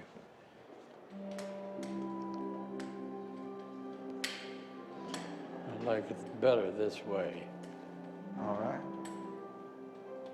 You see, we both got some mobility issues. Yes. I had read a few months ago that your wife had passed. I'm very sorry to hear. Yes, my darling passed. Bless her heart. She's an angel right now. She's an angel.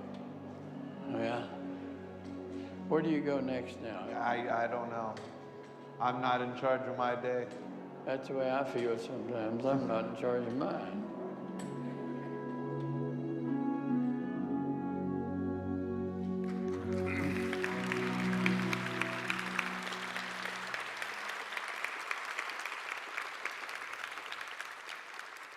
You know that Senator Byrd has passed. And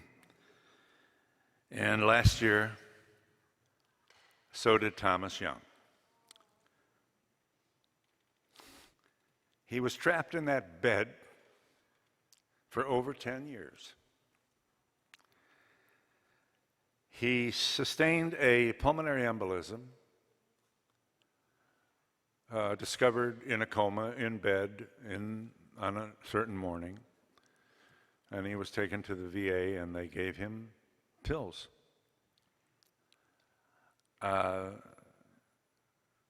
He lost control. He couldn't use his opposable thumb.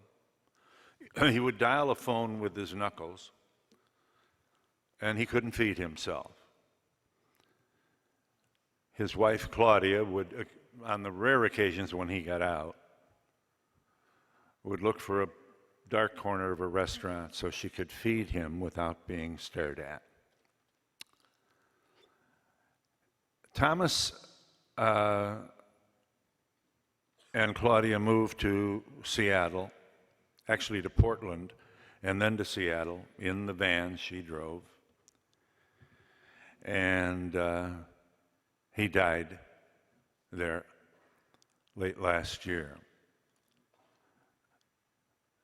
And this experience was a spiritual experience for everybody who worked on the film. We had never seen a catastrophic injury so up close before. And it's just unspeakable how awful this is. Thomas went from a life of singles bars to living in an inert body in bed. After the pulmonary embolism, he had a colostomy, which, as you know, puts a bag on the side of the body to receive body waste. And he was fed by his wife, Claudia, who stayed with him, and every time I called, she answered. Pardon me, she was there. And she would feed this pureed nutrient through a portal in his abdomen. And so he couldn't consume food orally. And of course, all the commercials on television were for food, delicious food. This is what President Bush never saw. Rumsfeld never saw it. Wolfowitz never saw this. I was at his home, seated next to his bed, and he was in his wheelchair next to the bed, not unlike in the opening scene. And his wife, who was a size 4, would reach around almost like the prelude to a kiss, and grasp his belt in the back. Before that, she would put his hands on her shoulders. He had some control of his hands. And in a burst of energy, just lift him up and literally toss him on the bed where he would bounce like a rag doll. And I sat there, I didn't move. You know, what do they do when I'm not here? And I thought, the tough guys who want to prove they're tough by having a war and will send your kids to fight it never see this.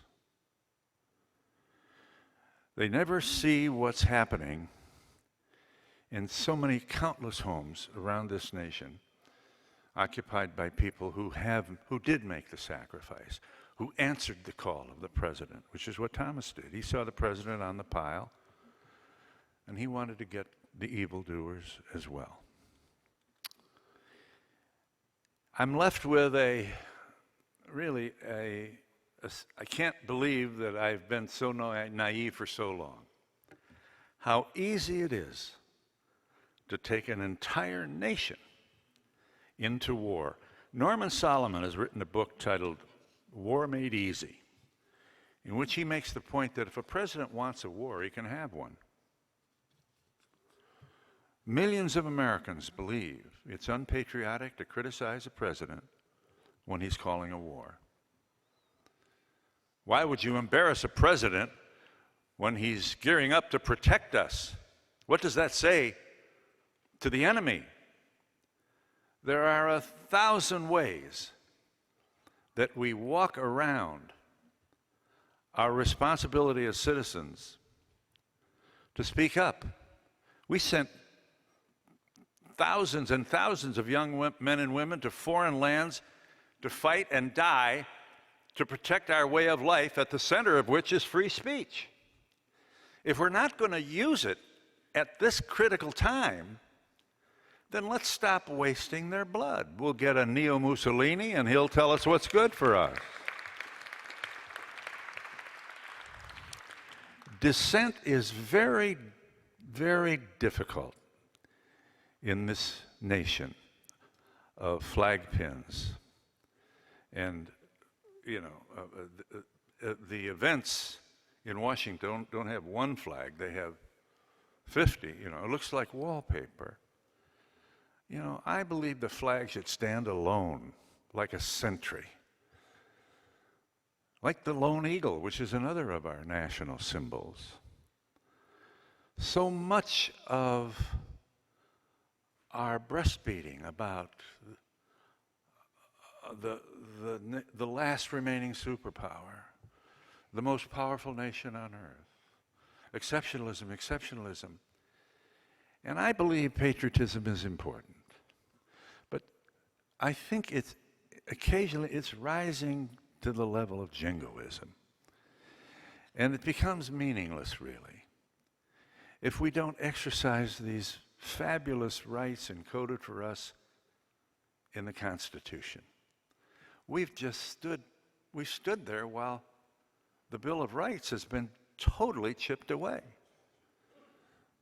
I mean, we have prisoners in cages for 10, 12 years and more.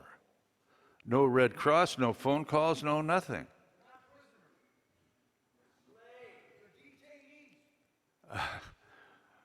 They're detainees. Therefore, that's okay? I mean, we're using language to forgive ourselves for the behavior this nation is exercising around the world. If a Marine goes into a house in Fallujah and blows the family away, that's a war crime. If we drop a bomb and incinerate the entire family in their homes, that's collateral damage. We are dropping bombs on crowded cities at night where old people and children are sleeping. We are sending drones, unmanned aerial vehicles, which one of the congressmen stood to say that Saddam had. Saddam didn't have any unmanned aerial vehicles. So a man sits in a cage thousands of miles away in front of a TV monitor and a joystick, and we are killing children. And a wedding party. And this is happening on Obama's watch. No advice and consent. No respect for the demand of the Constitution. We're killing people in other places. We are a nation of law unless we're scared. And until enough of us awaken to believe, as I've come to see with the making of this film, the brilliance of the framers. The framers were right. The framers were right about the separation of church and state. God is very, very popular in this country. And alas, he's being used to support a decision to go to war far too often. We go to war more often. We go to war more often for the Prince of Peace than for any other reason. And we don't somehow seem to have any interest in self-reflection. Who are we? We're spending $2 billion a day on things that go boom. We have over 100,000 people with security clearance. You can't have security if 100,000 people have the secret. What are they? And Jim Risen of the New York Times makes the case that, there are all kinds of businesses, for-profit businesses. Our security spying agencies are farmed out. These aren't government employees. These are people who are hired by private companies. And there's a whole bunch of them north of Washington, D.C. And if peace suddenly broke out, these thousands of people would not be able to feed their families. So as our technology increases, and as the money we have over 800, I'm good at telling people what they already know, I'm sorry. But it bears saying out loud. We have about 800 military installations around the world. And those installations are often occupied by men, usually men, who are behaving very badly. The rape of a young teenage girl in Okinawa. A United States Air Force jet out of Aviano in Italy, in a cowboy maneuver, flew under the cable of a ski lodge tram occupied by 21 people. The tail of the airplane struck the cable, severed it, and 21 people trapped in what amounted to a coffee can plummeted to the ground, rolled down the mountain, and killed all of the people inside. The plane, somehow, with a damaged tail, returned to base. And a giant effort was made to cover up the incident. These are incidents detailed by Chalmers Johnson, who recently passed, emeritus professor at the University of California, San Diego. He wrote what is called the Blowback series, in which he details all the irreverent and often antisocial and often criminal behavior enacted by American military personnel. So we enter now into the 21st century, and we have to ask ourselves, is all this making us safer? You know, and if we can send a drone to a foreign country and incinerate somebody in an automobile, why can't they do that to us? And at least, and I understand the attraction of drones. Drones means you don't have to risk American blood. But there should be a limit. I think drones with incendiary devices should be a war crime. And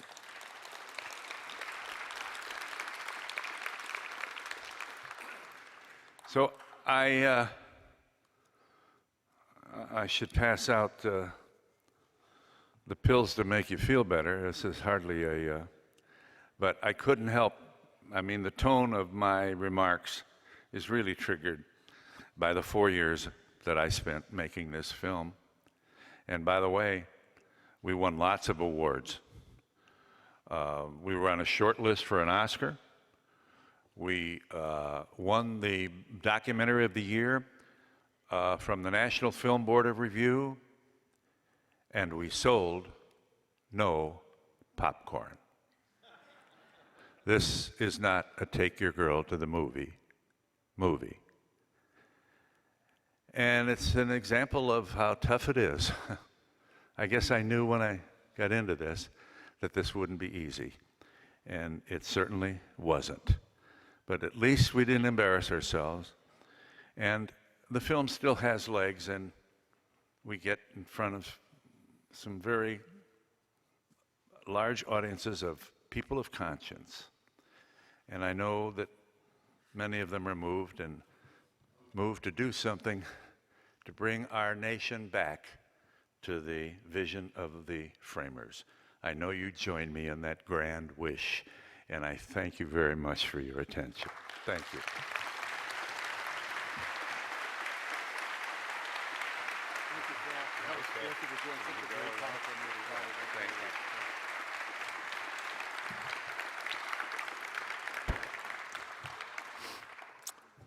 Well, what a powerful movie.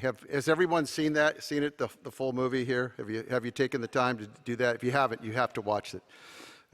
It's tough to watch, but it should be seen by everyone in this country. Maybe we would find a way to end these wars. So we're going to move on to our next two panelists. William Hartung. There is likely no more knowledgeable speaker anywhere on the issue of arms sales, weapons, and how the weapons industry drives our wars than William Hartung.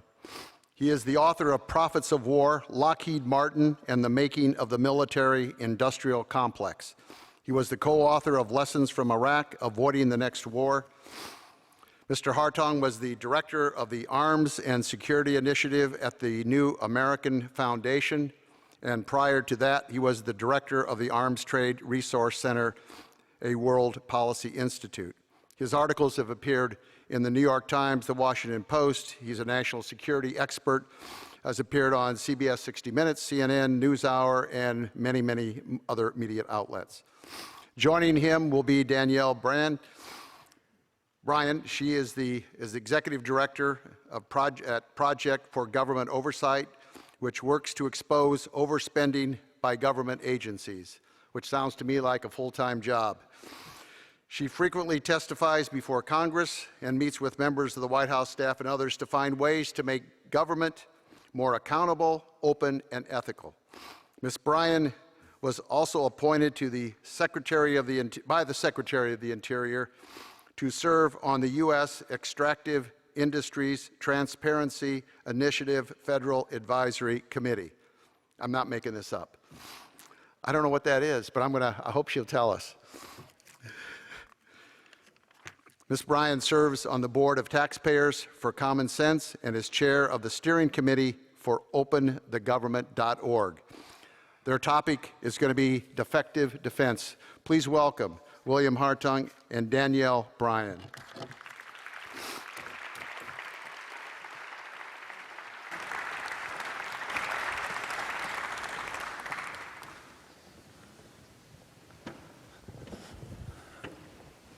Well, I want to thank you all for being here. Thank Ralph, Veterans for Peace, all the organizers. It's an honor to be on the panel with Danielle and to come after all the great speakers that we've had today. I've been talking about this issue for a long time, and what I used to do is I would paint a very bleak picture of the powerful behemoth that is the military-industrial complex. And then people would come up to me and say, God, it really is hopeless, Bill. I'm going home. So I'm going to shorten that part. And to say that we can make a difference. We have made a difference. We've been working in smaller numbers in recent years, but I think people should take credit for the fact that we've stuck with it. We've kept these issues alive. And I think we're entering a period where there'll be an upsurge of activism on our issues and where we'll make greater victories. Not that it won't be bumpy along the way. So our panel's defective defense. And I guess the question is, you know, why is it defective? Who benefits from it being defective? And how much money is at stake? And I think you'll find, if you read some of the publications of the organizations that spoke prior, a lot of the money that's spent on the Pentagon has nothing to do with defending anybody, and a lot of it, were it ever used, would end life as we know it. So how much money is at stake? Well, the Pentagon and related agencies like nuclear warheads at the Department of Energy, the war budget, which is a huge slush fund for the Pentagon, you put that together, you're already over $600 billion a year. Then if you look at related things like Veterans Affairs, Homeland Security, military aid, the military-related interest on the debt, you push up more towards $1 trillion. And part of the problem we have is these sums are so huge that people have no way to get their arms around them. So one way to look at it, among others, is if you waited for 1 million seconds to do something, that would be 12 days. If you waited 1 billion seconds, it would be 31 years. And if you waited 1 trillion seconds, it would be 31,000 years. So I wouldn't wait if I were you.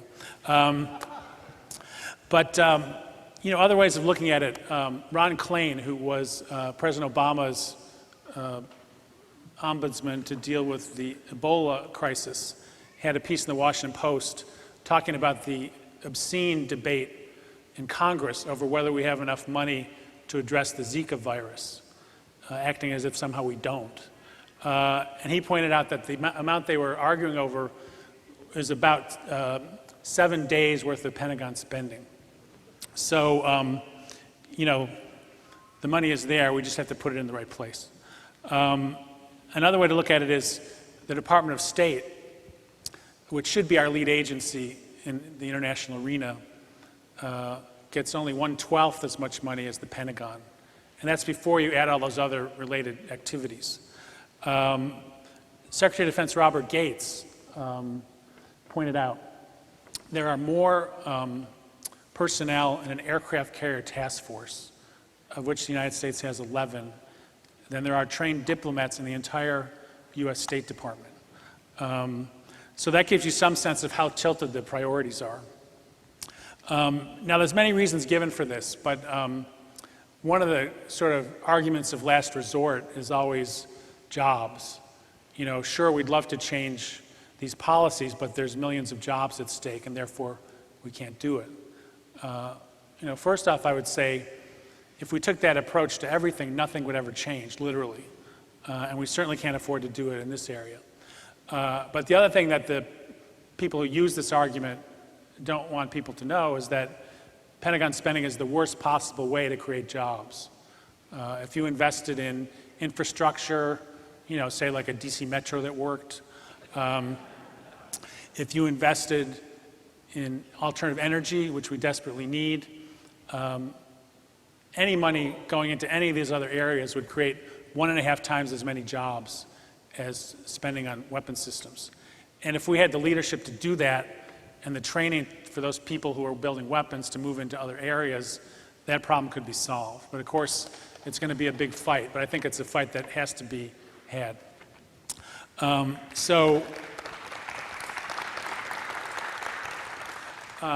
So I think of the Pentagon budget as a job killer, not a job creator, because it's sucking money from things that would create many more jobs.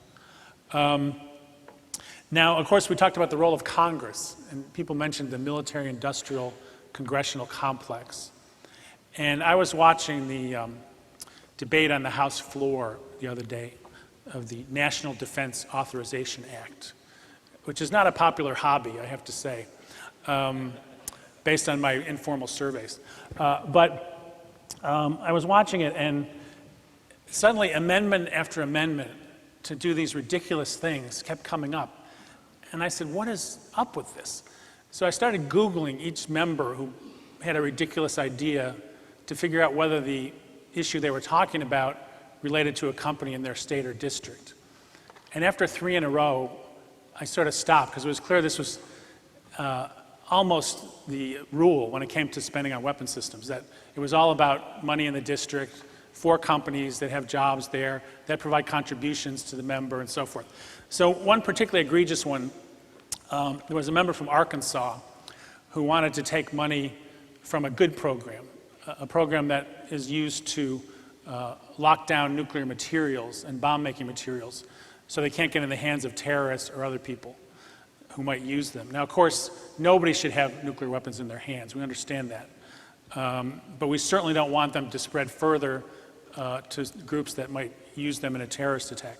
So this program is designed to prevent that from happening, as opposed to waiting to see what happens and then saying we need more money for Star Wars, which is what this money was going to a missile defense program built in Camden, Arkansas, which was in this member's district.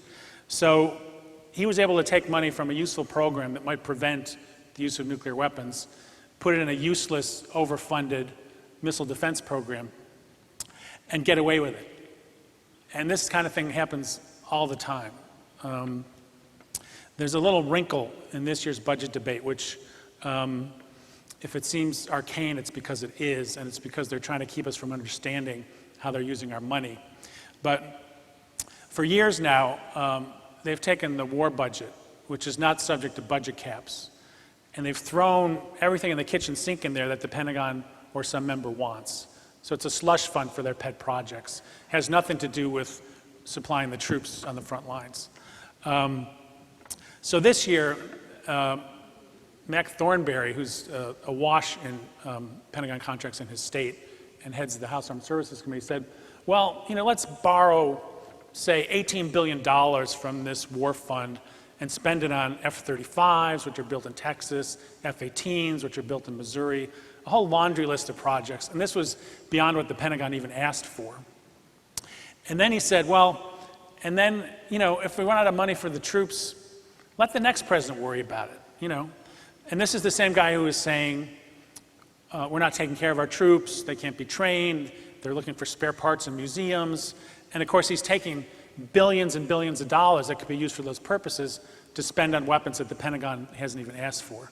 So there's sort of the small fraud and the bigger fraud, but it's all, in many cases, about taking care of the military-industrial congressional complex in one form or another. And these companies cash in to an obscene degree. I did a book about Lockheed Martin, which is the world's largest military contractor. And they get $30 to $40 billion in Pentagon contracts in what for them is a good year, and for us, obviously, is a bad year. And that's more than most federal agencies get. It's more than the operating part of the State Department's budget. And then if you look at some of the big programs, like the F-35 combat aircraft, that's supposed to cost $1.4 trillion over its lifetime. There goes that trillion again. It seems to be kind of a natural number for the Pentagon. And so that amount of money, the $1.4 trillion, would make it the 13th largest economy in the world, just ahead of Spain. Now, I don't know if you'd want to live in a country that was entirely made up of F-35s, but it's just another sense of how much money is being wasted in this regard. And I think, maybe biggest of all, and this has been mentioned several times and can't be mentioned enough, there's a plan to spend $1 trillion on new nuclear bombers, new nuclear weapons armed submarines, new intercontinental ballistic missiles, additional money for the whole nuclear warhead complex, which is run by the Department of Energy. None of that money needs to be spent. And I think, as was mentioned, it would be very fitting if the president were to come back from Hiroshima and put a hold on those programs. And of course, he's not going to do that without a lot of pressure. But I think it's well worth demanding. So that's a little bit of the inner workings of the military-industrial complex. But I wanted to talk about how even under quite difficult circumstances, we've been able to win some victories. And I expect there to be more to come as we involve more people in these efforts. A couple years ago, the Pentagon decided it wanted to stop buying the F-22 combat aircraft, which cost about $200 million a pop at minimum, and was not clear what they would ever use it for. Lockheed Martin said, oh no, we need another 100 of these. The Air Force said, oh no, we need another 100 of these. And it was just assumed if you teamed up Lockheed Martin and the Air Force, it was case closed. They were going to get their planes. But a coalition came together, including groups like POGO, I worked a bit on it, Women's Action for New Directions, Peace Action, and others. And in this case, even the president was against building this thing. And when push came to shove, Lockheed Martin lost that vote in the Senate, despite the fact that they used the jobs argument, despite the fact that they spread all their money around for lobbying, despite the fact that they give campaign contributions. It was such a bad idea that even they couldn't get away with it.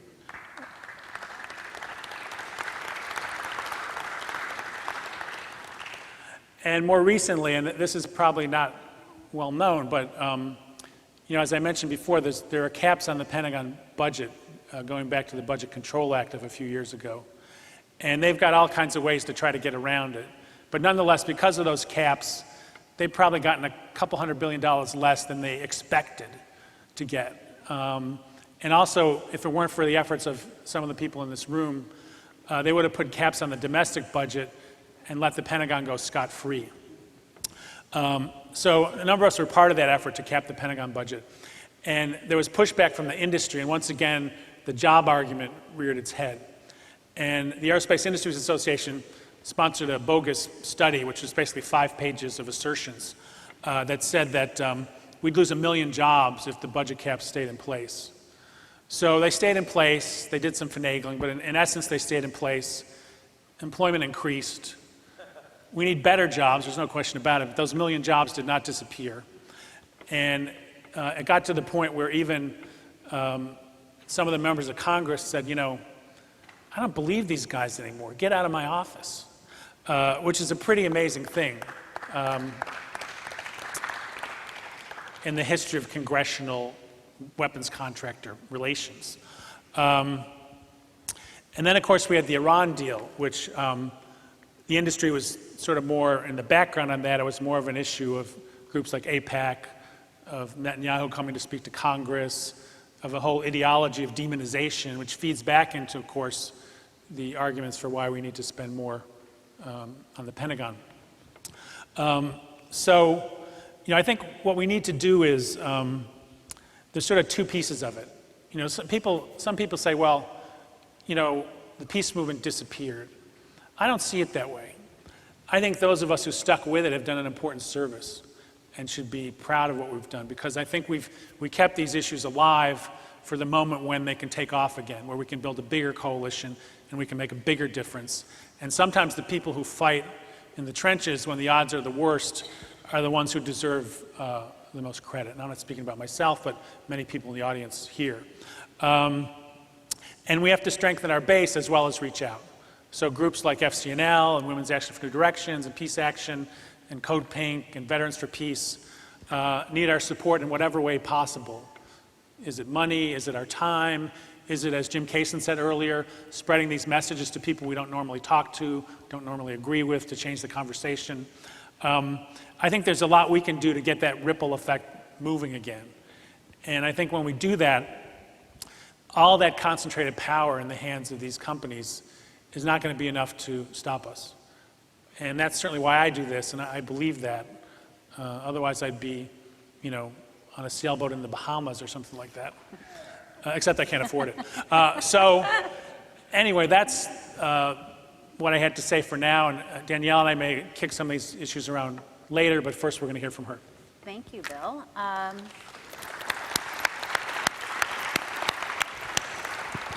And to give a little context for my organization, the Project on Government Oversight, we began in 1981, which we're actually about to celebrate our 35th anniversary, as the Project on Military Procurement. And we were created by whistleblowers inside the Pentagon who were concerned about the control defense contractors had on policy, the fact that they were getting away with all kinds of, the $7,600 coffee pot and the $36 hammer, as well as sending soldiers off to war with weapons that didn't work when they got there, because it wasn't about helping the soldiers at all. It was about padding the pockets of the contractors. But I wanted to pick up on a couple of things that Bill was talking about, specifically that F-22 fight. The more I think about it, the more I think it's important to get into some of the details on what happened there, because there's generally an assumption, I think, and I know this is an audience of well-informed, people, but there's generally an assumption that when politicians describe themselves as progressive or democratic, that they're going to be on your side on these issues, but the F-22 fight was one that sort of helped to illustrate how that wasn't the case. And so that was in 2009, and it was just at the beginning when we were using the internet as an important tool for communications and advocacy. And what we were doing was going to every office and finding out which way that senator was going to vote on this particular vote on canceling the production line of the F-22. We knew that there were, I think, 38 senators who agreed with both Secretary Gates, who had been the secretary both for Secretary of Defense both for Bush and Obama, and Senators McCain and Levin, the chair and ranking of the Senate Armed Services Committee, were all saying we should be canceling this program. But as Bill said, the lobbyists, not just for Lockheed, but all the subcontractors as well, were all over the Pentagon, all over the Congress, trying to stop this vote from happening. So we started going office by office and asking. It turned out Democrats were our biggest issue, because the Democrats, many of them, were hoping to be able to vote in favor of the program without a lot of scrutiny. And it was I think it's a great victory for as Bill is saying, for our community, where we at POGO were actually putting up on our blog when we'd call an office and a Democrat was admitting that they were planning to vote for it. They weren't used to this. We put it up on the blog, on the internet. And then the organizations, also the defense budget priorities as well. I mean, there's a number of coalition groups that then went out to the grassroots and went to those members' constituents to let them know that this was happening. And it was that great combination of inside game from Washington and outside back in the field to hold these people accountable who wanted to call themselves sort of good progressives, but they were continuing to vote for the weapons for all the reasons that we'll talk about. So I think it's important to know that, and because we're going to see those kinds of things happening again and again and again.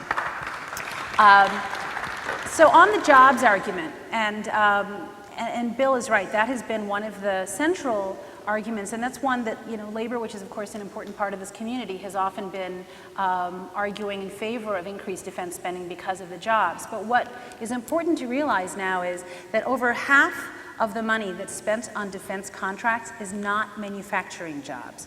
It is white-collar jobs. It's IT, it's professional management services, it's project management. I don't even understand why you need to hire contractors to do project management, but that's where a huge amount of this money is going. If you're going out to Tyson's Corner, or you drive up 270, or out to Dulles Airport, and you see all of those buildings, those are all defense contractors. Those are not factories. Those are white-collar jobs, and that's where the defense budget is going. Another thing that's important to know is over half the money that is spent on defense contracts is not awarded through competition. So those who believe in the free market, there's no free market when it comes to the defense budget. This is something it's a deal that's made for the companies there on the inside.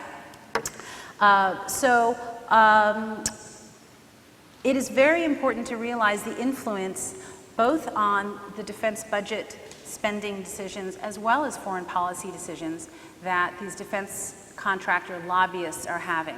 So while there may have been conversations earlier about the role that campaign contributions play by defense contractors in giving contributions to politicians, that's only 1/5 the amount of money that these contractors are spending on lobbying.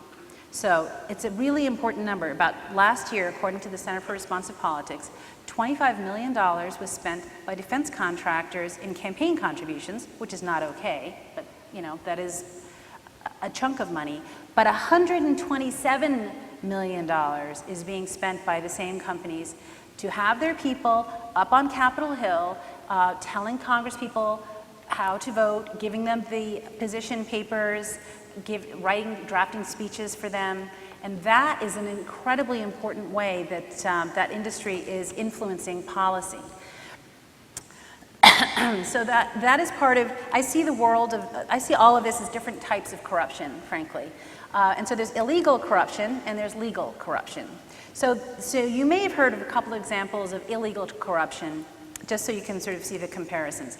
One of them, how many remember the name Duke Cunningham? Because it's one of the most shocking stories, right? I mean, it's an unbelievable story. This was a guy in the House who actually, I don't know that a camera can take a picture of this, but this is, he wrote this was on his congressional notepad with his name on it. And there's numbers down the side here. These are for millions of dollars that would be for a contract that a contractor could get if they gave him this much money in campaign contribution. And the number at the top for what he would get was for a BT, and it turned out in the prosecution, the guy went to jail, so it's a happy ending here.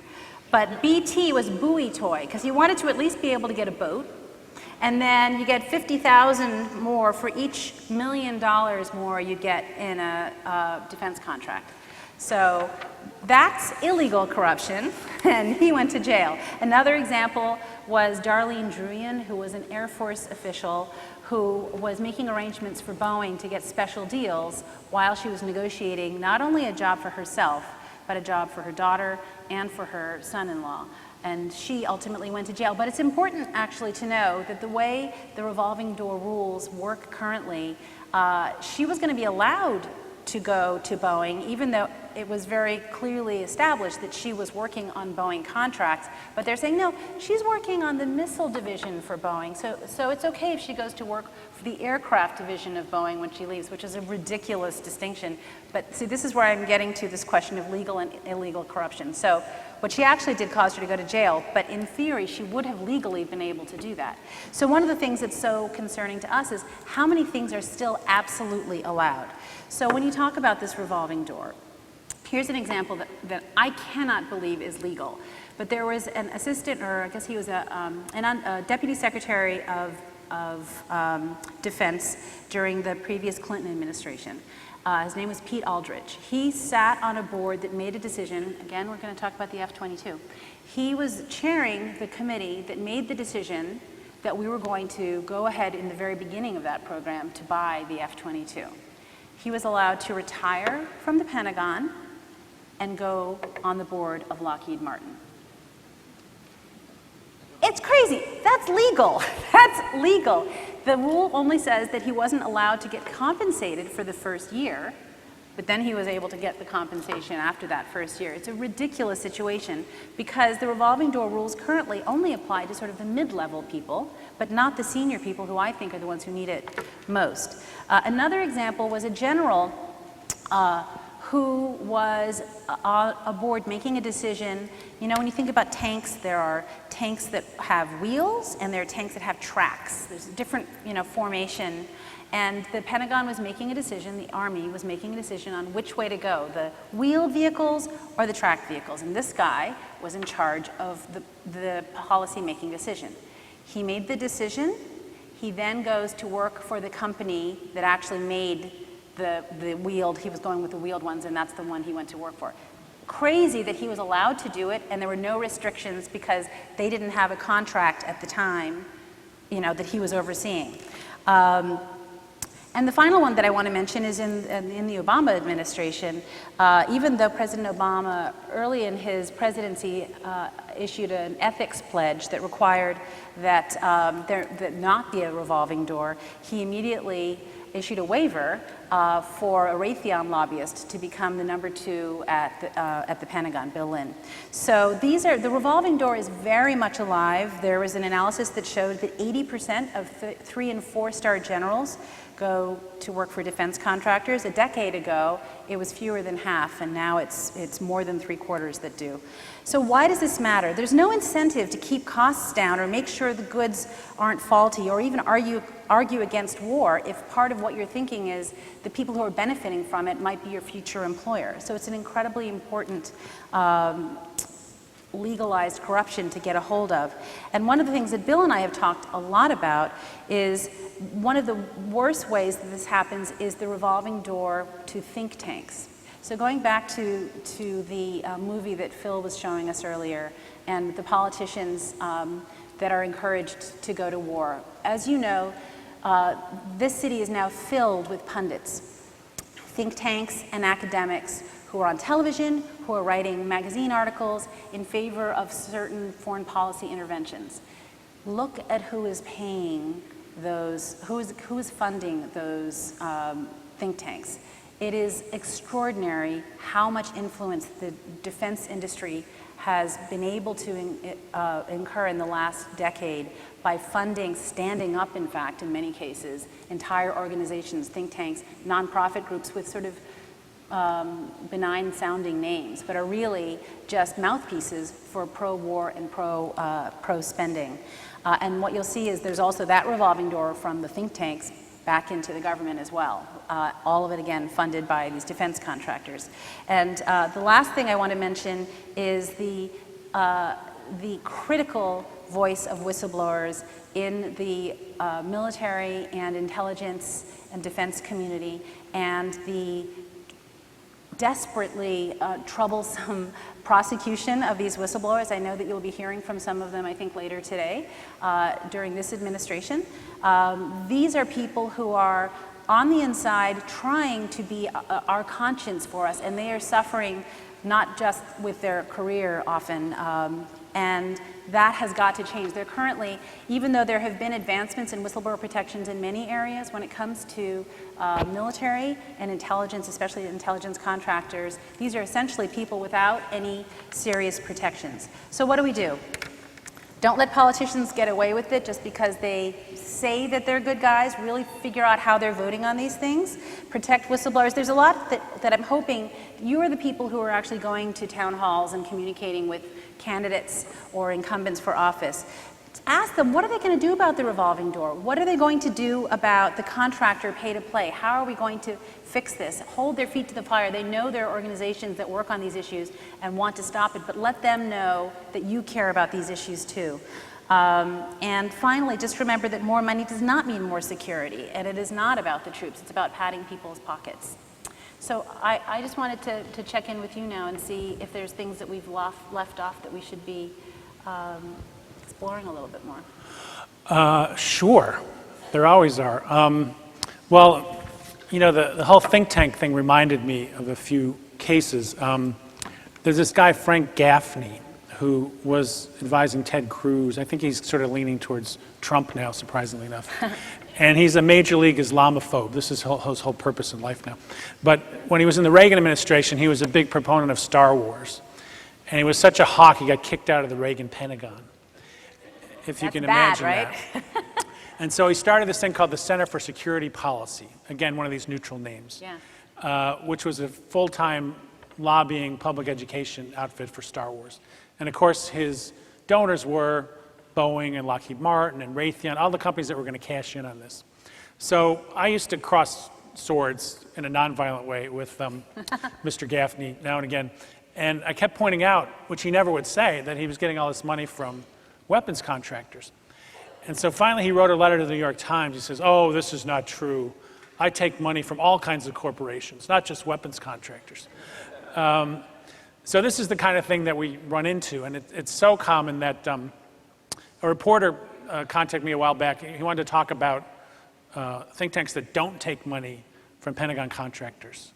So, you know, he called me, he called Danielle, a few other people, and you know, and the story just disappeared. And I asked him what happened. He said, well, it's so common, my boss didn't think it was news, so we didn't run the story. Isn't that tragic? I mean, actually, it's really important for you to know that there are very, very few organizations that work on defense and military issues that don't take money from defense contractors. And of course, none of them would be working at this working on this panel, of course.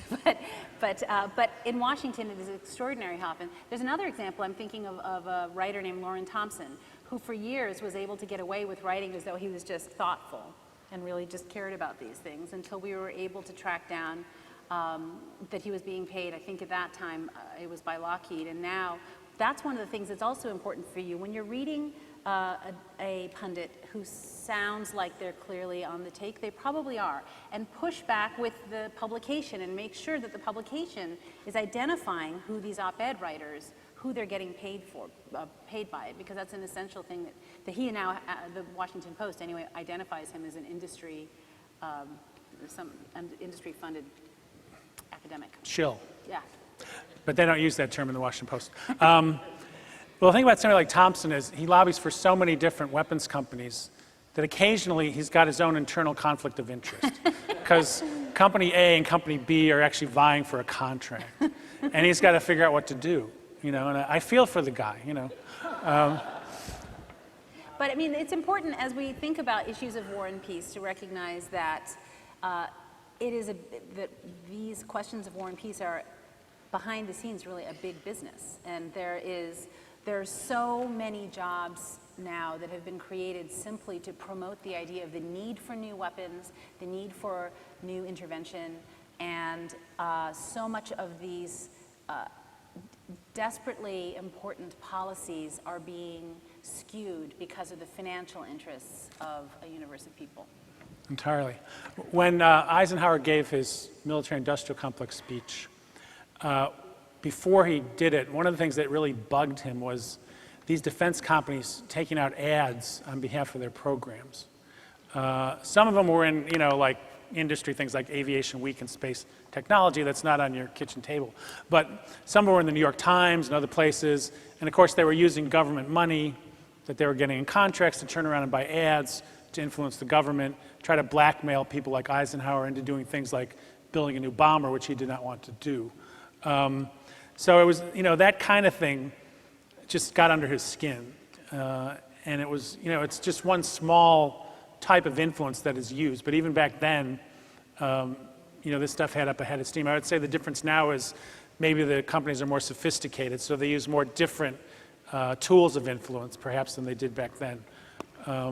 But I think, nonetheless, the more you can expose the connection between these companies and the policymakers, the easier it is to explain why these terrible policies persist.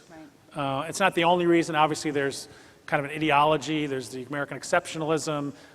Matt Ho talked about this idea that the United States would only possibly intervene anywhere for altruistic purposes. So there's a lot of misconceptions and ideology that go into it. But this money issue is kind of the bedrock. It's sort of beyond which you cannot go. And if we don't deal with that, very hard to dismantle this complex, which I think we desperately need to do.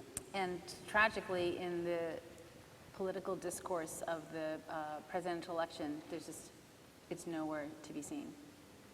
I mean, the closest you get is Bernie Sanders, who will talk about the fact that the Pentagon needs to be audited, and the fact that the Pentagon is the only government agency that actually cannot pass an audit, which is preposterous, but continues to be true. But it's an outrage that we are still at war, and there is this question of, you know, even keeping the current obscenely high caps on defense spending, and it's just not a part of the conversation at the presidential level. And I think we can try to do something about that. American Friends Service Committee had a project called Governing Under the Influence, which they mostly ran in New Hampshire and Iowa. And they basically went around and asked candidates about corporate influence of various sorts, everything from nuclear weapons to privatized prisons. And it was like a precision operation. I was going to say a military operation, but it was the Friends, so obviously it was not. But you know, they kept schedules of all the meetings, which one you need an invite to get in, which one can you just show up at. They coached their questions. They videotaped all their questions so they could put them up on the web. Perhaps the most hilarious one was when the guy asked Donald Trump if he was against crony capitalism. He said, "Oh, of course. I am completely against crony capitalism, except when it applies to me, of course." But one of them got Hillary Clinton on a rope line in Iowa and said, "You know, do we really need to spend $1 trillion on next generation nuclear weapons? And she said, that doesn't sound right to me. I'm going to look into that. So she's right. It doesn't sound right, but it is what it is. That's the little hook that people's hard work got, was that she was on the record acknowledging the truth in front of a significant number of people about the fact that we don't need these nuclear weapons. And I think the thing is, we have to be relentless about it. But I think there's various ways to use the campaign, as absurd as it is, to educate on some of these issues. And demand. I think that the reality is as obvious that the media is not going to ask the questions. We've had all these debates and none of them have been about these issues. And so it's up to us as citizen activists to be asking the questions at town halls and writing. And I mean, I have been told that 6 phone calls into a congressional office actually has an impact. 6 phone calls. That's not that many. I mean, I know that people have come to believe that if it's just, an email or the same letter that's copied because a great organization has published it and you send it in, that it doesn't have as much impact. It still matters.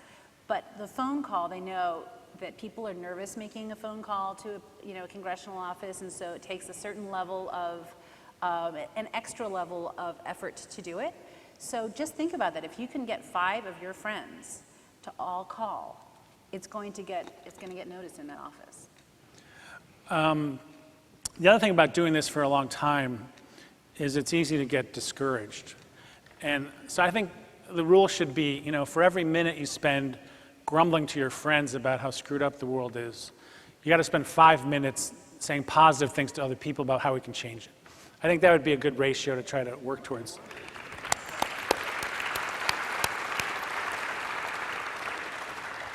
I'm not saying I'm there yet. I'm just saying I think it's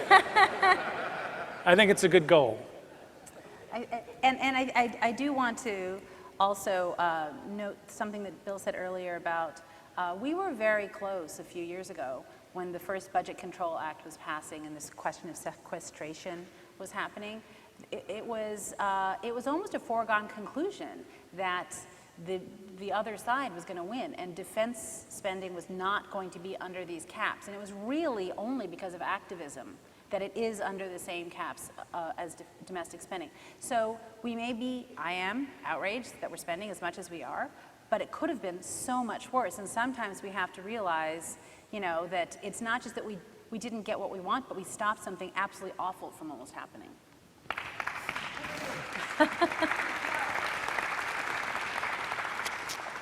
And we're sort of running down, but I would also say we are going to get what we want if we keep working on these things and working hard and bringing more people in. And I'm so thankful that you're all here and that this conference is happening. And me too. Thank you for coming, and thank you for listening to us.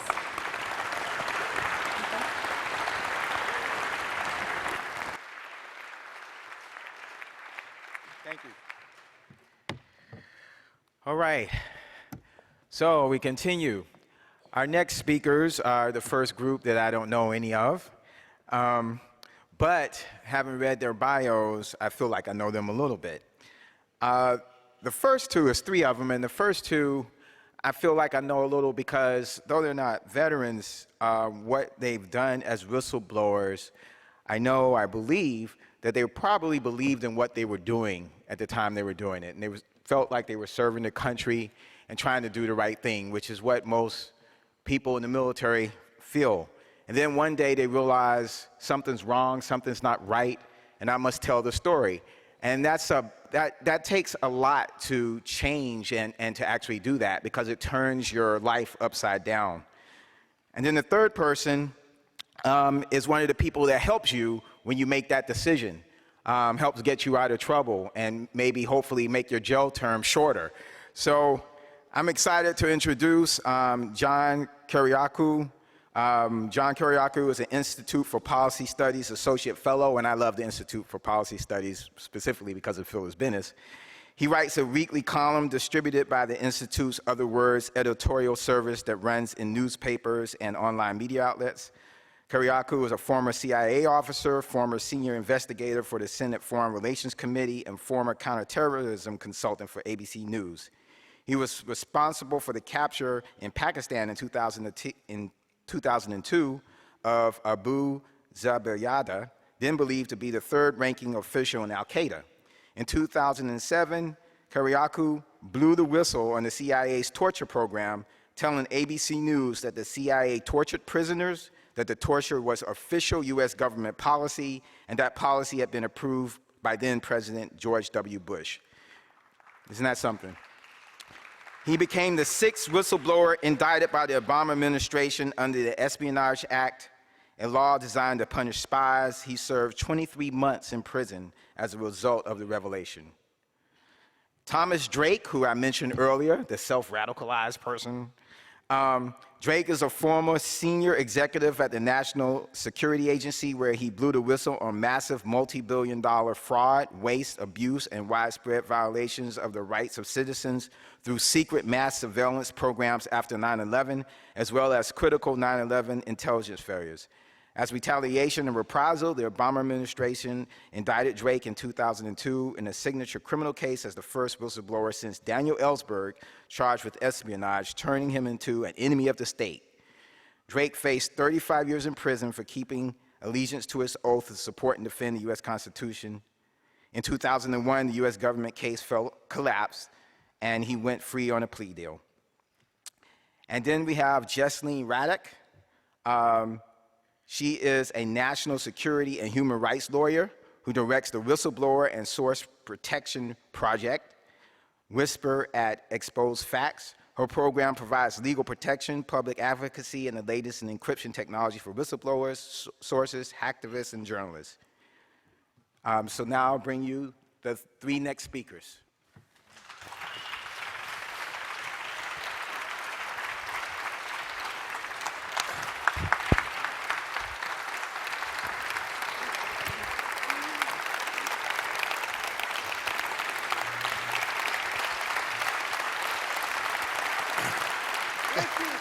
Thank you.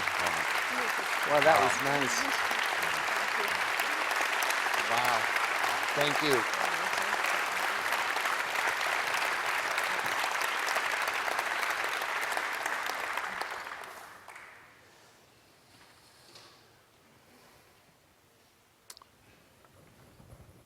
Sitting in front of you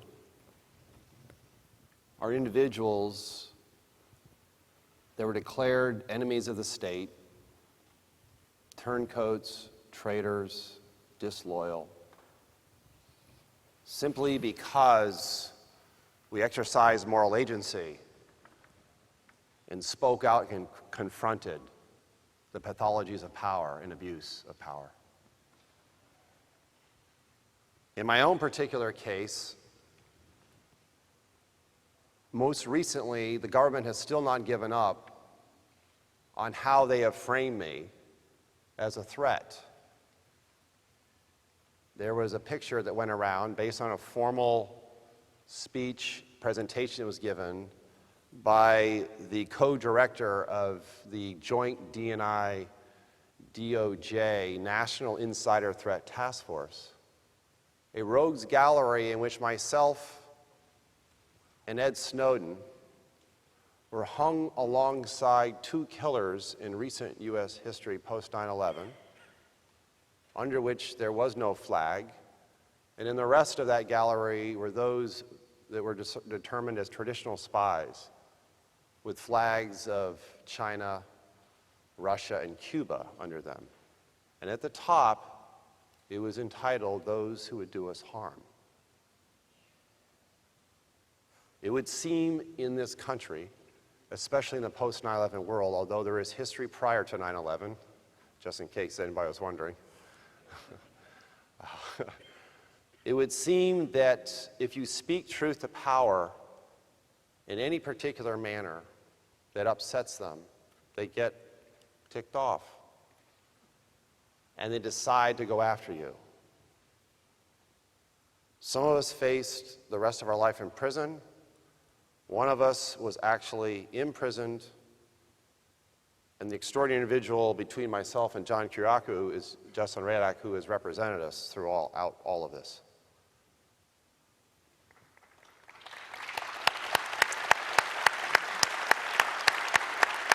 Who herself, I consider the pioneering post 9/11 whistleblower. When there was no support, there were no advocates, she had to stand up all by herself to confront what was then the first major prosecution of a so-called terrorist, John Walker Lynn. So the three of us here have paid enormous prices for having stood up against wrongdoing, violations of the law, speaking out against those who committed wrongdoing and conduct unbecoming employees, officers, and senior managers in the United States government and beyond. But we're here in front of you in an extraordinary location.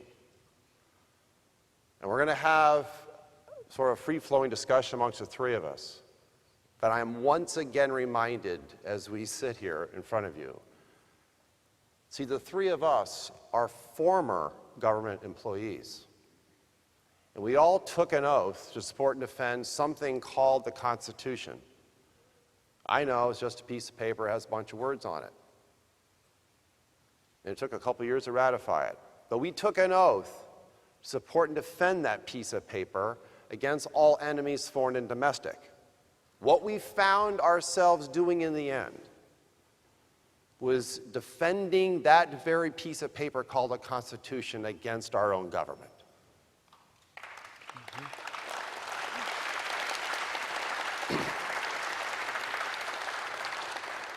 It would seem, especially for those of us, NSA, CIA, although I was also at the CIA in an earlier career, and the former DOJ attorney, it would seem that when you come up against what some call the national security state, the national security itself is a state religion.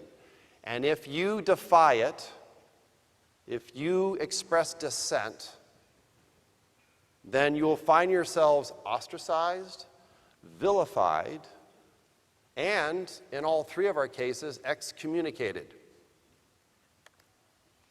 And so we're going to share with you some insights, stories, and our concerns about what is happening to our democracy. Because what is happening is that the ACY at the end of democracy is turning into ISY. Think about it. We are the canaries in the coal mines of the Constitution. And here we're saying it collectively in front of you in Constitution Hall in the heart of Washington, D.C. Remember that suppression of truth and dissent is the hallmark of dictatorships and autocracies. And I'll also leave you with this as we begin our conversation. What a certain person named George Orwell said, that truth is treason in the empire of lies. John? Yeah, I always considered myself to be part of the establishment. There's nothing special about me in any way. I joined the CIA coming out of graduate school, and thought I had, a great career. But I saw something during that career that I objected to. I kept my mouth shut for a long time, actually. And then in December of 2007, I gave an interview to ABC News in which I had decided in advance, during a conversation with my wife, that regardless of what the reporter asked me, I was going to tell the truth. And so in that interview, I said three things. I said that the CIA was torturing its prisoners. I said that torture was official U.S. government policy. It was not the result of a rogue. And I said that the torture was personally approved of and signed by the president himself, thereby calling the president of the United States a bald-faced liar because he had said 3 days earlier, we're not torturing anybody, it's all a big lie. Thanks. What we wanted to talk about today was how the government clamps down on dissent. I didn't realize that I had dissented. I had just told the truth. Right. I mean, being a whistleblower myself and representing a number of whistleblowers, including you guys, Edward Snowden, no one wakes up in the morning and says, hey, I'm going to become a whistleblower today. That's not, a life ambition most people aspire to. In fact, most people who are whistleblowers are people who just really thought they were doing their job. I was an ethics attorney at the Justice Department. So when I advised not to interrogate an American and not to torture them, that wasn't some radical notion. That was obeying the law and the ethics rules in the United States. Do you remember the day I met you? I met Jess 4 days after my arrest. She had said something supportive of me in the Washington Post. And a friend of mine texted me at something like 6 a.m. and said, you really need to meet this woman. And so I called at something like 6:45 a.m. and she was there at her desk and she answered the phone.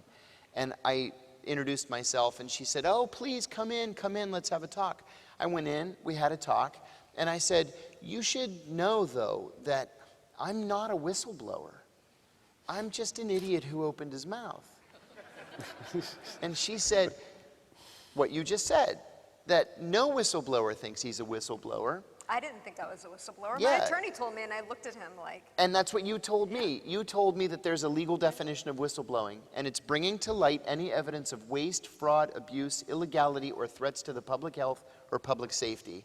And I had to be told that I was a whistleblower. Certainly the government didn't think I was a whistleblower. I had an experience several months earlier, and I didn't even realize what I was involved in. I was working for John Kerry on the Senate Foreign Relations Committee staff, and as part of that job, you have lunch with foreign diplomats all the time. And so a diplomat purportedly from the Japanese embassy called me and said, let's have lunch. I said, fine. We got together for lunch and talked about Turkish elections and the Middle East peace process and all the normal stuff that people talk about. And at the end of the lunch, he offered me money in exchange for information, for classified information. And I said, shame on you. Do you know how many times I've made that pitch in my career? So I said, I'm going to report this. And I went back to the Senate security officer and I reported it. I said, I was just approached by a foreign intelligence officer. He told me to write it up as a memo and he would send it to the FBI. 2 days later, 2 FBI agents came to see me and they said, here's what we want you to do. We want you to call him back, invite him to lunch, and try to get him to tell you what information he wants and how much money he's willing to pay for it. So I did, and the FBI said that they would have 2 guys at the next table listening to the conversation. I said, that's fine. And then they asked me to do this a 3rd time, and a 4th time, and a 5th time. And finally, in the 5th lunch meeting, he said, well, I got promoted, and I'm being transferred to Cairo. It's my dream job. I said, great, congratulations. Shook his hand, never heard from him again. It wasn't until a year later, after my arrest, when we received discovery in the case, that I realized there never was any Japanese diplomat. He was an FBI agent trying to get me to commit real espionage. The reason being twofold. One, they wanted to charge me with espionage, but they knew I hadn't committed espionage. But they wanted to charge me anyway. And so they did. And that was my first exposure to the government clamping down on dissent. And mind you, my interview on ABC News was 4 years earlier, 4.5 years earlier. And they were still so angry that I had aired the CIA's dirty laundry that they were preparing this criminal case. Well, you can never underestimate the long Exactly. memory of a very vindictive, vengeful administration. Jess told me that the government would come down like a ton of bricks.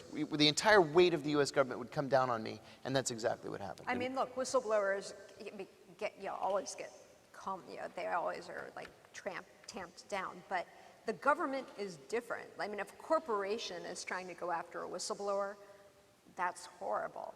But the government has the power to put you in jail. A corporation doesn't have that power. So You know, they can take away your very liberty. And that's part of it. Part of the punishment in terms of the pathology of power is to actually do that. Is to take away your liberties, take away your livelihood, take away your income, take away your social networks. When you were mentioning the bricks, not only were tons of bricks falling on me, but they were actually had set up apparently a special factory to make special bricks. They could then build additional walls. I remember it's surreal when I look back on this, and yet it seems like yesterday.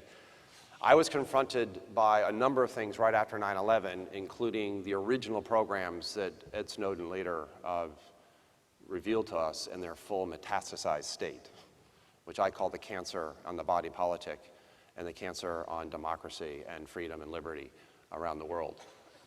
But when I was confronted by that and the massive 9/11 intelligence failures, it was clear that the government not only was going to do the mass surveillance in a super secret mode, bypassing Fourth Amendment, all standing statutes, they were also going to spend lots and lots and lots of money. This became a profit center for many companies. And I remember going around NSA campus with a number 3 person.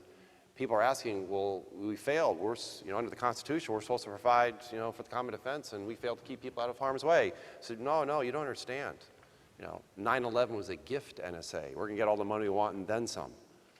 Same thing at the Justice Department. Yeah. And then this is the brick part. It's like, then, you would think, well, something happened. Wouldn't you think Congress might have some passing interest in, like, why didn't 9/11, we had set up this huge intelligence apparatus, particularly in the post-World War II era, Cold War.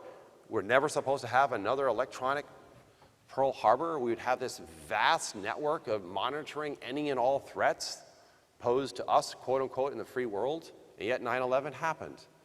And of course, I recognize 9/11 is a very complex story in terms of how it even came about. So Congress opened up investigations. I became a material witness for those investigations. I remember the first one, which was led at the time by Congressman Saxby Chambliss from Georgia, who later became a senator, the harbinger for the much larger joint inquiry of 28 pages fame that you've seen in the news lately, which I was actually a part of in terms of providing material evidence that's obviously the government didn't want the public to know about in terms of who was funding certain things. I ended up being confronted by the person I reported to and was told in no uncertain terms to be very careful, and it was obviously a very chilling message. This is in February of 2002. Tom, direct quote, they're looking for leakers. Now you're starting looking for leakers, like somehow I was now leaking to the press, the Fourth Estate. No, looking for leakers to the congressional 9/11 investigation. Looking for leakers to Congress.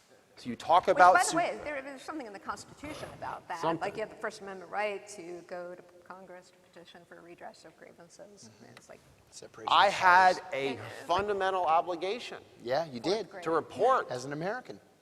And I'm going to the very bodies who had stood up an official investigation with subpoena power. I'm providing material evidence. I'm an eyewitness to a number of things that they investigated. Thousands of pages it turned out, especially during the joint inquiry. And it turns out, to this day, did you know this, John and Jess? I don't think I've actually told you yet.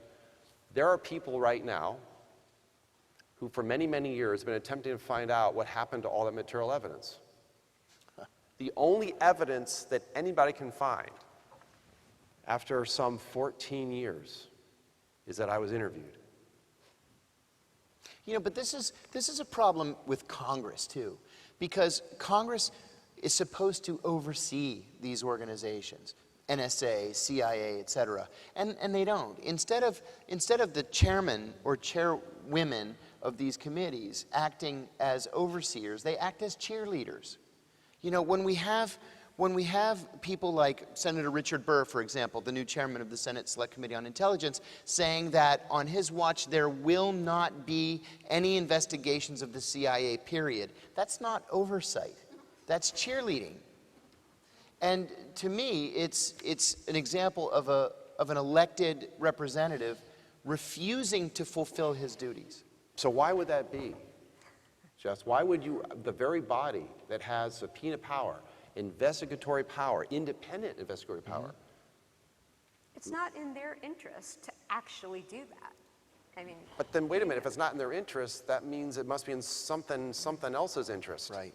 Not public interest? I mean, I'm just, well, so whose their- interest is it? Their own interest in being reelected, their own interest in Oh, power. you know what it their is, own though, interest. is we've transitioned to a permanent wartime economy. And I don't think that anybody on Capitol Hill is willing to go to the hundreds, if not thousands, of defense contractors that have gotten used to this never-ending flow of money and saying, we're not going to do this anymore.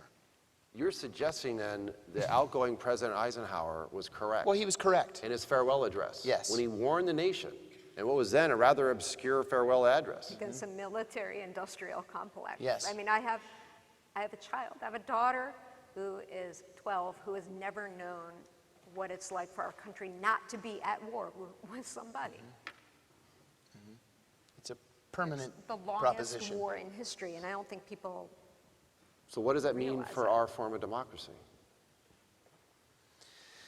I'm not optimistic, frankly, about our form of democracy. Yeah, I mean, not even discussing the fact that we've got this. Sorry if I'm getting political. I apologize. I can't help myself.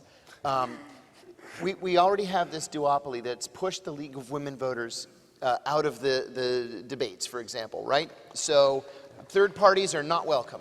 They're not welcome in our system. That's not democracy. You know, and when third parties are the only ones talking about these issues, about a permanent state of war, about the failure of congressional oversight, for example, about a permanent wartime economy, well, how are we able to debate these issues if we're not allowed to talk about these issues? Well, for the good of the Democratic Party and democracy, we can't possibly have more than one Democratic challenger going at each other. Like, Well, but obviously- Hillary Clinton is the most reliable Republican in the race, as it is. Well, yeah, I agree. I agree. But isn't there something even Congress has? If the threat to democracy, the republic, is so grave, or there are concerns raised in terms of public interest, But they've that there's come- called a speech and debate clause. But they've come to believe their own propaganda on the Hill, is what it is. But don't- There are no more Pat Moynahans, right? There are no more Ted Kennedys. They're gone. They're gone, and there's no one to take their place. Because these guys that are in these positions of import now, the chairman of these oversight committees, are really little more than lemmings. They're not leaders. They're not independent They're thinkers. They're completely complicit, exactly. and compliant. So what can we do as a people? I mean, some people say we're extremely idealistic. There's a fourth branch of government. I mean, there's a fifth branch of government. There are whistleblowers and a free and independent press willing to publish their revelations. Yep. That's what we can do That's about it. it. That's it. So if the other branches of the government are not honoring the separation of powers and ensuring the checks and balances that were supposedly built in, for all the faults and foibles that the Constitution actually had built into it at the time, then we go to the press. Or And to yet, the as we have courts. seen, and this is the crucial part of our panel, in terms of government suppression of dissent and the truth, those who would dare stand up and speak truth to power and of power are the ones that are usually hammered the hardest and the worst. Well, we lionize the First Amendment, and then when people do go to the press, you wouldn't know about any scandal. I mean, give me a scandal. Abu Ghraib, secret surveillance, whatever. You wouldn't know about any of these without the press, from the Pentagon Papers to war crimes that are going on today. We know about it because of a free press, not because anyone in politics decided to tell you about it. We know about it because of a robust, investigative press. Which and the journalists who are frequently willing to comes write for from it. the alternative press these days. Exactly, because the mainstream media tend to be media, and they tend to be, kind of the lapdogs rather than the watchdogs of government. Do either one of you have experience, and I'm sort of saying this semi-rhetorically, but in terms of not only the audience here, but recognizing it's being live streamed, where in fact those of us as truth tellers and whistleblowers have actually provided anonymously or off the record critical information in the public interest and didn't have it published? Yes. Yes. So it's as if, is that sort of like the thing, if you gave information Even to by a journalist? alternative press, radical press that likes to think it's like new, cutting edge, no fear. I've given them stories and they've never done anything with it. And why didn't they? Were you ever told why they would not publish? No. Were I they was once afraid? told because nobody else would confirm it. Everybody else was afraid. And so it just died a quiet death. I was actually told directly, they were quite honest, that we have to maintain access to government. That's the main Absolutely. reason that I normally get Access told. to government is Yes, a qualification. well, I mean, yes. I mean, who's the biggest leaker in the United States? The White House. The government, the U.S. government, is the biggest leaker in our country.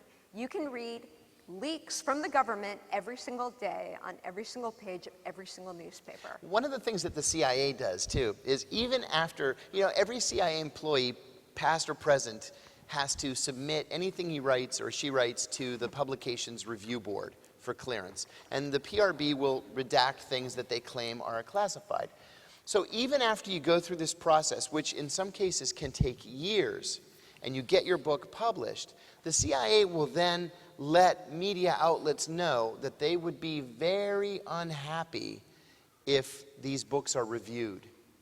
They've done this to countless, well, I would call them whistleblowers from the CIA who have published over the years.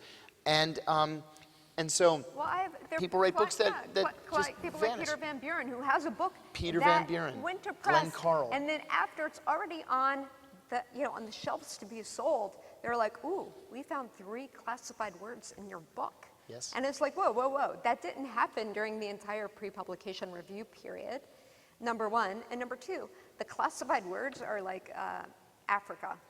Right. Yes. Or fiber optic. A friend of mine published... No, I'm not kidding. Like the AT&T commercial you see every day with a fiber optic cable. I mean... Yeah. A friend of mine published a book, and the only words that were redacted were nuclear program. Classified.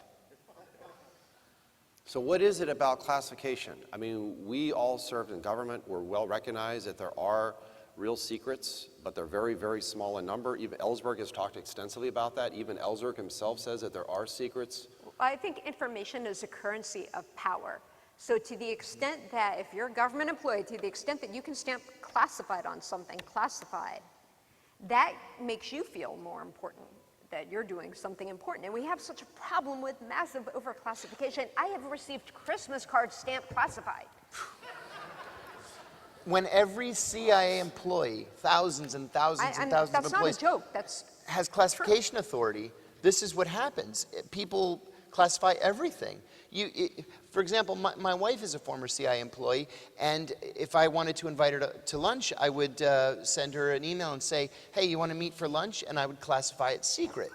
And she would say, sure, I'll meet you in front of the deli. And she would classify it secret. Why?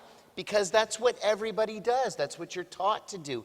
Everything is classified, whether it is or not. And in most cases, it's not.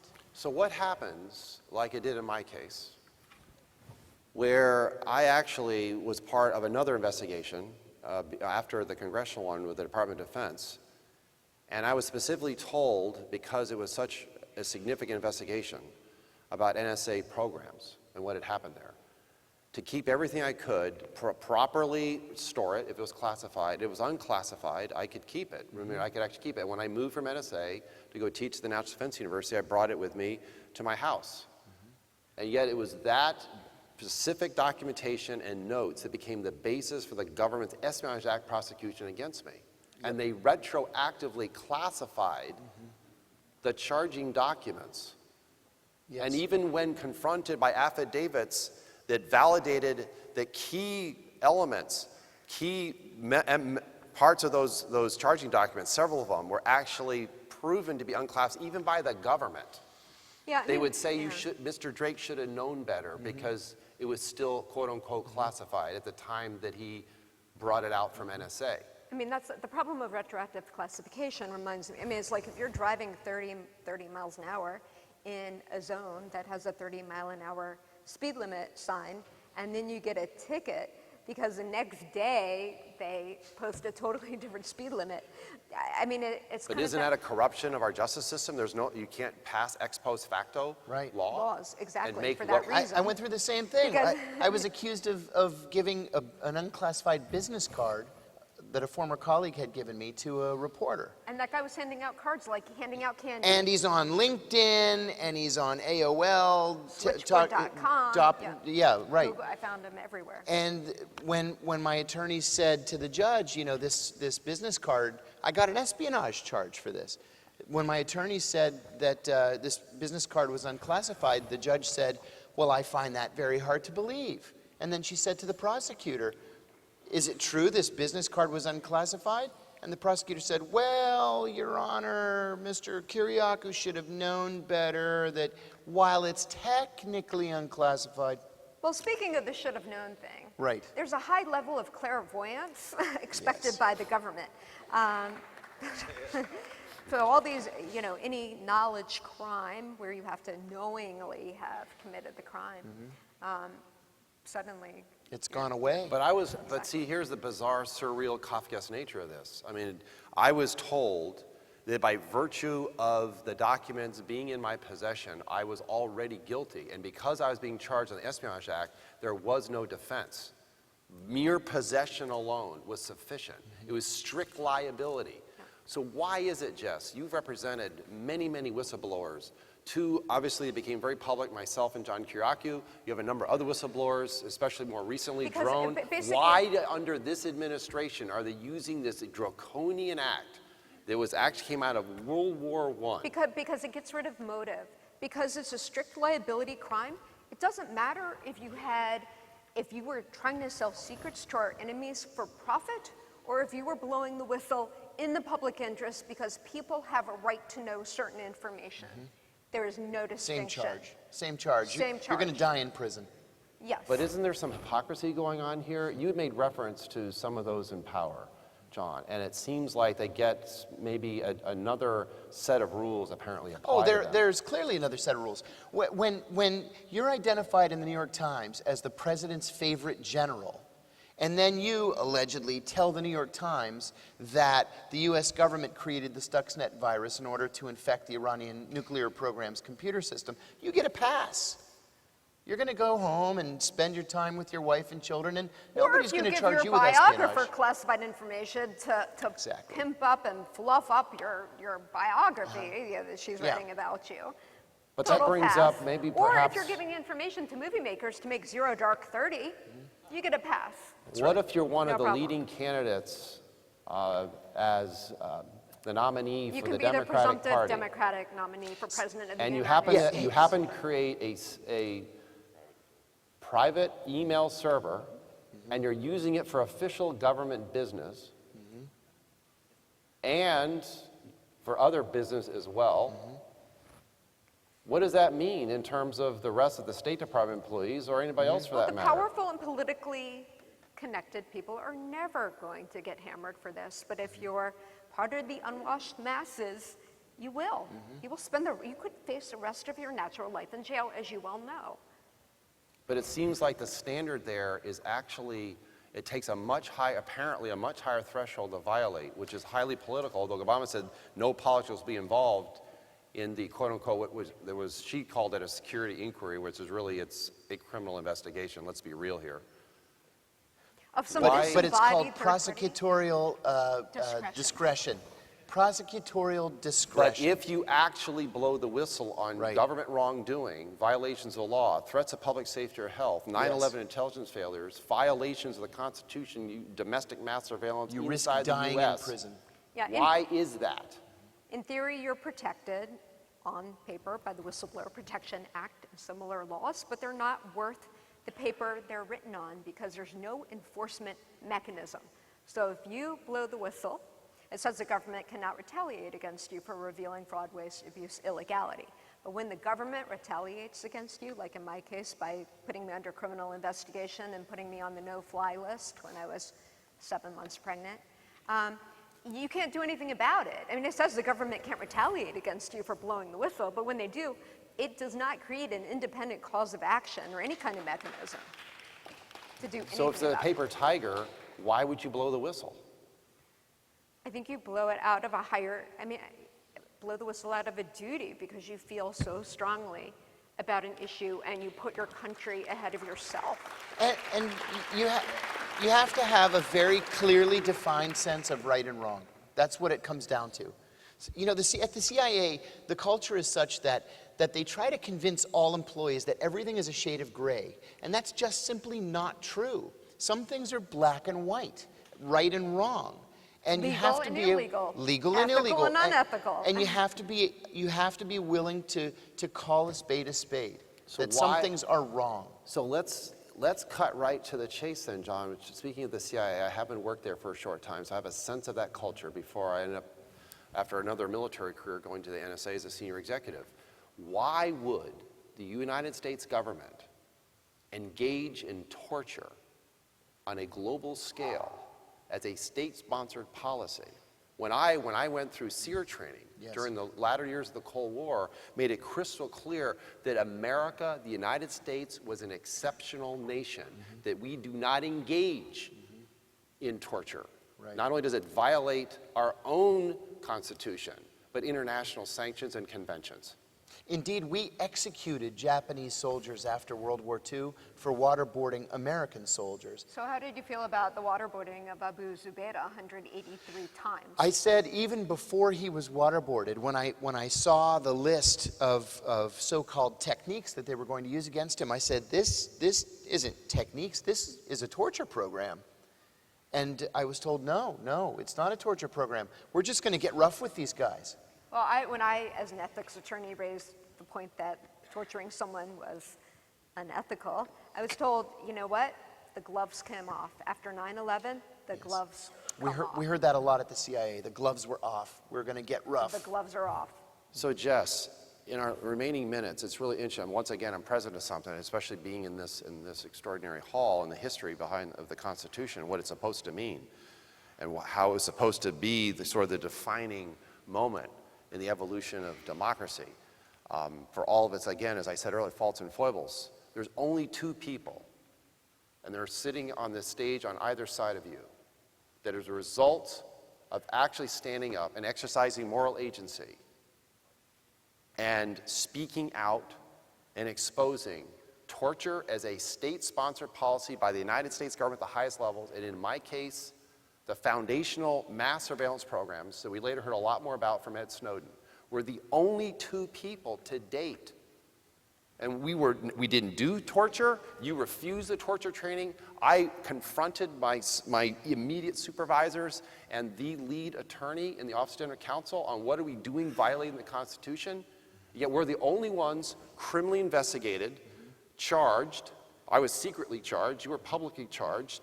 Then we're the indictment facing all those many decades in prison, and then we're convicted and sentenced. We're the only two people. Yes, Why is that, because Jess? obviously it's to try to send an incredibly, incredibly chilling message that you're going to have to basically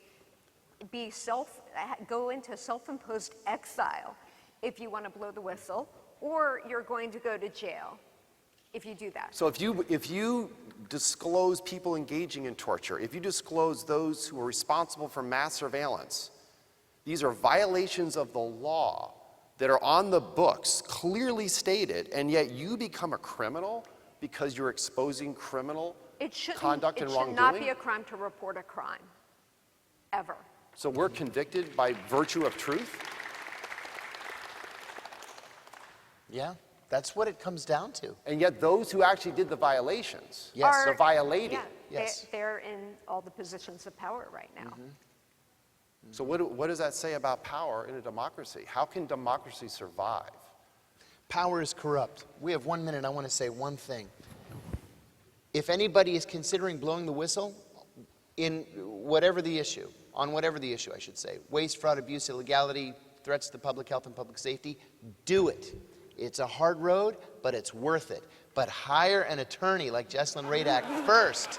And I second that motion publicly.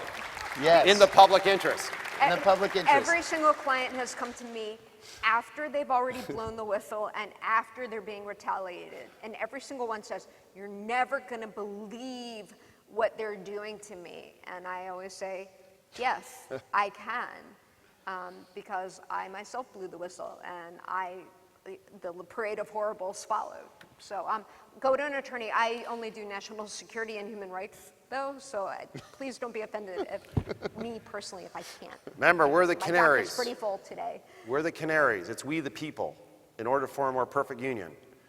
I still believe those words. The three of us still stand by those words. It's we the people. We're all patriots in this room. And everyone watching it, thank you so much for Thank having you. us. Thanks very much. I've been sitting on my legs, so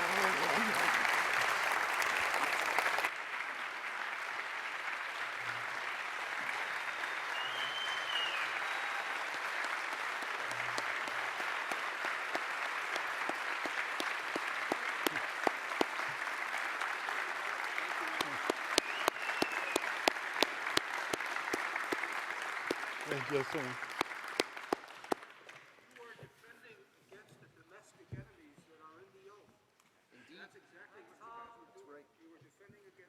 Okay, thank you very much. What a roundtable that was.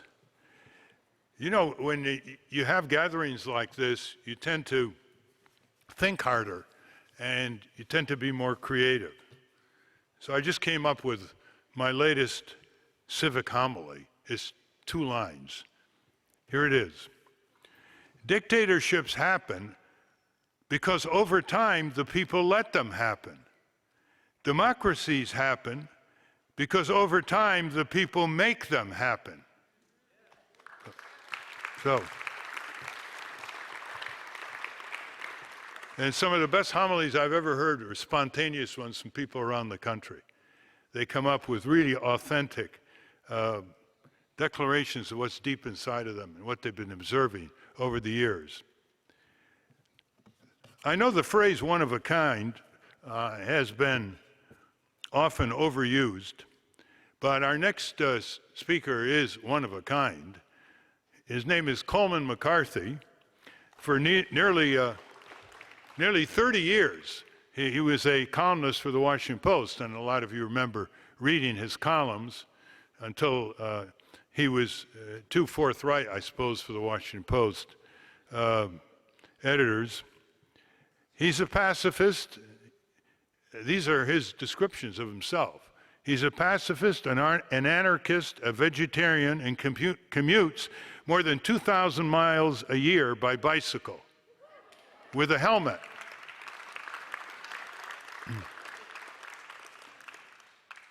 But that's not why he's one of a kind. In addition to journalism, he's a born teacher. Since 1982, he's had more than 12,000 students in his courses on nonviolence. He teaches at Georgetown University Law School, Georgetown undergraduate, American University, University of Maryland, 2 early morning classes as a volunteer to Bethesda Chevy Chase High School. American University recently honored him as the Outstanding Adjunct Professor of the Year. And 4 times the students at American University voted him the best professor in their department. Now why? Because he's not a typical teacher. In his high school classes, he gives no homework, he gives no exams, he gives no tests. Instead, he believes in pure learning, free of artificial pressures and free of fear. That doesn't mean he's not rigorous. That doesn't mean he's not rigorous. You should see him toss around snappy, nasty, heckling high school students who think war is the answer because they read about it in their textbooks. In 1985, and this is his real imprint, he founded the Center for Teaching Peace, a nonprofit that helps students in schools to get peace study programs into the curriculum. He is the author of 6 books on peace and social justice. They're used as course texts at hundreds of high schools and colleges. So any of you out there who want to get a peace study course in your high school, community college, or college, look at this one. His Center for Teaching Peace, Solutions to Violence, edited by Coleman McCarthy. Here he comes, not on a bike.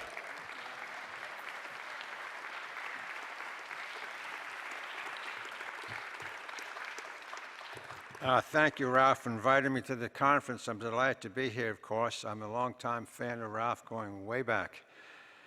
I want to talk to you briefly about a few of the issues. We may have time for some questions and answers and disagreement and dissent. I like people who disagree with me. I really have no choice in my line of work as a left-wing journalist. I get a fair amount of mail every week from readers around the country who call me a fool, jerk, know-nothing, ignoramus, idiot. And then I read my negative mail. Did everybody get that little joke? All right. There's always a few slow ones that miss the jokes. Usually people from Texas. Well, you know, Bush, 2 Bushes, Rick Perry, you know, after mine, plus hot weather, cattle, oil. You know, your mind goes numb after a while, so you don't get the jokes. So maybe before we start, it might take a few moments of silence, reflection, prayer, if you believe in prayer. Some do and some don't. And let's remember all the people here on this odd little planet of ours, which T.S. Eliot, on one of his better days, called us a third-rate rock spinning around a second-rate sun. That's us, really. And let's reflect on all the people today on this planet who today have been, are, or will be victimized by violence, whether military violence, emotional violence, environmental violence, economic violence, governmental violence, corporate violence, verbal violence, racial violence, sexual violence, homophobic violence, prison violence, gun violence, drone airplane violence. Let us remember our prisoners, our refugees, people without homes, without help, without hope. Let's remember animals who are killed every day for greed, folly. Let's also remember the people in our own lives who we might have helped, but we were too overscheduled, too busy getting ahead in life to notice their pain or suffering, to stop and ease it. Let's take a few moments of silence, reflection, and/or prayer, and take care of that obligation.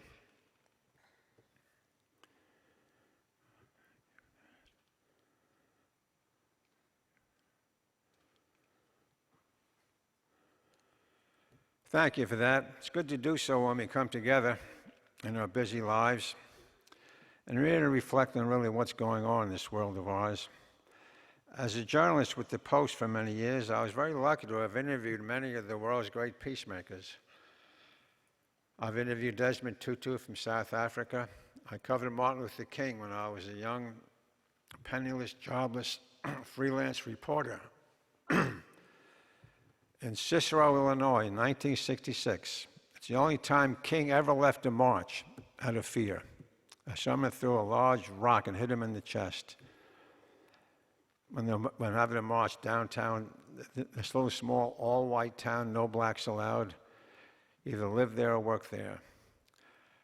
As I said, I've interviewed Desmond Tutu, Mairead Maguire from Belfast, Sean McBride from Dublin, Ireland, Perez Esquivel from Buenos Aires, Mother Teresa from Calcutta, Rigoberto Menchu from Guatemala, Muhammad Yunus from Bangladesh. What do they all have in common? They all won Nobel Peace Prize. And I'd always ask them toward the end of the interview, how do we go about increasing peace and decreasing violence, which ought to be the purpose of our lives if you seek a life of purpose? The answer almost always came back pretty much the same. You need to go where people are, because people keep having conflicts and solving them either through violent force or nonviolent force. So I took the advice of the laureates and went to a local high school just 2 blocks from here, School Without Walls, a D.C. public high school, the closest school to the White House, and one of the poorest schools in America. There's no cafeteria, no auditorium, no lockers, no gym, no athletic fields, and for a long time, no clean drinking water. So I went to the school and said, I'd like to come in and teach a course on alternatives to violence. And the principal said, well, we don't have a class like that here, but if you want to come give it a try, we would welcome you. One little problem, though, she said. We're a very poor school. We can't afford to pay you. I said, I didn't come here for the dollar. I came to find out, can you teach peace like any other academic subject? So the class began in 1982. Not a very difficult class to teach. You read the literature of peace, and you read some Gandhi, King, Dorothy Day, A.J. Muste, Sojourner Truth, Anne Ballou, George Fox, John Woolman, Medea Benjamin, Dave Dellinger, Daniel Berrigan, Philip Berrigan, Elizabeth McAllister, Emily Balch, Jeanette Rankin on the first day, and then we really get into it. And after I rattle off those names, someone always jumps up and says, how'd you ever hear of all those people? How come we haven't heard of them? You haven't heard of them for an obvious reason. You've been going to conventional schools where we teach everything but. Can I back up that claim? Well, let me ask you two questions. How many of you went to a high school where they offered you courses either in peace studies or conflict resolution? No hands go up.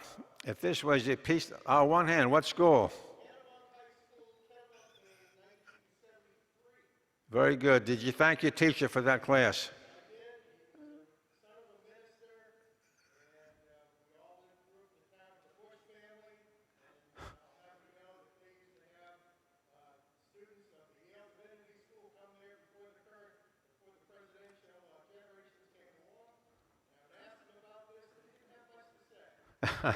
Yeah, good for you, good friend. Second question. How many went to a high school where they required you to take algebra and geometry? All hands go up. So there's a good chance you graduate from high school as peace illiterates. But we're going to make sure you graduate from high school knowing all about pi r square and bonkazoids and crankazoids and dorkazoids and lunazoids and hemorrhoids and steroids and APoids for the deep thinkers. Who cares? Let me ask you a question. How many of you ever talked to your husbands, wives, or sweethearts over dinner time about algebra? You do it? All right. You may need to be in therapy, okay? But we sure talk about our conflicts. Why do we talk about them? We have them every day. And all those different types of hurtfulness I mentioned before. So I began teaching the classes, and you have to read the literature. It's vast. And people always ask, well, it's a great idea, but where has it ever worked? Well, it's worked in all kinds of places. Philippines, Marcos was overthrown through nonviolent force. Pinochet in Chile, driven from power. Lech Walesa, shipyard worker, drove the Soviets out of Poland. The Republic of Georgia, South Africa, Nelson Mandela. But it's not just military violence. It's also in our homes. The leading cause of injury among American women is being beaten up at home by husband, boyfriend, ex-husband, ex-boyfriend. Catcalling is a major form of verbal violence, and it goes on every day. I always ask my high school and college women, how many of you ever been catcalled? Every hand goes up. And there's 4 types of catcallers. The first type are the happy-go-lucky jerks who think their role in life is to make women happy by commenting about your body. The second one are the territorial men.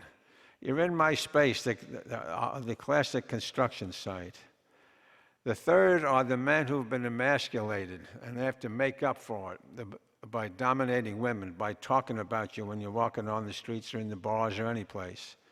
And the fourth type are the serious predators. They are the rape testers. They'll call out to you. And if you respond back, that gets them excited. Oh, and then they'll attack you. If you're passive, it makes you an easier mark. So that's going on every day with women, particularly the high school and college women.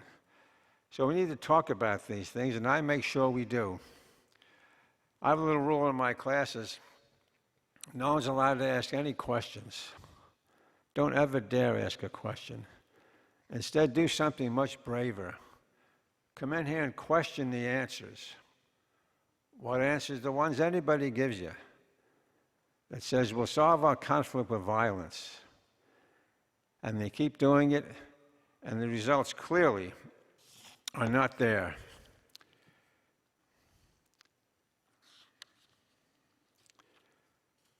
So we talk about the literature, and often it takes a while to get through. I had a student one time. We spent about 3 weeks reading Gandhi, and she comes up to me and says, this has all been wonderful reading about Gandhi's theories on war and peace, but I live in a war zone. I said, where is it? It's in my home. It's in my living room. It's in my kitchen. My mother and father have been fighting each other for years, verbally abusing each other, and often physically abusing each other. How do I stop that war, she said. Well, good question. Perhaps if we'd had her, mother and father, in our classes early on, they would have known how to deal with their conflicts. I teach at a very wealthy high school, Bethesda Chevy Chase High School. I also teach at a very poor high school, Wilson High. And I bring into my class at Bethesda Chevy Chase High School a woman named Lily Flores. Who's Lily Flores? She's from El Salvador. She fled that country in 1986, the height of the Civil War. And you remember that 10-year war. Oscar Romero, the Archbishop, wrote a letter to Jimmy Carter in late 1979. We're having some trouble down here with the death squads and the government suppressing the poor people. Please, don't ever send any weapons to the government. They're going to use them on the poor. And he begged Carter not to do it. And what did Carter do? He said, oh, we're the exceptional nation. We know what's best for you in El Salvador, and began sending weapons. You can make a metaphor out of that. Imagine you're the mother and the father, and you have 2 children at home, and you hear them in the living room, and they're about 5 or 6 years old, and one of them says to the other, oh, those are my toys, you can't have them. The other one says, no, they're my toys, you can't have them. And you're the all-wise parent, and you say, children, oh, starting to squabble, hey? I know how to solve your conflict. Here's a gun for you, and here's a gun for you. I'll come back in an hour, see how you're doing. You come back an hour later, blood everywhere. They're still alive, though, gasping. None of my toys. None of my toys. Oh, children, still fighting, hey? I know how to solve this problem. Here's a bigger gun for you. Here's a bigger gun for you. That was El Salvador. Oscar Romero was assassinated March 24th, 1980, 11 o'clock during Mass. Killed by people trained at the School of the Assassins in Fort Benning, Georgia. So I bring Lily in the class. Lily's the best teacher in the high school. Never went past 6th grade. Lily's one of the invisible people at the school. Students rarely know her name. She's one of the help, many of them think. They rush by going to their AP classes, rarely stop and talk to her. So I bring her in. Lily, come tell your story. It's a very poignant story. Lily's job at the high school is to clean the toilets. We have 12 bathrooms in the school. She's in there most of the day. One time, a student started taking notes. The only one in the class that morning to take notes on Lily's talk. You could tell Lily was connecting with her. After the school bell rang, students rushed out to the cars, going to the athletic fields, heading home, going to the drama club meeting or the chess club meeting. Can't miss the chess club meeting. except one student, and that was a girl named Hannah. And she went to find Lily and found her in one of the bathrooms. Lily, I want to help you. Give me a mop. She helped Lily that afternoon, the next afternoon, and many, many more the rest of that semester. Her friends thought Hannah was, what's happened to you, Hannah? What are you hanging around Lily for? She won't get you into the Ivies. That summer, Hannah went to El Salvador to find out what was going on. She's been back 11 times, back to the same little village. Where's Hannah now? She just graduated from New York University Law School. She went on to Tufts University, which has a peace studies program, and is now a public interest lawyer. All because of Lily. It's all so simple.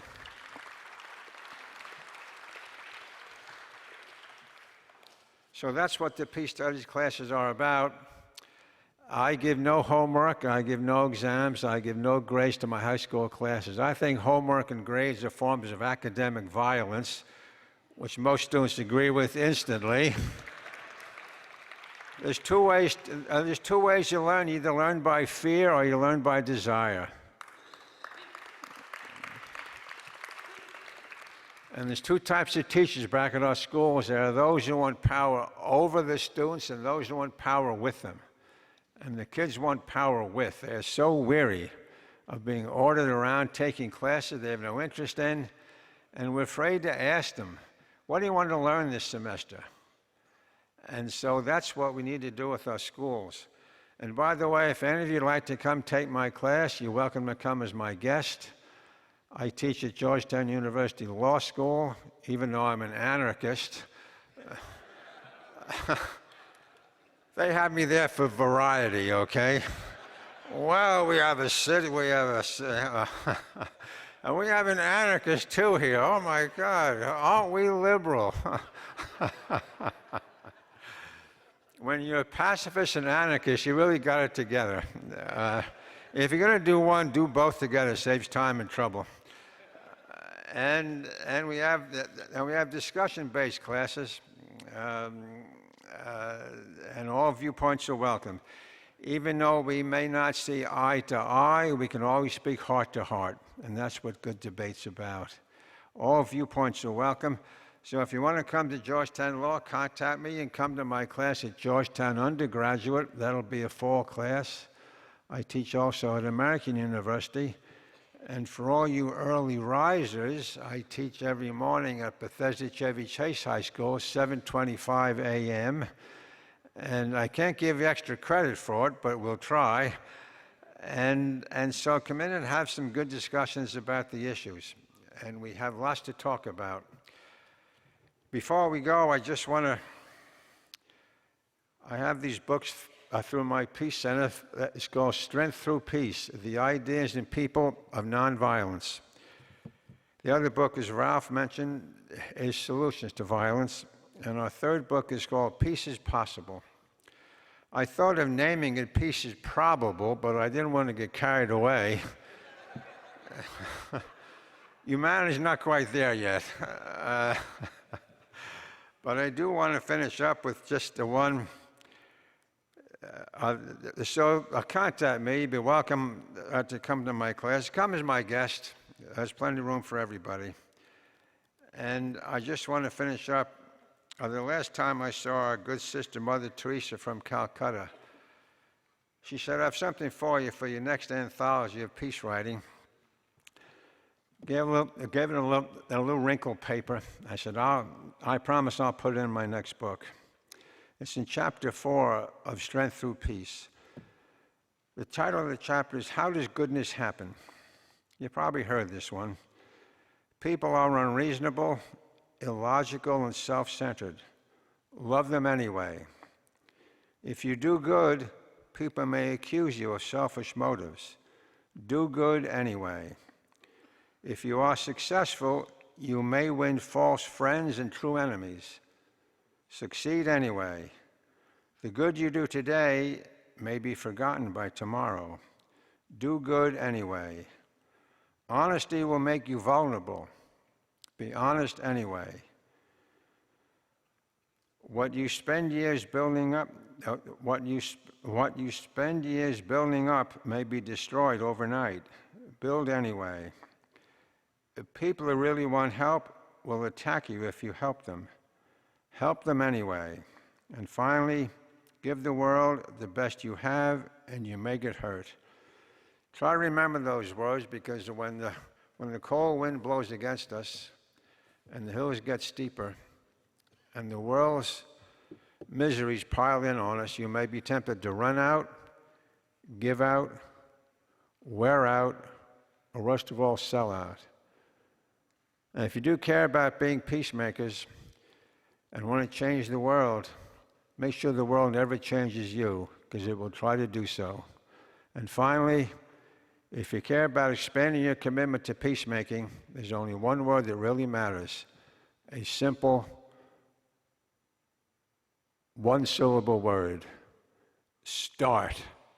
Start. I thank you very much. I'll see you again.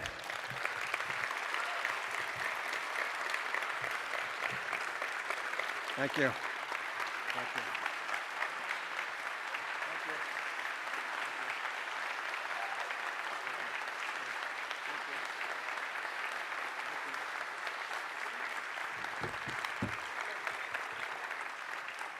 I'm sorry. All right, thank you. Thank you very much. So now I get to say a few words, and I got a few more minutes than I originally thought. So I jotted some things down, then I'm going to do my prepared text, and I hope it makes sense to everybody. So the first thing is, we have these elections coming up, and which is, that's something that happens every 4 years, right? So, but I think we need to remember, and maybe not the people in this room, so if it's not you, don't take it personally, but elections are important, but what happens in between is even more important. Or another way of putting it, who is elected is important, but there must be a movement to push for real change. And we know that after Barack Obama was elected, the peace movement, and I don't think it was necessarily the peace movement, because I know I didn't stop pushing, and I don't think many of the people in this room didn't stop pushing, but there were a lot of Democrats in the peace movement, and I don't think we recognized exactly what that movement was. They demobilized, and people gave Obama, a honeymoon or a chance. And the things we needed to happen didn't happen. So we have to remember, and we have to help people remember, this is what you have to go out, do, and talk about with people, is that we can't give any kind of honeymoon or a chance after this election, no matter who it is. If it's Trump, or if it's Hillary, or if it's Bernie, it doesn't matter. It's going to take a movement to make the real changes take place. And Bernie tells us that. The other two don't necessarily tell us that, but Bernie tells us that. The second thing is, the peace movement must understand that peace at home, peace abroad is the only way we will succeed. Now, some people don't really like that, but that's the reality of it. And I'm sorry we have double duty. Double duty meaning, yes, we have to talk about weapon systems. Yes, we have to hold the Pentagon accountable and all that. But we also have to develop what I call full spectrum narrative, or a narrative about all the movements. That's just a responsibility we have if we want to succeed, because it's going to take all of us in order for us to end war, in order for us to have peace. And the other day I talked about peace is justice in action. So justice means a lot of the stuff that's happening right here. So we have to believe and work in this framework of peace at home, peace abroad. And the other thing that I've written down to speak quickly about is the idea of the other, which has come up several times today, and how it is essential to war, to create the enemy, to have the person who is evil, to dehumanize, and it allows cover for that person to be killed. So one of the things I ask us to do as peacemakers and justice seekers is think about, who do we otherize? Because sometimes we otherize the opposition as if they're evil, and I'm not going to say there's no such thing as evil, because I think there are some people who are evil, but most people on the opposition are just regular people who are looking for answers, and they're not following the answers that we think are the right ones, and more than likely they're not the right ones, but we don't have all the answers either. So we need to learn how to reach out to them, but more importantly, we shouldn't otherize each other. And a lot of times that happens, especially in my organization, Veterans for Peace. We have to think about how we talk to each other. So those are the three things and the other thing about the peace movement is a narrative. People think in narrative form. That's how people think. So one of the challenges we have as a peace movement with the Peace at Home, Peace Abroad is to help develop a narrative so people can see how not make connections, but uncover connections, because the connections are there, but people don't see them. So we have to think in a narrative way. That's what the right does. That's what Trump is doing. He's building a narrative for people to believe in. We have to do the same thing. That is key for our movement to succeed. All this speaks to what I'm supposed to talk about, getting to my prepared part, is peace possible? And of course, I believe peace is possible. But I have to ask you, how many of you believe peace is possible? Okay. Well, I didn't see everybody's hand. Okay, so we wear T-shirts at Veterans for Peace, and some of you all have them on right there that have this logo on it, right? So when I'm out in the street and I'm wearing a T-shirt, people ask me, what is that? And I tell them, and they love it. They're like, oh, that's great. But, and then they go into this discussion about why peace is impossible. So I've come to the conclusion that our greatest obstacle to peace are not the Pentagon, corporations, the oligarchy, warmongers, and those who are greedy or believe violence is the way to solve problems. It is the belief that peace is not possible. People do not believe peace is possible, so thus they're willing to accept war. If humans believe it, whatever it might be, and can envision it, if they can see it in their minds, we can make it happen. It's something that we do. It's part of what humanity does. I'm glad most of you believe peace is possible, because if we do not believe, we cannot truly be effective advocates for peace, because our hearts and our minds are not coming from an authentic place.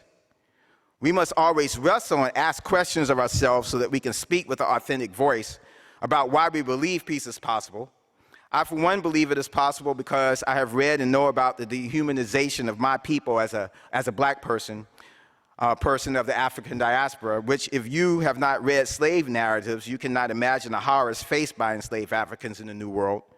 I know about Jim Crow and what my mother lived through. I've read about the attempted genocide of Native people of this continent, of which some of their blood runs through my veins. I know about the attempts at genocide of the Armenians and Jews of Europe, and today the crimes against humanity committed against the Palestinian people. Yet in the face of all this horror, a human spirit rose, demanding and today demands recognition of the horrors. The spirit demands recognition of the crimes against humanity. The spirit also demands recognition to those who committed these crimes were and are also humans. The spirit demands that we recognize that humans do this to humans and that it must stop. There was once a time where there was no questioning of this kind of behavior. It was okay and accepted because it was the natural order of things. Now there is an idea and a spirit that has spread around the globe to the totality of the human experience, crying out that the human family should not, cannot, and will not do this to ourselves. It is no longer acceptable for this behavior to be acceptable, and hate is recognized for the disease that it is. And though people may not fully yet believe peace is possible, they yearn for it, they talk about it, and people like us demand it. Thus, I know peace is possible because of the blood spilled, the horrors endured, and the lives taken call for it. In fact, if we are to survive, it is inevitable. Quoting Paul K. Chappelle, Iraq War veteran, Veteran for Peace Advisory Board member, and Peace Leadership Director of the Nuclear Age Peace Foundation, one reason I hope peace is possible, or I have hope peace is possible, is because I'm confident that humanity can do what we have always done, which is protect our survival. Now more than ever, human survival depends on protecting the health of our delicate environment, recognizing our shared humanity, spreading the hidden truth of war, and applying the power of raging peace. Now let me quickly turn to my second point of my prepared comments. And maybe this, once again, doesn't apply to you, so if it doesn't, don't take it personally. But even if it doesn't, you might need to go out and preach some of this. As leaders, peacemakers, and justice seekers, we have a responsibility to work for peace, which I have come to understand is justice in action. We do not work for peace that puts order and conformity first without tension and without struggle. We work for peace and justice, which means, at least in part, that all people have their basic needs met, we all feel secure, and we all have dignity and a sense of purpose. With this in mind, I challenge you during this time of great political turmoil and political opportunity to remember your job is to struggle for justice, and we need each other to achieve any gains.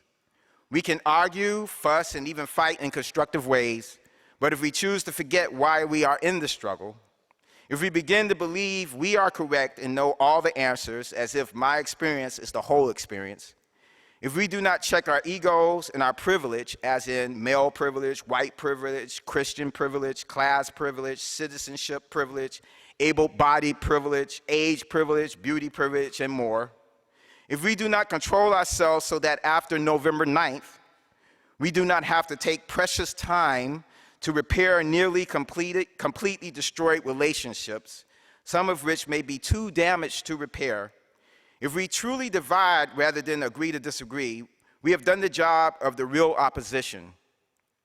We will have helped those who have gained the most from our disunity.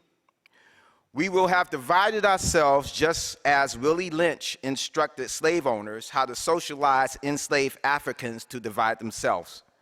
We will have done what the system has socialized us to do. Its system teaches us to fight each other.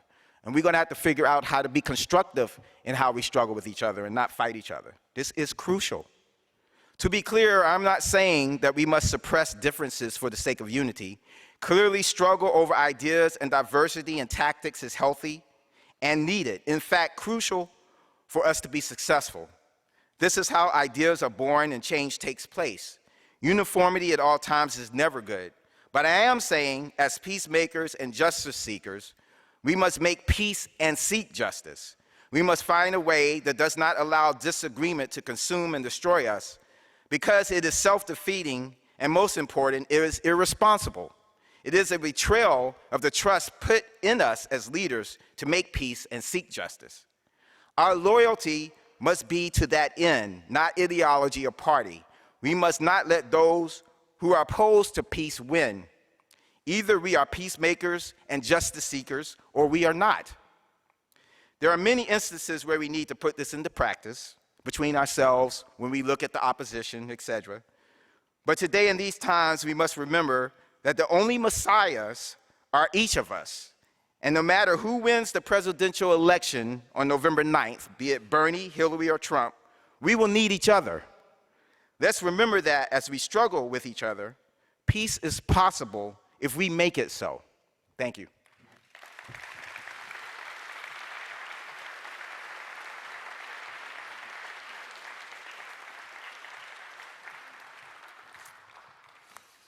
Well, everybody, it's great to be out here again, to talk with you. It's been a remarkable day for me to listen to, from Colonel Wilkerson to Mr. Drake and those people from the CIA, to hear Coleman McCarthy talk about peace. But we have a lot of work to do. Breaking Through the Power of War is the title for today's presentations. So those of us who struggle for a peaceful world without war, we're up against it. And I think I'm going to read you a quote from a book by Ann Jones called "They Were Soldiers, How the Wounded Return from America's Wars."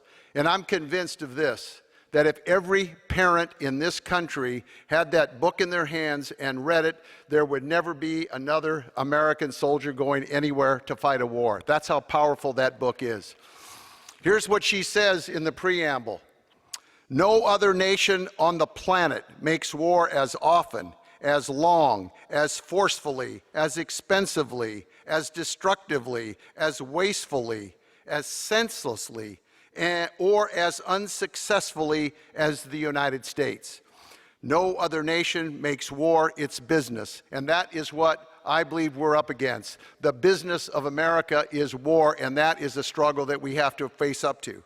I think she could have added, as others have today, after that, by saying that the United States, in its initiation and its continuation of its endless wars, regularly ignores the Constitution and many of the treaties that have been ratified by the Congress, approved by the Congress, ratified by the President, and are part of the supreme law of the land under Article 6 of the Constitution. So what do we as veterans do? What is Veterans for Peace role in all of this? Certainly, our title isn't Veterans Against War. Our title is Veterans for Peace because, as Michael just said, we believe that peace is possible. But for 31 years, we've been in existence, 31 years, Veterans for Peace is the only veterans organization anywhere. And we have chapters in London, in Dublin, in Mexico, in Korea, in Okinawa, and we have members in Canada, Australia, all through Europe, across the globe. We are the only veterans organization that has rejected war, rejects its violence, rejects nuclear weapons, the destruction of the environment created by war, the steady erosion of our civil liberties, and the corporate greed that drives our war, and the systemic injustice it produces here and abroad, all in the name of advancing the American empire. And as veterans,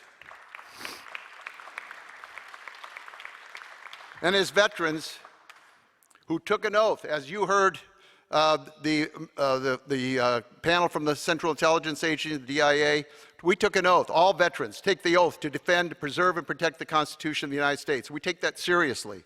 And we refuse, as veterans, to accept the notion that in order to protect the United States, that against enemies, all enemies sworn and domestic, that the Constitution can be ignored, shredded, cast aside as an inconvenient nuisance standing in the way of American hegemony. And it can't happen. Let's make this abundantly clear. I believe it's clear that the threat to the Constitution of the United States does not come from outside our borders. It's not from Russia. It's not from China. It's not from ISIS. The threat to the Constitution of the United States comes from the enemies within. It's within the borders of the United States, and it's right in this city, Washington, D.C., where we stand today. That's where the threat to the Constitution comes from. So as a lawyer and as a member of Veterans for Peace, the question that I have is this. What legal justification do we have for doing things like using drones to kill innocent civilians in Yemen, in Somalia, in Libya, in Pakistan, in Syria, in Afghanistan, countries we've never declared war on? Where's the justification for that? So we were elated, and I hope you are too, when Army Captain Nathan Smith a few weeks ago announced that he had filed a lawsuit against President Obama challenging the war on terror as being illegal and unconstitutional and in violation of the War Powers Act. And let's find out whether the courts of this nation will stand up for the Constitution that they are also bound to defend. And they could have added on to that, they could have added the authorization for the use of military force, which is expired and outdated. We could have added to that the UN Charter, which we were in violation of.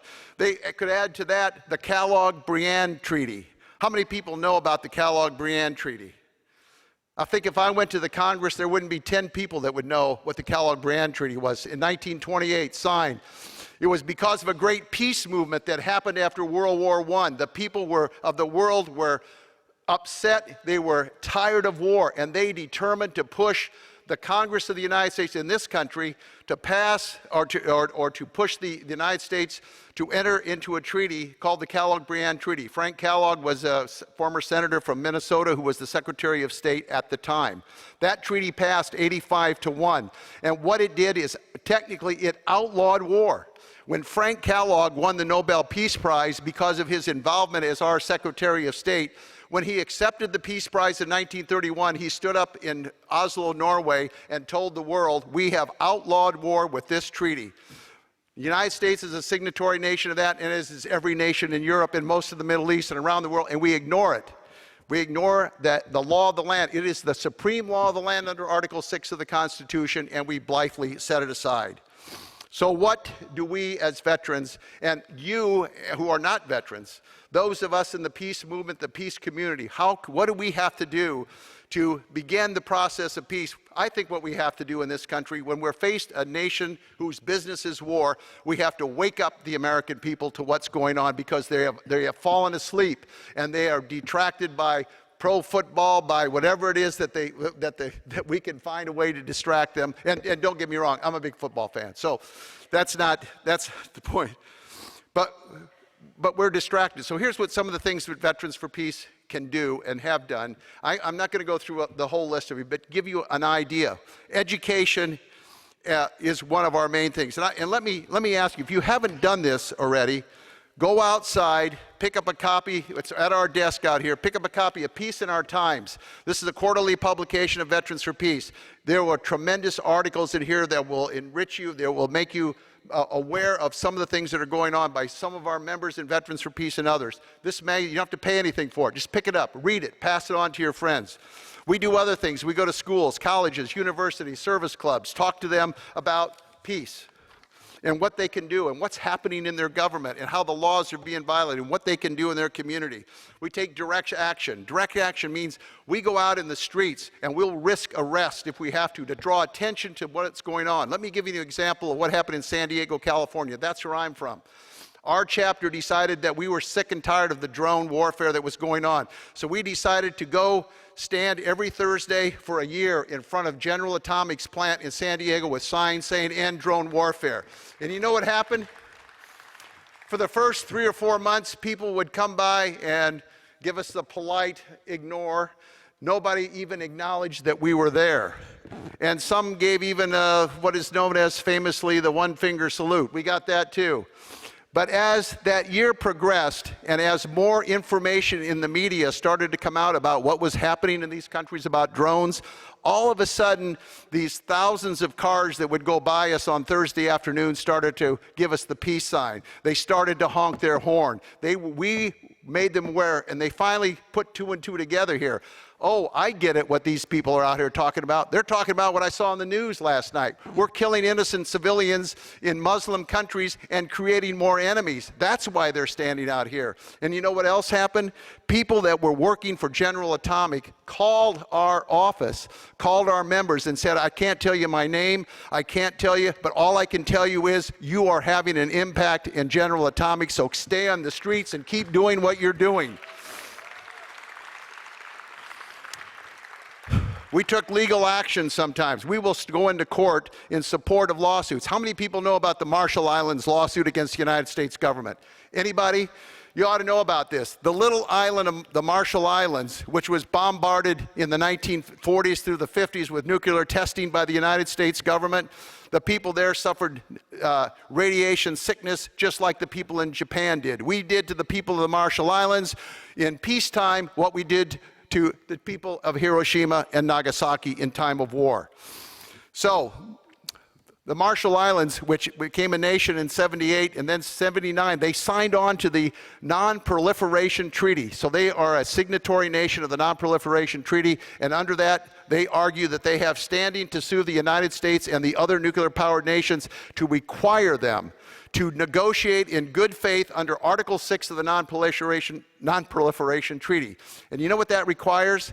It requires the United States to negotiate in good faith for the reduction of nuclear weapons with all the other nuclear-armed nations. And what have we done? We have reduced some of the weapons, but we were prepared to spend $1 trillion over the next 30 years modernizing our weapons, upgrading the nuclear weapons program of the United States. And when we do that, all the other nations who have signed on to that treaty and possess nuclear weapons are going to do the same exact thing. They're going to build more weapons to make the world more dangerous. But the Marshall Islands said, we're not going to put up with it because there was a quid pro quo in that treaty, right? If you were not a nuclear-powered nation and you signed the treaty, you signed it under the belief that the nuclear-powered nations would negotiate in good faith. You agreed that you would not develop nuclear weapons if the other nations would agree to reduce theirs. Well, we haven't done that. And so they bought this lawsuit to get a declaratory and injunctive relief against the United States government. We came into the lawsuit and filed an amicus letter brief in support of Pax Christi and other amicus in that case because the judge in the district court said, nuclear war, it's insignificant, it's remote, it's never going to happen, so you have no standing. This is a crazy argument. We said in our brief that we are veterans who have been trained in the delivery of nuclear weapons. We know that it is not a remote possibility, but when this country, the only one who has used nuclear weapons, is prepared to keep it on the table, nuclear war is not a remote, but is a real possibility. So I see I'm running down here on my time, but let me just give you an example. I mentioned about education, and I mentioned the Marshall Islands. The Golden Rule, that's a boat that we have. Anybody know about the Golden Rule? That's our boat, right? The Golden Rule in 1958, 4 Quakers attempted to sail the boat to disrupt the testing that I talked about in the Marshall Islands. They were stopped by the Coast Guard. They eventually went to jail. The boat was confiscated. We discovered it 6 years ago. We rebuilt it, and it is, in a few days, going to begin its 2nd season of sailing. It's going to go from Eureka, California, all the way up the coast to Canada, and make 30 ports of call in education about the dangers of nuclear weapon. That boat will be an education platform against nuclear weapons. It's our flagship, and we're proud of it. So let me close by saying this. What we bring as veterans to this whole peace movement, I believe, is our collective experience. We have our veterans. When I first joined, we had veterans from the Spanish Civil War. I don't believe they're alive anymore. But from World War II through every conflict, every branch of service, every military academy, West Point, Air Force, Naval Academy, every rank from admiral and general to private are in Veterans for Peace or have been members of Veterans for Peace. So our collective experience is what we bring to this, that in fact war does not work. Violence does not work. And the founders of Veterans for Peace in 1985, I think they made a very profound statement in our statement of purpose. We talked about we were going to fight against war, we're going to eliminate nuclear weapons, we're going to abolish war, we're going to expose the cost of war, but we're going to do it non-violently. Our pledge as veterans is that we will see this through, but we're not going to resort to violence. We're going to be non-violent, and that is the pledge that we make. That is the root of who we are as veterans. And face it, you've heard about the horrors of war talked about by Matt Ho and others. Veterans often come back from combat, from war, wounded people. They're wounded emotionally, they're wounded physically, they're wounded morally. And it takes time for us, some of us, to rebuild that ourselves. So we are an organization that heals each other as veterans. And we pledge that we are going to stand together nonviolently to end these wars and end the violence, because our experience is it doesn't work and it will never bring us lasting peace. And that's the goal of Veterans for Peace. So I ask you this, if you're a veteran, think about joining us. Go out and sign up. If you're a veteran, if you can, or anyone, as Ralph Nader said, you can be a non-veteran and still join us as an associate member. If you want to make a contribution to help us in our struggle, do that. We'd appreciate that. But let me leave you with this last bit of information, or last pledge. We can't do it alone. Veterans can't do it alone. We need to network with peace groups all over the country to make a difference in this country, and we're determined to do that. But I can tell you this, in using nonviolence, this is the pledge that I can tell you we can make. We will never surrender. We will never strike our colors or give in to war and violence and injustice it brings to all living things. That's our pledge. If we're the last people standing, we will resist war, we will resist violence. Thank you. Join us, please.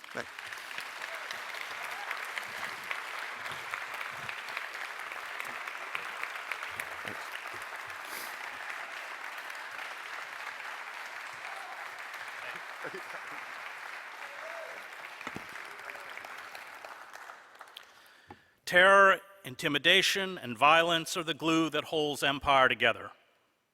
Aerial bombardment, drone and missile attacks, artillery and mortar strikes, targeted assassinations, massacres, the detention of tens of thousands, death squad killings, torture, wholesale surveillance, extraordinary renditions, curfews, propaganda, a loss of civil liberties, and pliant political puppets are the gist of our wars and proxy wars. Countries we seek to dominate, from Indonesia and Guatemala to Iraq and Afghanistan, are intimately familiar with these brutal mechanisms of control. But the reality of empire rarely reaches the American public.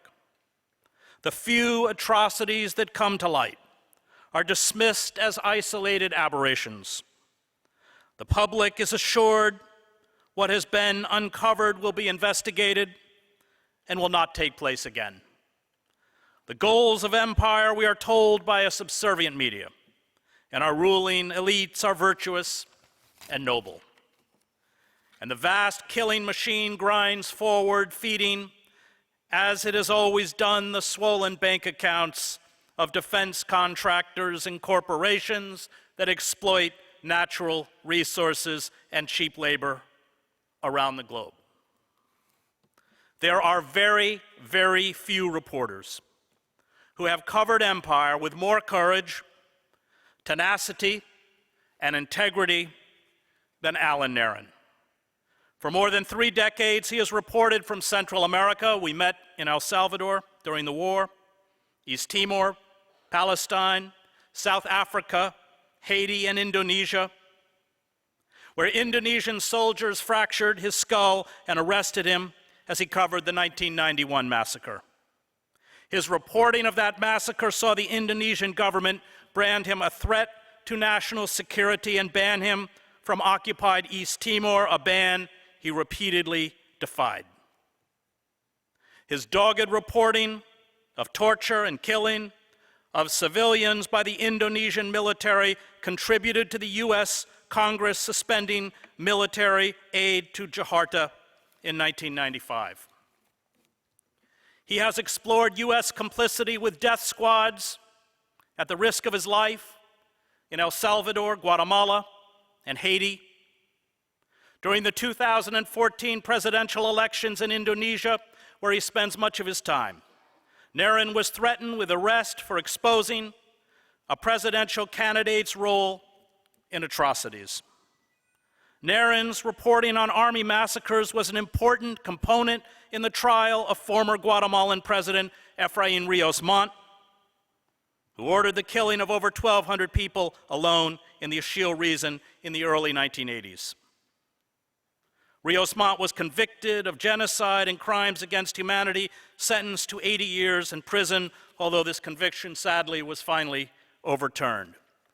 Welcome me today in my introduction to one of America's finest and most important investigative journalists, Alan Nairn.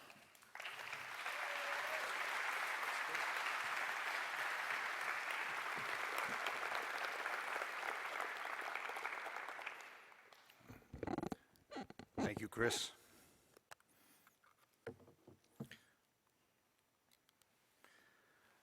When the West Point chaplain did the invocation at last year's Army-Navy game, he called for the Lord and the cadets to visit violence on the enemies of the world.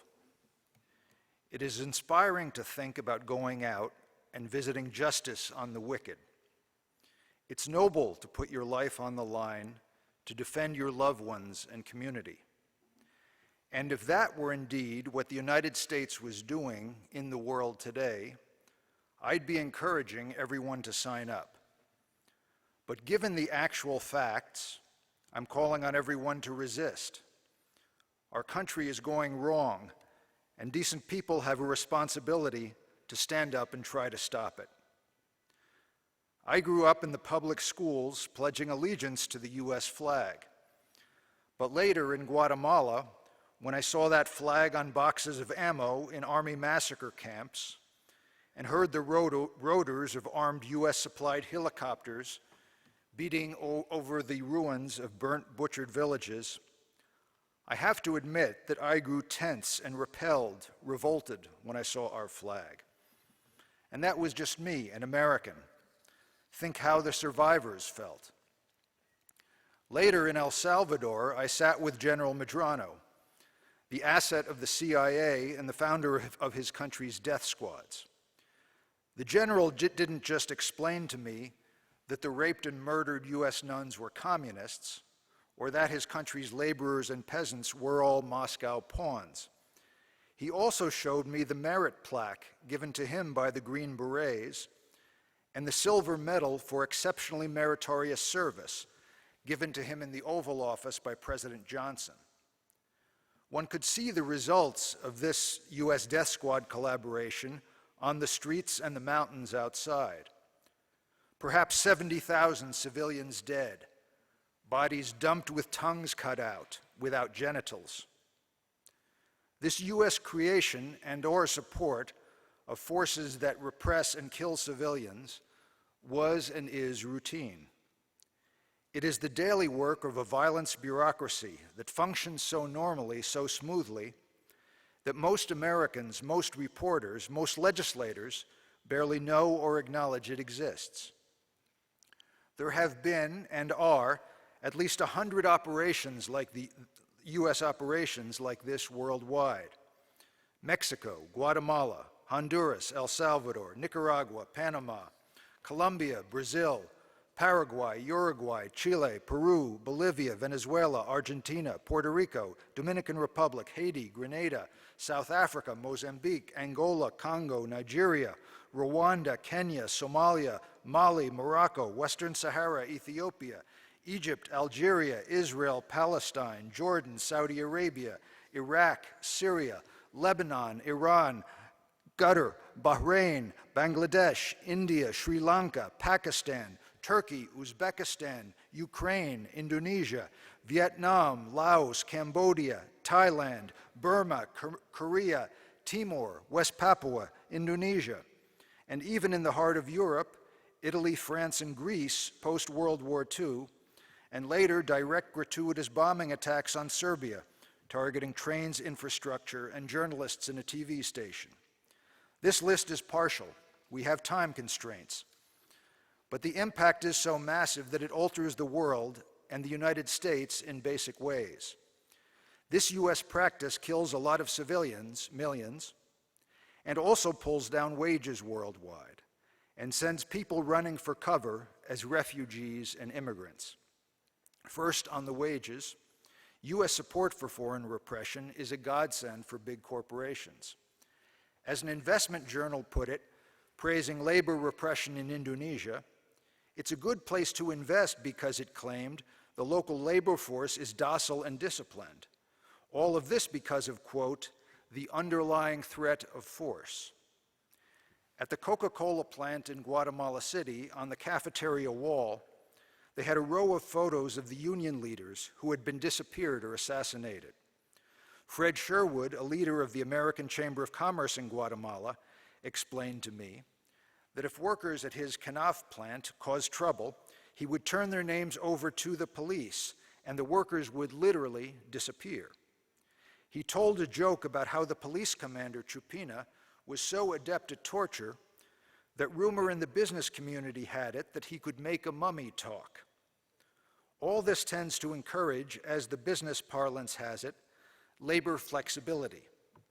It pulls down wages and makes U.S. companies want to relocate overseas, which in turn makes U.S. workers flexible, pulling down wages here. Second, on people running for cover. If they live fairly close to here, they often tend to try to immigrate to the United States, the country that arms and pays their torturers, because over decades Americans have won civil liberties. It's repressive here. And because, in part, this is where the profits flow, and U.S. unions have in the past increased wages higher here than in their labor-repressed home countries. Donald Trump knows a lot about repressed foreign labor. He uses it to make his clothesline, but he's shrewd enough to lie about it when he's on TV. He calls them rapists. He says they don't send their best here. If Trump uttered such slanders about white Americans, or spoke of Jews or Christians as he speaks about Muslims, he would be marginalized by the U.S. elites. He wouldn't get on TV. But fortunately for Trump, the U.S. networks are just racist enough that with those chosen targets, they let him get away with it.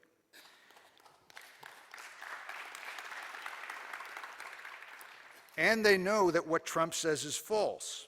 The crime rates are lower among those who are undocumented, and corporate employers know that they do send their best. The immigrants reliably staff the agribusiness and meat packing and other industries. They work diligently and, if undocumented, have to fear the U.S. state. For the rich U.S. employer who can cut them loose or turn them in, it's a kind of daily double. Malleable workers fall into their laps, and meanwhile, overseas, the workers' repressed cousins work for even less, creating the threat of moving production there if stateside workers rebel. U.S. support for foreign repression is very good for U.S. CEOs. And for those who propose to solve this problem by walling out the fleeing victims, if you don't want the neighbors camping on your lawn, don't burn down their houses in the first place. If you feel the need to build a wall, build it around the Pentagon and CIA. And tell the armed guards in the watchtowers, don't let anyone out. We always hear that there is conflict between government and the private sector. But that's only true when government is at least in part in public hands, when the government isn't wholly owned by the corporations themselves. That's the way it partly was in the 60s and the 70s, when Ralph and others did their landmark work. But the rich fought back, and by Bill Clinton's time, both parties were again thoroughly corporate. Clinton rammed through NAFTA. It wasn't easy. It passed by a sliver in the House. On the day NAFTA went into effect, the Zapatistas in Mexico staged their rebellion. I asked Subcomandante Marcos, did you ever think of staging your uprising before the congressional vote? I had worked with Ralph against NAFTA. I told Marcos an earlier uprising probably would have killed it. He replied that it had not occurred to them that they could have possibly had such far-flung clout. There's a lesson there for all lost causes. They're not all lost. You never know. The mislabeled trade deals like NAFTA, WTO, and today TPP complete the work that repression has begun. The U.S., followed by others, arms and trains the torturers, helping sustain the low-wage havens, and the trade deals grease the skids, helping the exploiting CEOs exit the U.S. smiling. And then, with the U.S. working middle class collapsing, with millions of Americans hurting, the U.S. elite acts surprised when a racist pipsqueak demagogue arises. Recognizing that the U.S. public saw that their jobs weren't just vaporizing, they were going foreign, Trump cried out, yes, let's blame the foreigners. Let's unleash the inner beast in white America. The U.S. elite, which has implemented both the foreign repression and the trade deals, is suddenly a little worried about the rise of a form of fascism with Trump, when it is precisely their policies that set the stage for his rise in the first place, and when they have been sponsoring overseas fascisms for years. Fascism isn't good enough for America, but it was good enough for Chile. Better, in fact, than elected democracy. So much better that we had to, in Nixon's words, make the economy scream, to overthrow democracy and then support a program of mass executions of those who dared to resist. Fascism isn't good enough for America, but it was good enough for Indonesia. So much so that in the Clinton White House's words, General Suharto was our kind of guy. And the massacre of perhaps a million that consolidated Suharto's rule was a gleam of light and progress, in the words of the New York Times. That fascism was so good for Indonesia that Ford and Kissinger could personally give the green light to an invasion of East Timor that produced the greatest proportional slaughter since the Nazis, 1/3 of the population dead, almost all civilians, the same percentage slaughter as that of the Jews of Europe by the Nazis. But it's also quite revealing to note about the U.S. foreign violence system that when years later I asked President Ford about that fateful go-ahead, he said he couldn't remember it because at the meeting that day, there were so many higher priority matters on the table between the U.S. and its guy, Suharto. In other words, a U.S. president sponsors death in so many countries that he needs post-it notes on his desk to keep them straight. No one person can remember that many. That's why they need a violence bureaucracy. When later at a public forum, I asked Kissinger if he was ready to stand trial, he replied, quote, "It is questions like this that make the conduct of foreign policy impossible." And he had a point. If officials like him were criminally accountable for their actions, the conduct of foreign policy in its current form would become impossible. President Bush Jr. had it right. If you arm a terrorist, you are a terrorist. What the U.S. does in its worldwide violence system is prosecutable on a host of grounds: local murder, manslaughter, kidnapping, and rape statutes, terrorism, international humanitarian and war law. In 2013, I got a call that absolutely stunned me.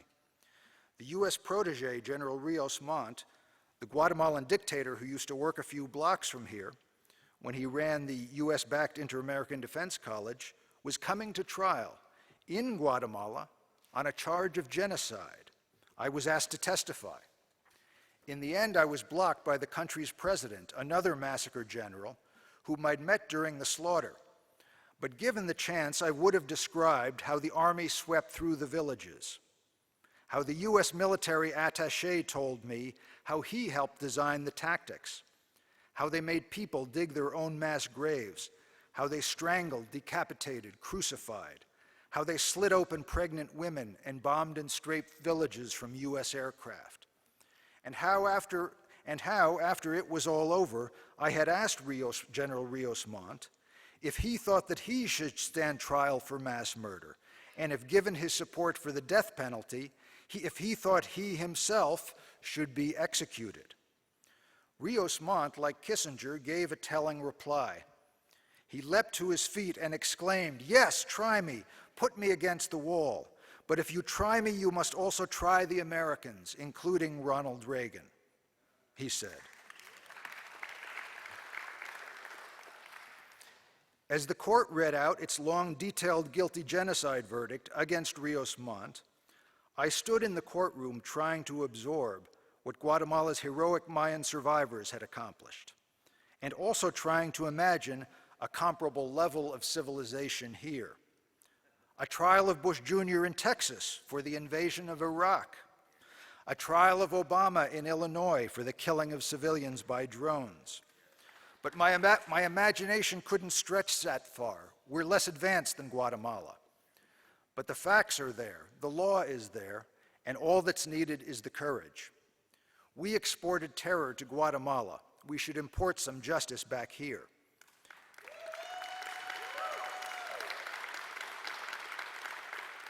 And if we started enforcing the law against presidents, just enforce the murder laws, I expect it would also get easier to enforce the law against racist cops who use U.S. arms to kill civilians on our streets, as well as at U.S. borders.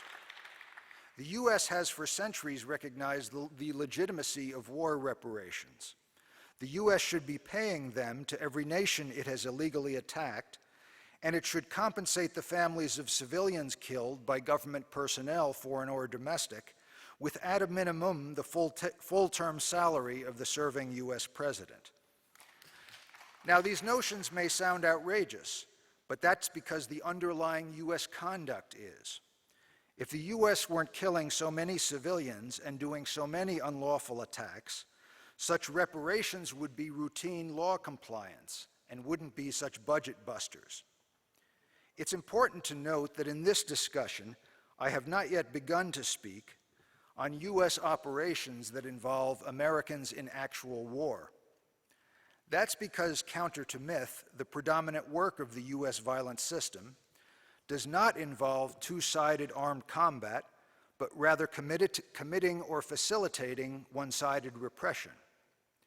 In the deployment of arms and coercion against, it's the deployment of arms and coercion against unarmed or inactive populations.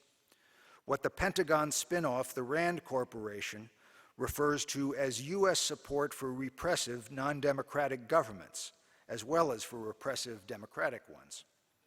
Our other, less blunt commentators use terms like support for maintaining the security architecture, but it's the same. When you talk about the main foreign work of the foreign intelligence military police system, varieties of repression is usually what you're talking about. And experience shows that also counter to myth, you usually don't reap what you sow. The people united are frequently defeated. They're often placed in graves. Most of the time, killing civilians works, but now and then it doesn't. And that leads us to the complex war situations that dominate the news today.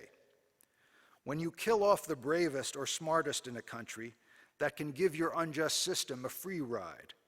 But now and then it can backfire, especially when the policy of being willing to murder causes you to create a violence bureaucracy with an insatiable structural need for enemies. Occasionally, history provides you with enemies that are actually threatening, or at least sellable enough to rationalize your pay or to keep you busy rather than idle at the office all day. But sometimes history falters and the enemy supply runs low. There is actually a Washington term for this, enemy deprivation syndrome, that was coined by a Kissinger aide. But there is a cure for this syndrome, provocation. After the Soviet Empire collapsed, NATO had nothing to do until decades of aggressive NATO expansion and prodding finally revived the Russian threat. Last year in Afghanistan, an Afghan general, the army spokesman and an old mujahid, told me in great detail how the US had goaded the Russians, whom he hates, into invading Afghanistan. His account meshed precisely with that of Zbigniew Brzezinski, the old US NSC chief who boasted to the French press that provocation was a major triumph, with only the negligible side effect of leaving behind, quote, a few riled up Muslims, i.e., the US creation, in concert with Saudi Arabia and Pakistan, of the CIA-paid, heavily armed anti-Soviet force, the Mujahideen, whom Reagan called the freedom fighters, the precursors of the Taliban and Al-Qaeda, and then in Iraq and Syria, ISIS. That US-provoked Russian invasion was, in a way, the first boulder of the current avalanche, the one that has buried Afghanistan and several other countries in chaos and corpses. When I met Afghan President Ghani last year, he spoke mainly off the record, but it seemed like, in ways, he shared the perspective of many others in current Afghan life. The society is so disrupted, the new violence post-US invasion has been so deep, that many feel that you now can't have impact unless you have a pack of killers behind you. They may be warlords, they may be Taliban, they may be NATO, the Americans, but unless you have at least one of them killing for you, you won't be heard in Afghan politics. It's even worse in Iraq, Libya, Syria. It's easy to create enemies. But once you've done it, the situation sometimes escapes your control. And no use of your self-conferred license to kill can restore a semblance of calm, profitable, repressed order. Last year in the US, I met a group of intellectuals from the most embattled Middle East states, and they insisted, counter to my argument, that the White House was running ISIS. This was especially noteworthy given that they'd been selected and brought here by the State Department. They were reflecting a widely held view. That's how tough and bitter things have now gotten in that zone of the violent system. US policymakers often excuse themselves by saying they face hard choices. But when you're talking about the violent system, that's a grossly deceptive view. Indeed, some choices are now hard regarding places like Iraq and Syria, but that's only because the US helped create this mess when facing simple choices in the first place. Simple, almost all choices in the US violent system, that's what they are. They are not remotely hard. Should you topple Honduran democracy like Hillary Clinton did? No. Should you suppress the Haitian minimum wage, again like Hillary did? No. Should you create and pay the Haitian death squad FRAP like Bill Clinton did? No. Should you support the Indonesian mass killers? Of course not. In unending countless cases, the setting and action of the US violent system is clearly unequivocally wrong. It's not hard. Wrong morally by any decent standard, wrong practically for regular U.S. workers, and often legally, criminally wrong. The U.S. shouldn't have been goading a Soviet invasion of Afghanistan in the first place. The U.S. shouldn't have been using Assad and Gaddafi to torture prisoners. It shouldn't have invaded Iraq. And after having committed that supreme crime of aggression, it shouldn't have opened fire on the demonstrators in Fallujah and elsewhere, nor brought in U.S. Colonel Steele from El Salvador, they actually called it the Salvador option, to back Interior Ministry death squads targeted against Sunnis. The U.S. shouldn't have had General Petraeus cleanse and wall up Baghdad on ethnic religious lines, and it shouldn't have backed Prime Minister Maliki, who was handled by Bush directly from the White House, when he increased the exclusion and state killing of Sunnis. The U.S. shouldn't have flooded the world in the Middle East with more weapons than Satan could swallow. And it shouldn't have worked with its close allies, the Saudis, Turkey, and Qatar, as they armed and created what became ISIS feeders and precursors, ostensibly to fight Assad. The U.S. objections to Assad's barrel bombs, its pretense of being a mediator, would carry more weight if it hadn't given cluster bombs to Israel and Saudi Arabia, which they used to shred flesh and personalities in southern Lebanon and now Yemen, respectively. And if the U.S. wants to claim to be an honest broker in the Middle East, either start arming the Palestinians or stop arming the Israelis. You could go on for a day like this. The current no-exit catastrophe is in large part the outgrowth of decisions that were easy, were wrong, and in many cases should be charged as criminal. And by the way, don't let anyone tell you that this violent system and its murder doctrine is a thing of the past. Just 2 months ago in Honduras, still haunted by the Hillary Clinton-backed coup, the indigenous anti-dam activist Berta Cáceres was assassinated in her home. Investigators say it looks like another corporate hit ordered out from U.S.-trained security forces. In Aceh in Indonesia, ExxonMobil hired the Kopassus Special Forces, the unit most heavily trained by the U.S., to guard their natural gas plant and gave them, on company grounds, a torture, gang rape, and execution center. Exxon even provided bulldozers to help the army dig the mass graves. When victims' families sued in U.S. court, Exxon hired Sri Srinivasan, the lawyer and judge now in line for the Supreme Court should the Democrats retain the White House. Srinivasan tried to gut the statute, the Alien Tort Claims Act, that allows the victims to sue here, and then he argued that regardless of fact, as a matter of law, corporate persons cannot be held responsible for crimes against humanity. The machine is up and running. Obama has kept it set on kill. He has continued the U.S. backing for repressive forces around the world. And he has created a new drone bureaucracy that structurally needs daily targets to kill. Pentagon planners have what they call the bug splat program for estimating civilian deaths from airstrikes. On the first day of the Iraq invasion, they authorized strikes predicted to leave 600 bugs, civilians, dead.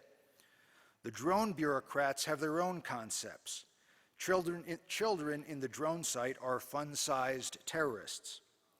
Many times they don't even know who they're killing. They can only see they are young or armed men. This, by the way, in a place where, like the U.S., many regular people carry weapons. One of the U.S. droners' concepts is the double tap, the follow-up strike that kills the emergency medical service rescuers. It sure is a perverse way of honoring the memories of the New York rescuer heroes who gave their lives on 9/11. And what about terrorism? What are you supposed to do? Well, first thing, stop committing it.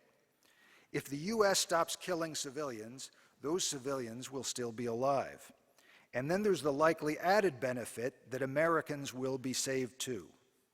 Tom Brokaw has described the war on terror as the war against Islamic rage. Perhaps a way to diminish Islamic rage is to kill fewer Islamic people, a principle that one would think would make sense with any faith. During 2015, it was amazingly enough recorded, the U.S. dropped 23,144 bombs on Muslim-majority countries.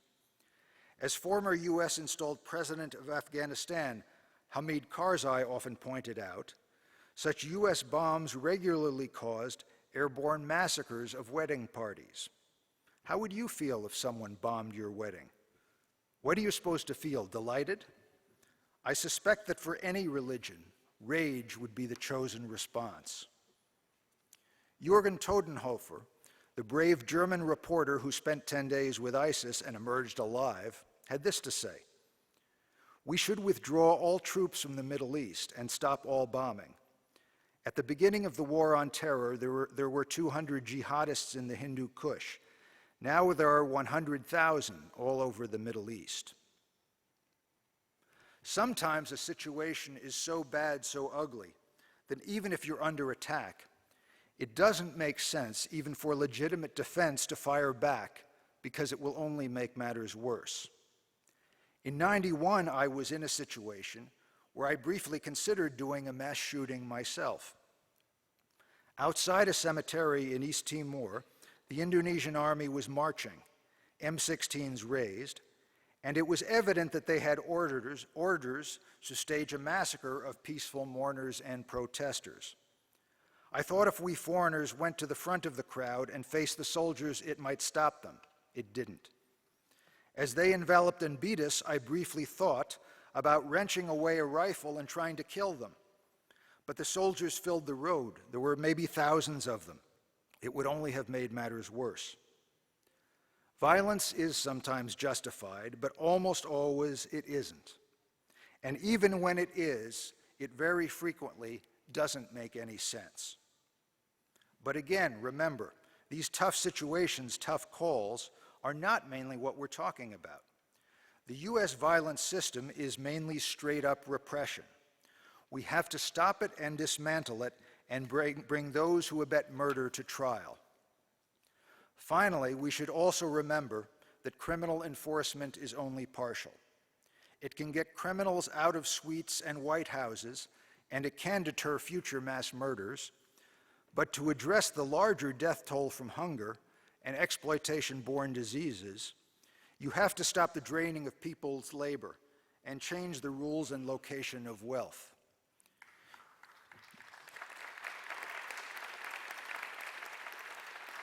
You have to move dollars from the pockets of people who merely want them to those of people who truly need them.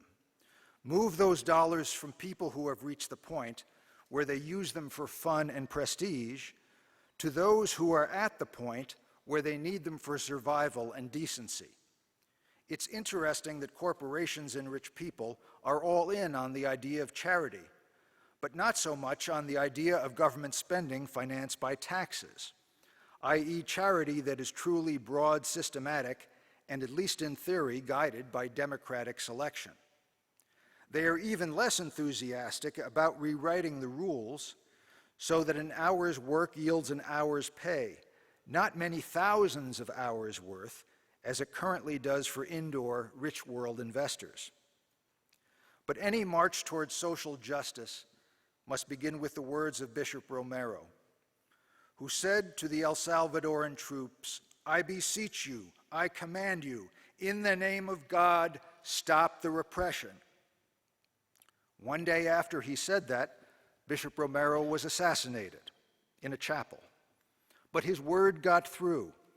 To effectively march for any kind of justice, you've got to get to your destination before US-trained troops with M16s emerge from far below heaven and kill you. Thank you.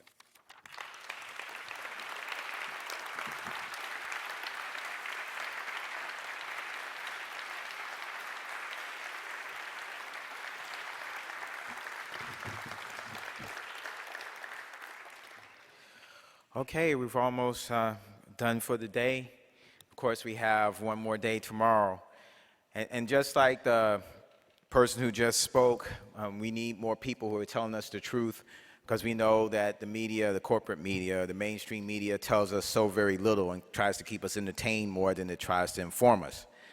And so our next speaker is another one of the correspondents, people from the media that tells us the truth and helps us understand what's really going on, that we need so much more of. And the few that do this, we're very thankful for it and glad that they understand that it's like a sacred mission that they must complete. Stephen Kinzer is an award-winning foreign correspondent whose articles and books have led the Washington Post to place him among the best in popular foreign policy storytelling. He spent more than 20 years working for the New York Times, most of it as a foreign correspondent.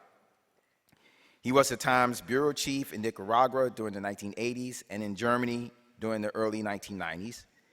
And in 1996, he was named chief of the newly opened Times Bureau in Istanbul.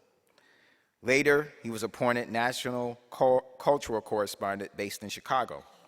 Since leaving the Times, he taught journalism, political science, and international relations at Northwestern University and Boston University. He has written books about Central America, Rwanda, Turkey, and Iran, as well as others that trace the history of American foreign policy. He contributes to the New York Review of Books, and his column in the World Affairs is a regular feature in the Golden Globe. Now, one thing before he comes out that I meant to do, so I apologize. There is a gathering at Busboys and Poets at 2021 14th Street Northwest, starts at 6 to 9 p.m. with Reverend Billy and Medea Benjamin, eat, drink, and talk. So, with no, okay, again, 2021 14th Street at Busboys and Poets. And if you have a smartphone, which if you don't, somebody beside you does, look up Busboys and Poets, 2021 14th Street. And now I bring to you Stephen Kinzer.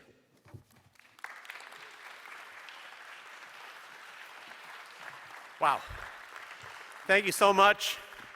It's wonderful to be here in this historic hall with people that are doing such wonderful work. And it's great to be a part of this and just to be a witness and sit among people that are working so hard to try to bring some sanity to our approach to the world.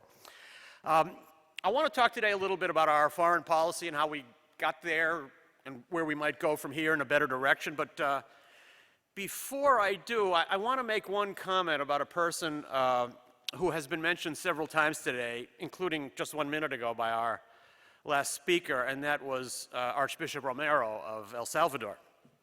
So I worked in El Salvador during the period when he was active, and I remember a conversation with him very vividly, and it's taken on more meaning as time has passed. I remember saying to Romero once something like this: "You are speaking out in very bold terms. You're being really explicit about what's happening in this country. And very powerful people who are murderous are very unhappy with what you're saying. You're really going beyond the boundaries of polite comment. Do you feel this is logical in the situation that you're in? Don't you think you're pushing things a little bit too far?" And Romero had a wonderful answer, which I'm still pondering. He said, "I have to do what I have to do. There may be other people who have to do what they have to do, and I don't have any control over them, but I have control over me, and I'm going to do what I have to do."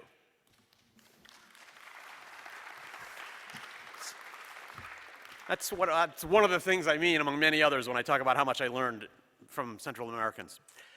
Well, it's great to be here in Washington in this wonderful hall, but I must say I come to Washington as little as possible.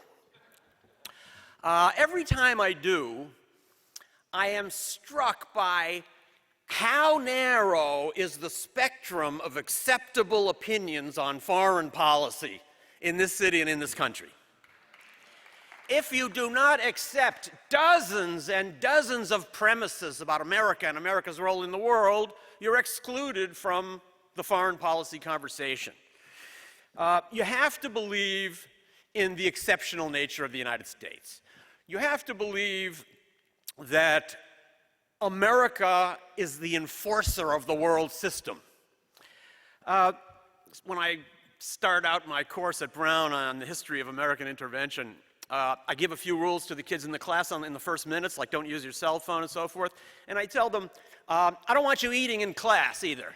Then I take out a big sandwich and I start munching on it. And with my mouth full, I say, "It's eating in class, that's so awful. It's disrespectful, it's disruptive." I'm swallowing my food. And I say, you see, I'm like the United States. I make the rules, but I don't have to follow them. You have to accept that this is a legitimate role for the United States in order to participate in the foreign policy discussion. You also have to believe that coercive power is the real way the world runs. You have to believe that the world is comprised of good and evil, and that force is often necessary because force is the only language that evil understands. Now, in many other cultures, people don't grow up believing in the good-evil dichotomy. They grow up believing that there's good and evil in all of us, and these come out in different proportions according to different situations. If you believe that, you're not entitled to participate in foreign policy making in the United States.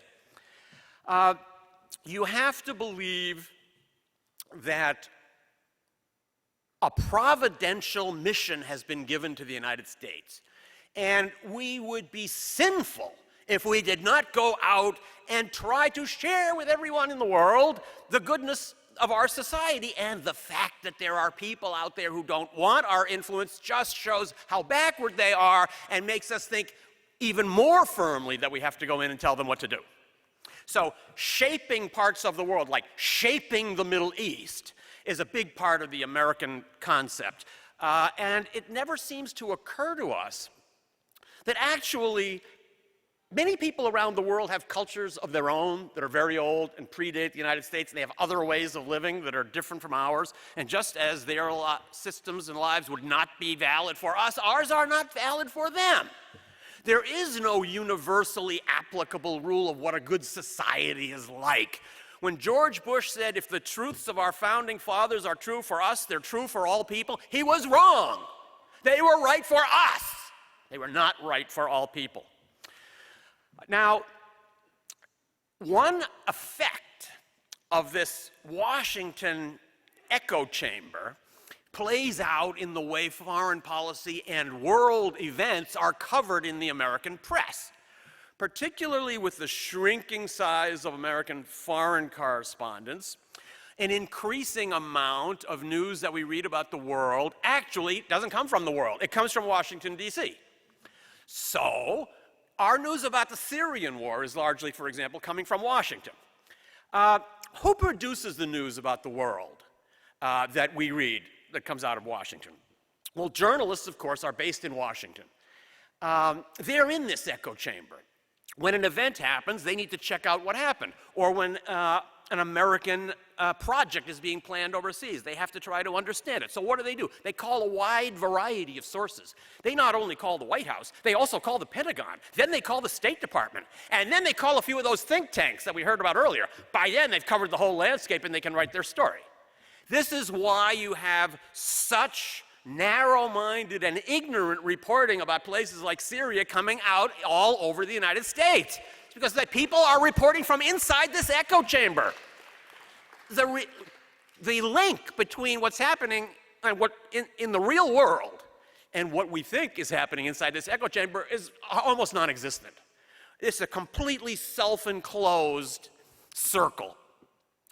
Now, the great challenge, the great obstacle, the great difficulty, the central issue in our foreign policy is, and has for many years been, intervention. This is the great question that hangs over us when we think about how the United States should approach the world. Where do we intervene? When? Under what circumstances? With what tools? These are questions that the United States faces all the time. There's no country in the world that has intervened more often in more parts of the world over a longer period of time than the United States. So intervention is always at the heart of our foreign policy discussions. One reason we like to intervene in other countries is because we like to feel, we tell ourselves that we are liberating people in other countries. We develop this fantasy that essentially everyone in the world is an unformed and unfinished American. Inside every human soul is an American wanting to get out. Therefore, we convince ourselves that if there are nations that don't like us and don't approve of what we're doing, it can only be for one of two reasons. One is that they don't know us. They don't know how good we are. And the other is they actually do like us, but there's a thin layer on top of their society of evil people, a few thugs. Just go kill those people, peel that layer off, and the natural American in every person will blossom. Then they will love us. It doesn't seem to matter how many times this approach is proven wrong. Not only are we continuing to intervene in other countries around the world, but we are continuing to suffer the bad effects of our past interventions. And this is not only visible in places where hot wars are going on, like in Libya, for example, or in Afghanistan. Each one of these interventions that the United States has carried out has a huge backstory and a huge forward story. We tend to forget these interventions very quickly. We go in, then we leave, we accomplish our goal, at least in the short term, and then we forget. And we're astonished that the people in the target country don't forget too. They remember. The memory of American intervention burns and festers in the hearts and souls and minds of people in other countries. It can take years or decades or generations for it to explode, but it always does. These interventions have long-term consequences, some predictable, some unpredictable.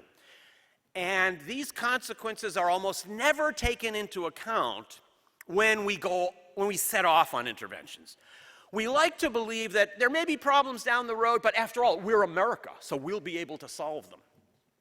Now, we are, with our technology and all of our power, able to resolve many kinds of conflicts in the world. We can resolve conflicts that have to do with technology, that have to do with the environment. But culture doesn't respond that way. People in other countries have deep-seated cultures, and they don't want those cultures disrupted by outsiders. And when outsiders come to disrupt them, it causes trouble on both sides. Each one of these interventions can be told this way. Let me just hit on one story as an example. Many of you know this story, so please bear with me. In 1953, the government of Iran decided to nationalize the Iranian oil industry. Soon after that, the British and the Americans colluded to carry out a coup and overthrow that government. So it seemed like the perfect success. It only took about 3 weeks. It didn't even cost $1 million. Maybe 100 people were killed, no Americans. And, best of all, we got rid of a guy we didn't like, Prime Minister Mossadegh, and we replaced him with a guy, the Shah, who would do everything we wanted. Seemed like the perfect ending. Now, in the writing business, we have a lot of truisms. One is, every story is either happy or sad depending on where you end it.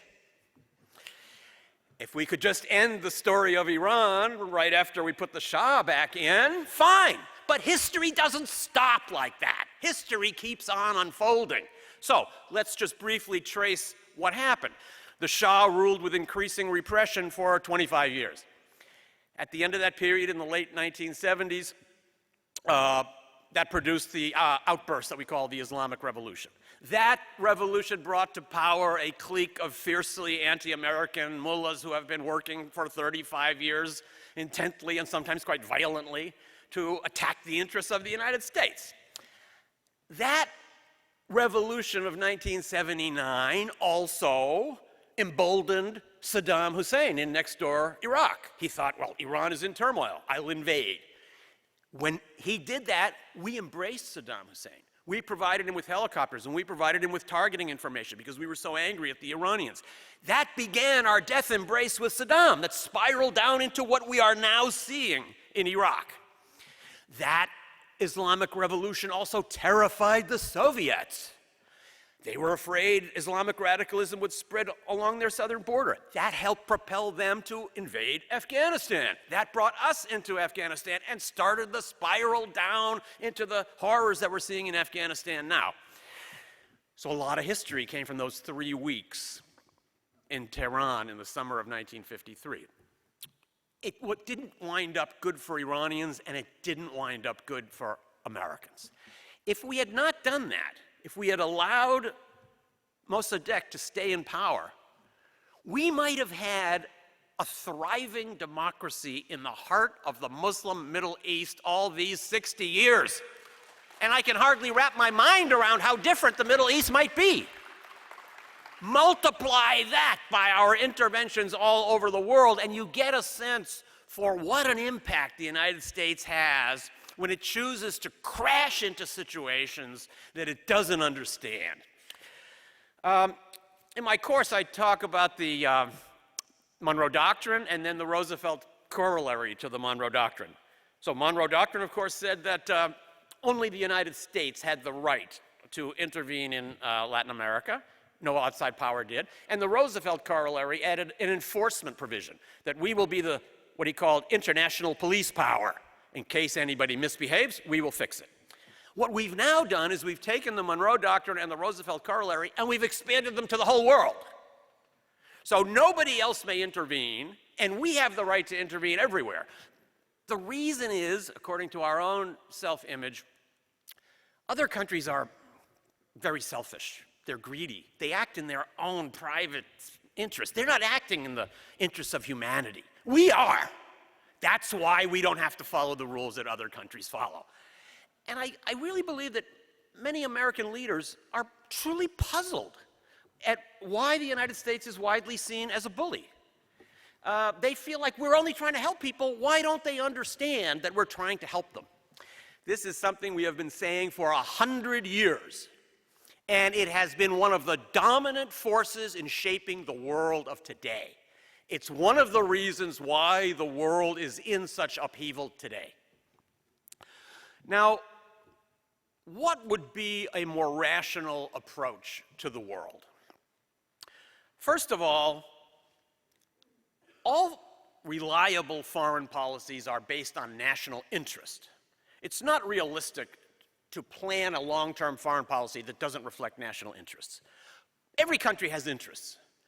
But within your long list of interests, you also have a much smaller list, and that's your vital interests. Those are the interests for which countries go to war.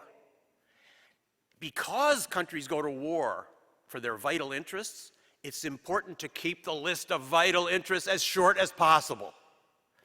During the Cold War, our list of vital interests was staggeringly long. We felt that we were in imminent danger if there would be land reform in Guatemala.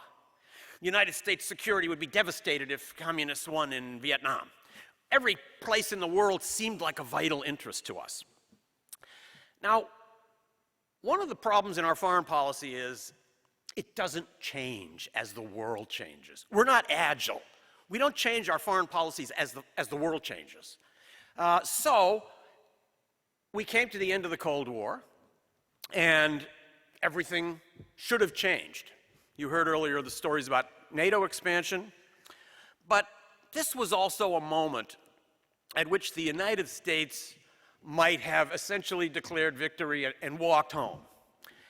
So let's think about vital interests. We did not readjust our vital interests from 100 down to about 6, which we should have done at the end of the Cold War. We still feel we have vital interests everywhere, but actually those interests are not vital. It is not a vital interest of ours to resolve civil wars in the Middle East. It is not a vital interest of ours to assure Israeli dominance of the Palestinians. It is not a vital interest of ours to limit Russia's influence in its neighborhood. You can go on and on. These are interests, but they're not vital to us. Then you go down to another level of interest. It's in our interest that girls be able to go to school in Afghanistan, and it's in our interest that bloggers not be hacked to death in Bangladesh. But that is not a purpose for us to go to war.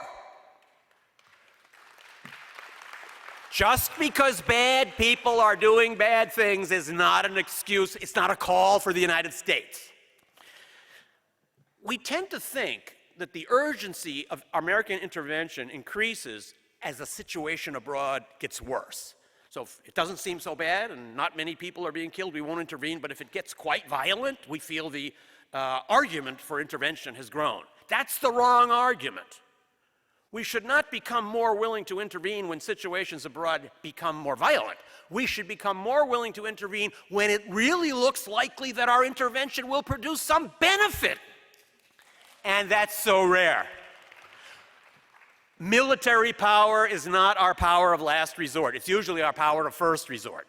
Look at our presidential campaign. You didn't hear people talking about how they're going to bring peace to any part of the world. It's all about who's going to make more war. So let me get back to vital interests. What would be vital interests for the United States? We have to make sure that the United States is never attacked with weapons of mass destruction. We want to be sure that wars in other countries do not spill over into the United States. We want to protect the global trade routes on which our prosperity depends. I would add one more to that. Unlike some other countries, America's strategic power is based largely on the attraction of our example.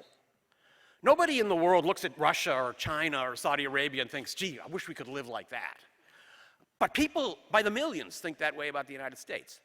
As our political institutions erode, as our society becomes more unjust, as our political system becomes more theatrical and less real, people in the outside world lose confidence in our example, and that undermines our world power. That is the vital interest. So let's whittle down the number of vital interests to a very few, and then tell ourselves, if one of these few vital interests is not threatened, we're not fighting, we're not going to war. Because war should be something that you launch on to save your own nation. And if you're not saving your own nation, you shouldn't be going to war. We have now managed to dress up intervention in so many different ways. The old Cheney-Rumsfeld vocabulary has been discredited. Now we have humanitarian intervention. I love that one. This is a phrase that now goes on my list of euphemisms along with extraordinary rendition. How about enhanced interrogation methods, collateral damage? One I love is ordnance was expended. So let's not fall for the same old package wrapped up in a little nicer string. That's what humanitarian intervention is. Now, I think we're at a very interesting moment politically in the history of American intervention. It's not so widely known, but there was a tremendous national movement that exploded in 1898, 1899, 1900 against the beginnings of American expansionism. I happen to know this because that's the subject of my next book. The Anti-Imperialist League was a huge force in America for several years, and the debate in the Senate over whether we should get into the business of imperialism is exactly on the issues that we are debating today. You see exactly the same subjects, except, of course, that the debaters are so much more sophisticated and so much more articulate. So this last few months of political campaigning has cast an interesting light on the intervention project. First of all, the unfolding of the Republican primary process produced a remarkable result, among many others, and that was that all the candidates who seriously supported mainstream American interventionist foreign policy fell away from the field quite early. Jeb Bush was supposed to be the anointed prince of the neocon establishment. He never got traction. Marco Rubio, who was the classic neocon and whose foreign policy most closely matches that of Hillary Clinton, also fell off the wagon.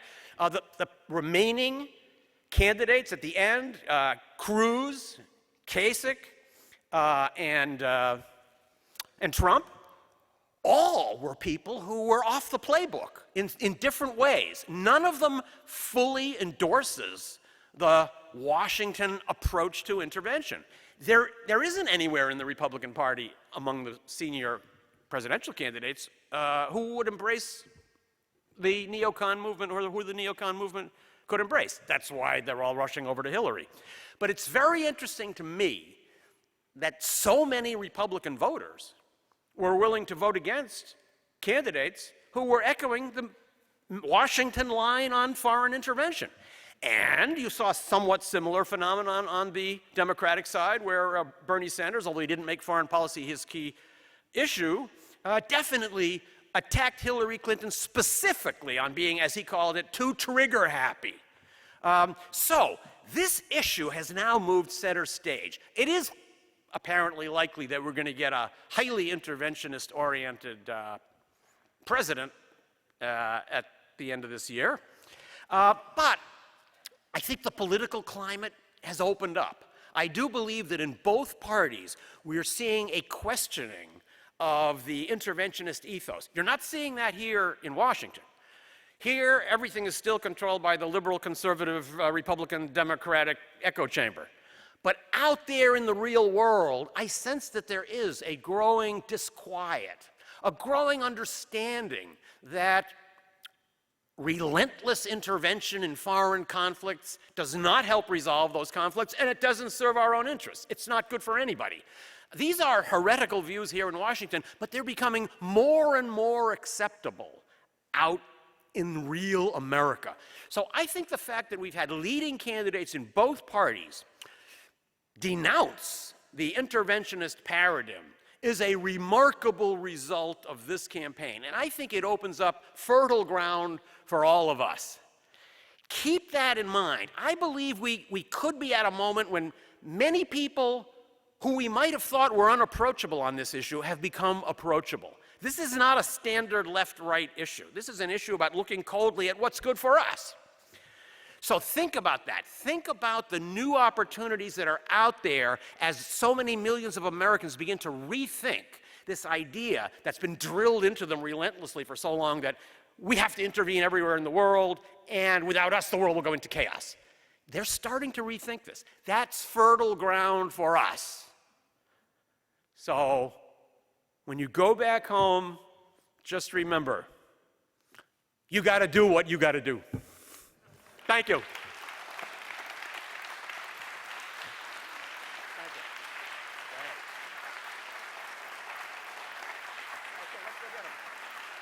Thank you, thank you. I got to tell you, I write the foreign affairs column for the Boston Globe. I got to tell you, it's really lonely out here because I believe I'm the only columnist for a major American daily newspaper that criticizes the interventionist paradigm. And I find that really strange because I do believe that there's a huge constituency for that. I'm seeing it by the response I'm getting, and that is the fertile ground for you. Thank you.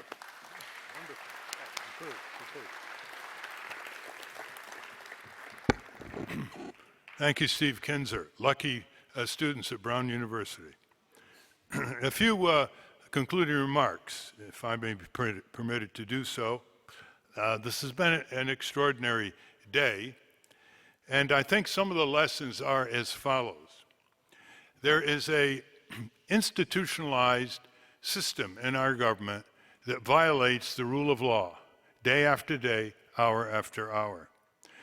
The violations occur against our Constitution. The violations occur against international treaties that we adhere to, the Geneva Convention, the UN Charter. The violations occur against federal statutes, even regulations. And when the rule of law is violated, it's important to ask, why did our founding fathers establish the rule of law, especially as it applied to foreign policy? Because they never wanted again one person in the White House to be able to plunge our country into war. That's why they made the supreme authority to declare war reside in the U.S. Congress. Madison and Jefferson thought that was one of their greatest accomplishments. It has now been de facto repealed. There's been no declaration of war since December 1941. but there have been plenty of wars. Now, why did they want that? Because the rule of law means that government decisions are subject not just to accountability, they're subject to being refereed, subject to public deliberation, subject to the kind of information that will allow reporters to ask government officials 2 questions repeatedly and get answers. Those 2 questions are, what is your evidence and where is your legal authority for what you are doing or proposing to do in the name of the American people? What is your evidence? What is your legal authority? Do you know how many reporters never ask those 2 questions? When reporters don't ask those questions of people in the White House or in the Pentagon or in other agencies, State Department, they are no longer reporters. They are ditto heads for propaganda. And we're entitled to ask ourselves that when you have the language of plausibility, the language of deception, as Steve Kinzer pointed out, the kind of phrases that distort reality in order to evade or violate the rule of law, then you don't have the public trust of government supplying its people with information. It's pure propaganda, rooted in prevarication, deception, cover-up, distortion, and deadly potential. I remember once, and we all remember this, you remember the $450 claw hammer that the Pentagon was paying contractors for? You know, the one you can buy for $10, $12 in a hardware store? Well, I couldn't believe when the press reported that. How could anybody in the Pentagon pay $450 for a claw hammer? And I dug into it, and you know, it starts out with the prime defense contractor, then they subcontract for pieces of it, and then when on their way back, they add the markup. Well, here's what they called a $12 claw hammer that the taxpayer was supposed to pay $450 for. Quote, a unidirectional impact generator, end quote. This is a language of distortion, and it gets our country in a lot of trouble. For example, we have a selective use of the word terrorism. The terrorists are stateless terrorists, but far more terrorism is inflicted by governments on innocent civilians abroad. It isn't even close. Chaz Freeman, who was about to be nominated by President Obama to be Director of Intelligence until he was blocked by AIPAC in 2009, said the other day that the US government in recent years has killed over 2 million Muslims. Just remember that, 2 million Muslims. The vast majority are innocent men, women, and children. How many injuries were inflicted? Usually they're larger than the homicides. Now let that sink in for a moment. Who's the terrorist? Who's the prime terrorist here? Terrorism is defined as killing civilians for political purposes. Only in our country, it has a dual definition. It's defined as killing civilians for a political purpose and also for profitable purposes, for the military-industrial complex.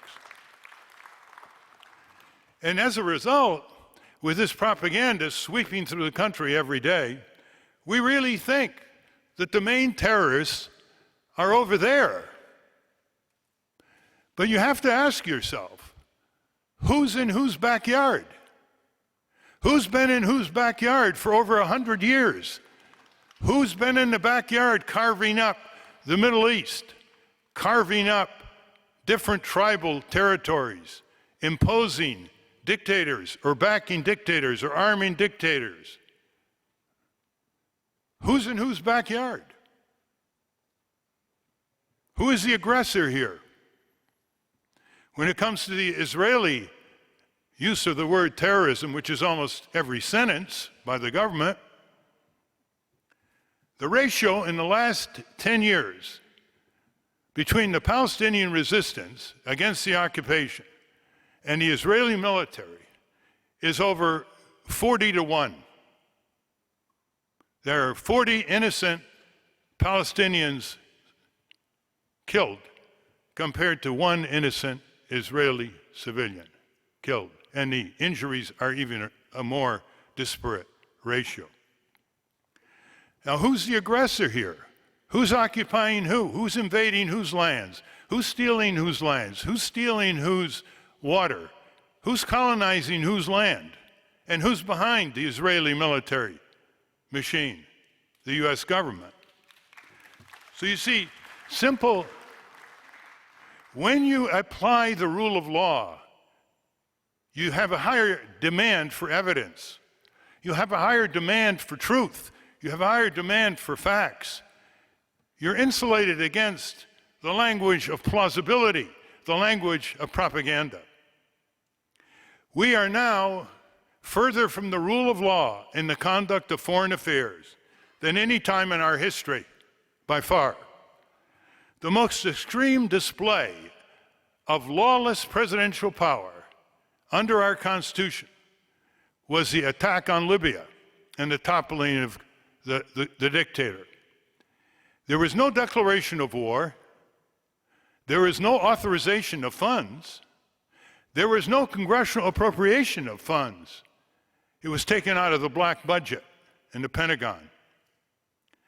Just think of the implications here and why the New York Times applied so much print in its expose of Killer Tuesday in the White House.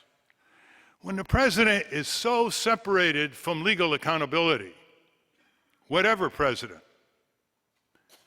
what happens is that the president can assign himself or herself, if Hawk Hillary becomes president, she scares the generals, assigns themselves the authority which has no basis in the rule of law to become the prosecutor, the judge, the jury, the executioner, and the cover-upper. Now just think of that. That de facto rejects the separation of powers between the judiciary, Congress, and the executive branch, and the balance of power that the framers were so insistent over 200 years ago in making the fabric of our Constitution. What happens also is a bizarre inversion of who gets media attention.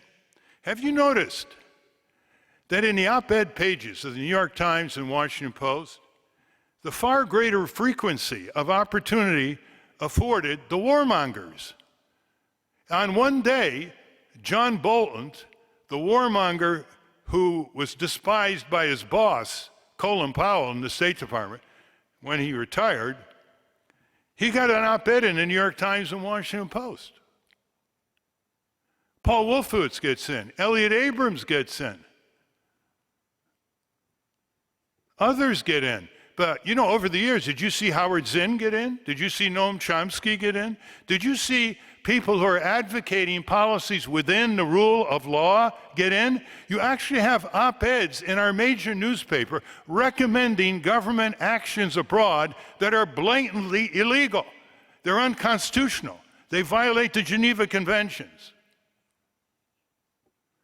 And it's interesting, when Donald Trump said that he would waterboard torture, illegal under the Geneva Conventions, and kill the families of the terrorists or suspected terrorists, nobody said that is a violation of international law. The reporters didn't say, didn't you know that this is a violation of international law? Maybe once or twice he might have been asked that.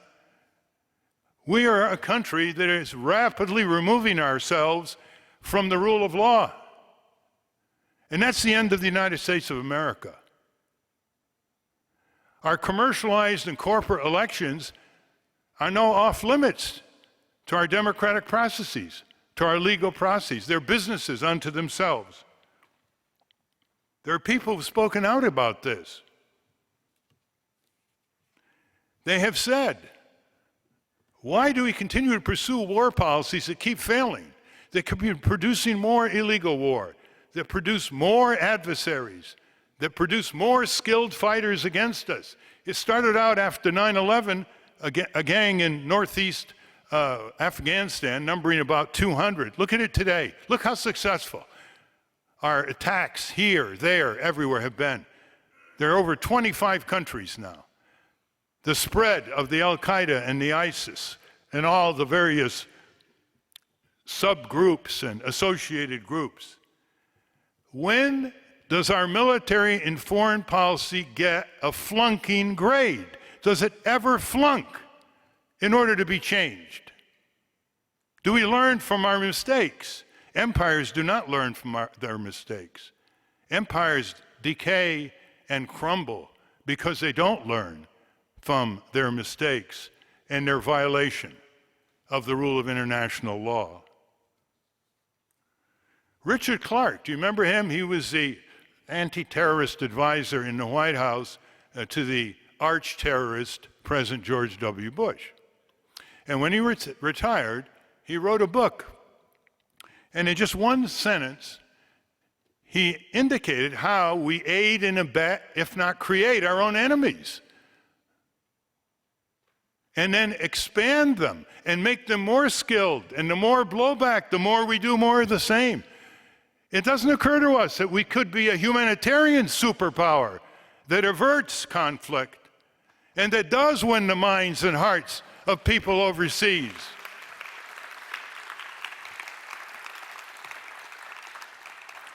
Here's what he said. He said, somewhere in the redoubts of mountainous Afghanistan, Osama bin Laden must be pleading to George W. Bush, please invade Iraq. Please invade Iraq. This is an establishment specialist in trying to think and do something about stateless terrorism.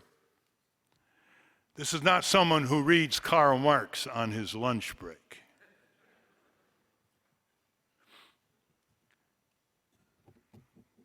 And the table's down there, the final congressional testimony of Admiral Hyman Rickover, 1982. After 60 years of active duty in the U.S. Navy, been called the father of the nuclear submarine. Read this. See what his recollections were. See what his regrets were. See what he would have done different. See what he would like to see done. Our military budget now is over 50% of our operating budget of the entire federal government. There's no more Soviet Union. Communist China wants our jobs and industries. They're not going to send us missiles. We have an entrenched problem here. Less than 1% of the American people organized in congressional districts, working with retired high-level military, diplomatic, and national security retirees, and connecting with one another and opening offices in every congressional district can turn this around. The media has no more excuses. The same media that tells you about all the money in politics will not cover the FCC's non-enforcement of Section 317, which explicitly, with no loopholes, requires the disclosure of the secret donors to these PACs. The same media that talks about Pentagon waste and writes about Pentagon waste will not make an issue out of the unauditability of the Pentagon budget, violating federal law since 1992, unlike all other federal agencies who provide audits to the Government Accountability Office, the GAO, of Congress. The same newspaper that exposes high crimes and misdemeanors without calling them as such on the part of one administration after another, and repeats the reports of its reporters in editorials, will not draw the conclusion recommending impeachment, which is the only accountability between elections we have. And the Founding Fathers didn't think impeachment was that big a deal. Impeachment is an indictment in the House. It's not conviction. It's airing the charges. It does seem, in so many ways, that we have a challenge before us. I have my idea, you have yours. My idea is the establishment of a secretariat, as I described earlier, and I certainly hope that you'll find some ways where some affluent people who honor their country and their debt to posterity will be able to fund it. The people of conscious experience and patriotism who are now retired, who've served under both administrations, are willing and able to organize. If they have an infrastructure, multiply themselves. You saw some of them today. You saw some of them yesterday. These are people of great courage. They understand reality. They understand the rule of law, and they understand that the rule of law will only be enforced when the citizenry arouses itself. All nuclear arms treaties began with marches, demonstrations, and protests by ordinary citizens. With the Soviet Union, it didn't start inside the government. All peace movements start with people.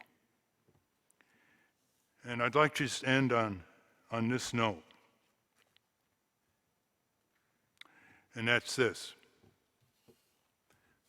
Sometimes brilliant diagnosis is its excessive satisfaction. Sometimes our realization that we know what's wrong and can recount it in great detail stalls us. It satisfies us from going to the next step. The next step is mobilizing to foresee and forestall. The next step is to recognize the greatest people in history are the peacemakers.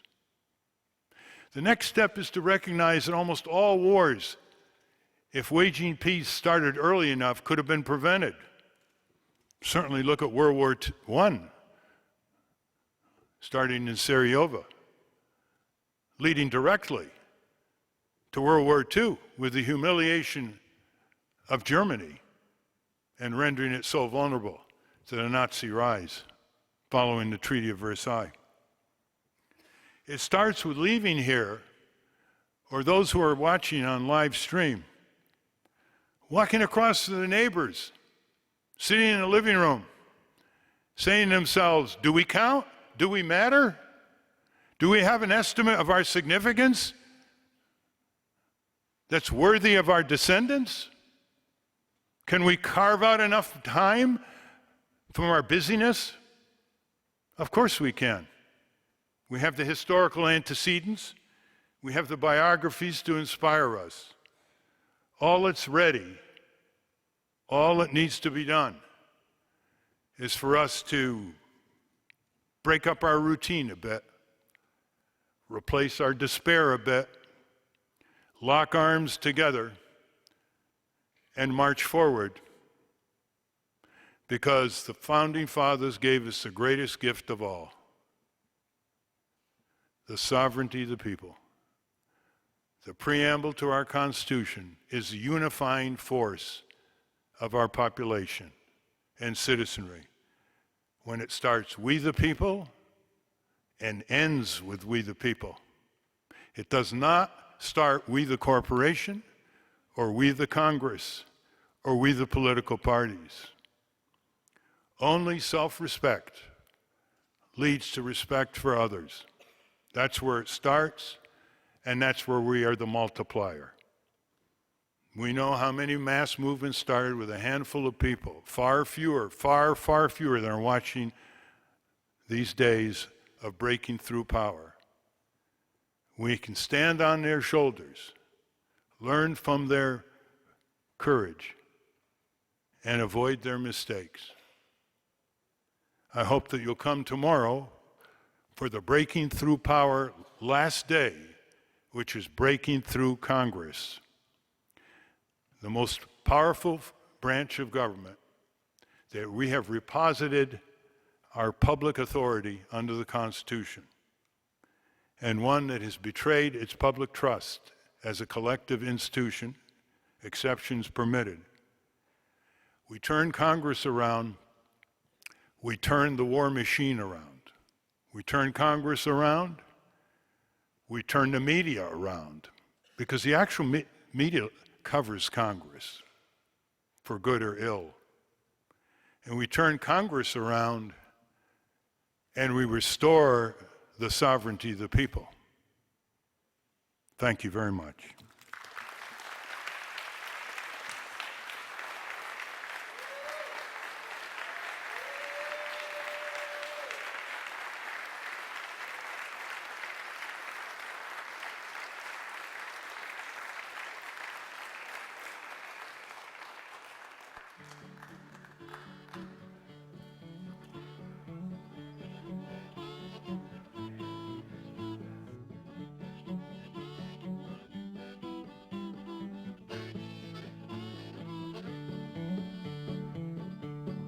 Having some hard traveling, I thought you knowed. I've been having some hard traveling way down the road. I've been having some